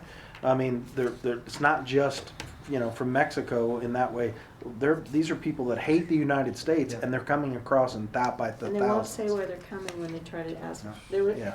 Did you see that one day he was Iranian, And they said, why are you coming here? And he turned around and goes, you will know when I came. You'll- You will know when Yeah. I came here. You will know soon enough, is what he said. See, it just Yep, scares and then me. about a week later, there he was in some frickin' bombing or Yep. some crime. Yep. It's like, gee, knees. The vetting system needs to be Scary stuff. looked at. I mean, the whole thing Well, I needs to don't be. think they care.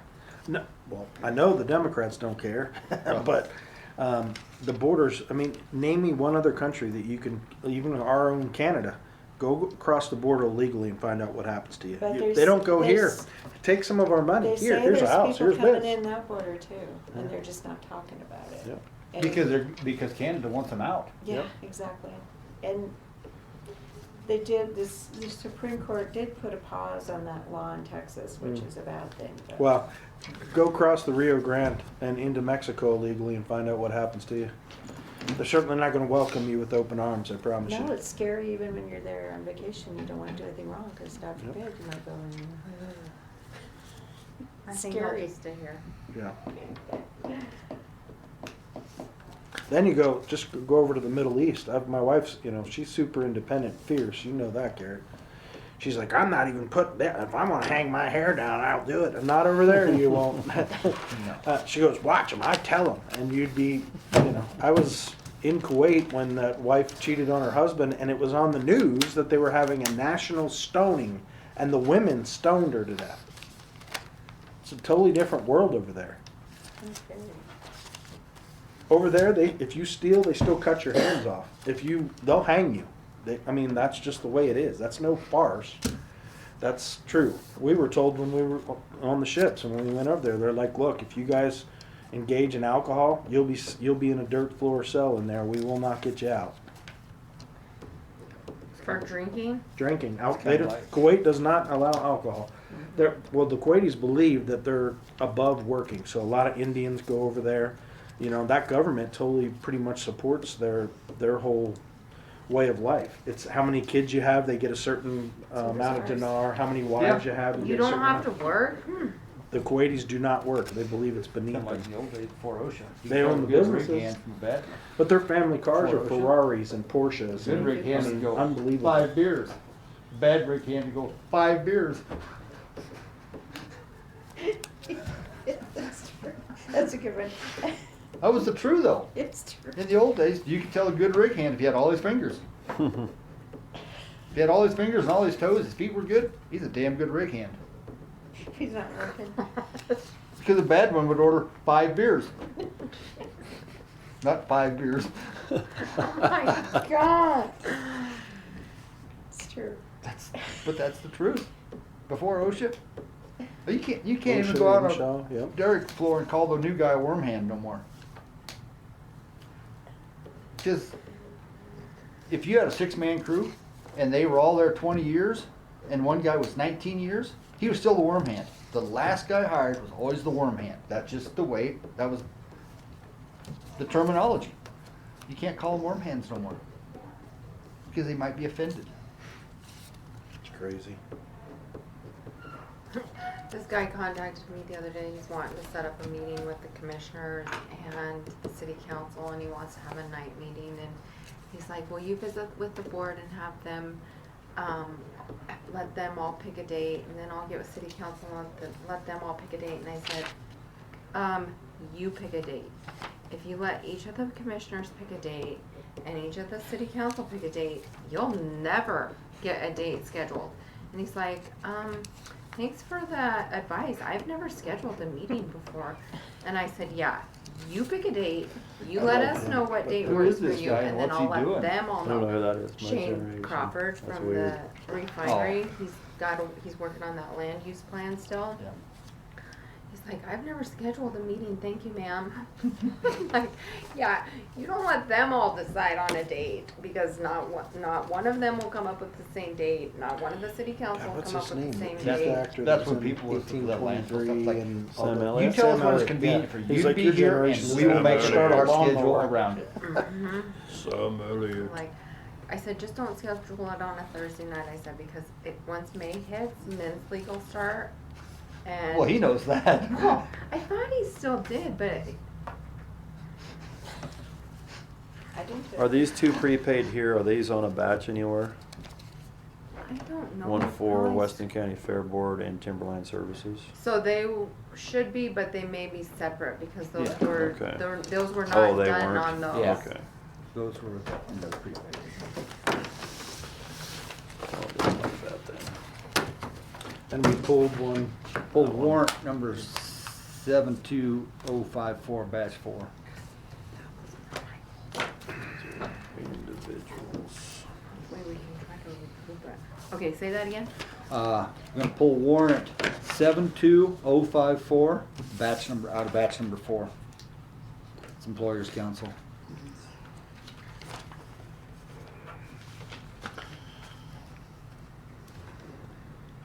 What's this one? I'd make a motion to approve the vouchers as presented, pulling, with this one being pulled. Second. We have a motion on the floor, properly seconded. Discussion about this voucher, are we just gonna pull it, or? what? Well, we'll discuss it afterwards. Okay. All those in favor, please say aye. Aye. All those opposed? Pass. Motion passes. Employers Council Services. Yep, that is our subscription to the Employers Council. That one's not. That one is for Michael. Oh, I thought that was for the employers, our subscription. What's this one about? That's the one for Michael's bill. I thought you said it was gonna be in here. It is, but that's not it. Oh. That one's for Michael's bill. Sure, the ones that were paid. That's the one for all Fair. of the chargers Oh, for this is the fairgrounds. overage. Okay, that's what that one is. That's the overage on the fairgrounds. So, Okay. we gotta find that one then. I didn't see it. Yeah, I didn't.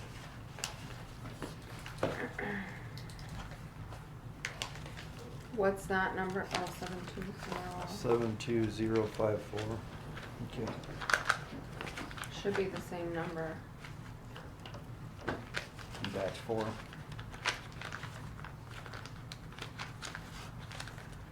I didn't see one. This is the only one I Yeah, I see from didn't the see Employers it. Council. Where it's at, Michael's Well, it talking should be about. in there. I didn't look down through the description. Yeah, I thought this was for our. I did too. Yeah. No, I have no problem paying this one for the, And what was the overage on that? I forget.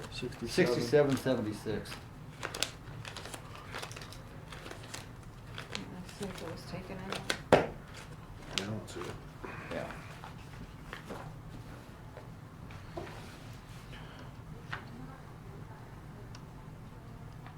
She's looking for it, so do we want? Yeah. I'll move that we sign that one and approve it. Second. I have a motion properly seconded to pay that overage for Employees Council Services. Discussion? Discussion being, it was just the wrong one pulled, it's Yeah. overage for the. Yep. All those in favor? Aye. Aye. Aye. All those opposed? Oh, thank you. As long as that's what it is. Yep. Yeah, it's got, did you see the description, Vera? With the charter reading it, yeah, Yeah. it's called the phone conversation with Michael and everything. Description. Yeah. I just see it was Employers Council. I just thought it was for the subscription. I didn't go into it. I didn't see the subscription for that, so. But she said it was in there? She's getting it. Cause I didn't, Thought it I was. didn't I see never it. seen it.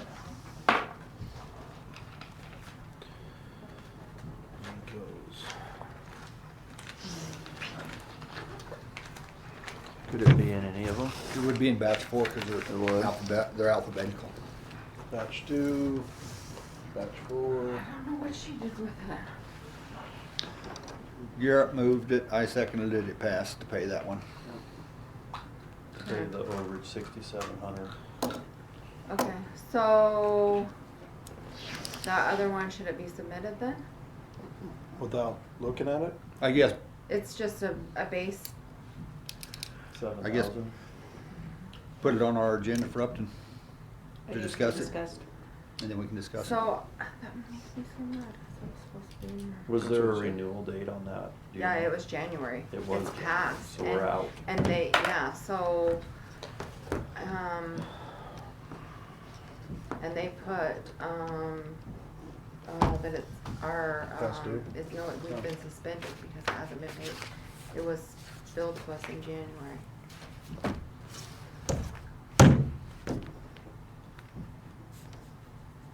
So we'll move it. Well, it's up to the board. What do you guys want to do? It was supposed to be in this one, and I don't know why it wasn't, so, I mean, can you discuss it now and do a prepay? Yeah, I mean, we don't know what we're doing with HR is the thing. If we had a plan with HR and we were moving forward with that, it might be a little bit easier to change legs, but I'm opposed to it unless we know a whole heck of a lot more about it.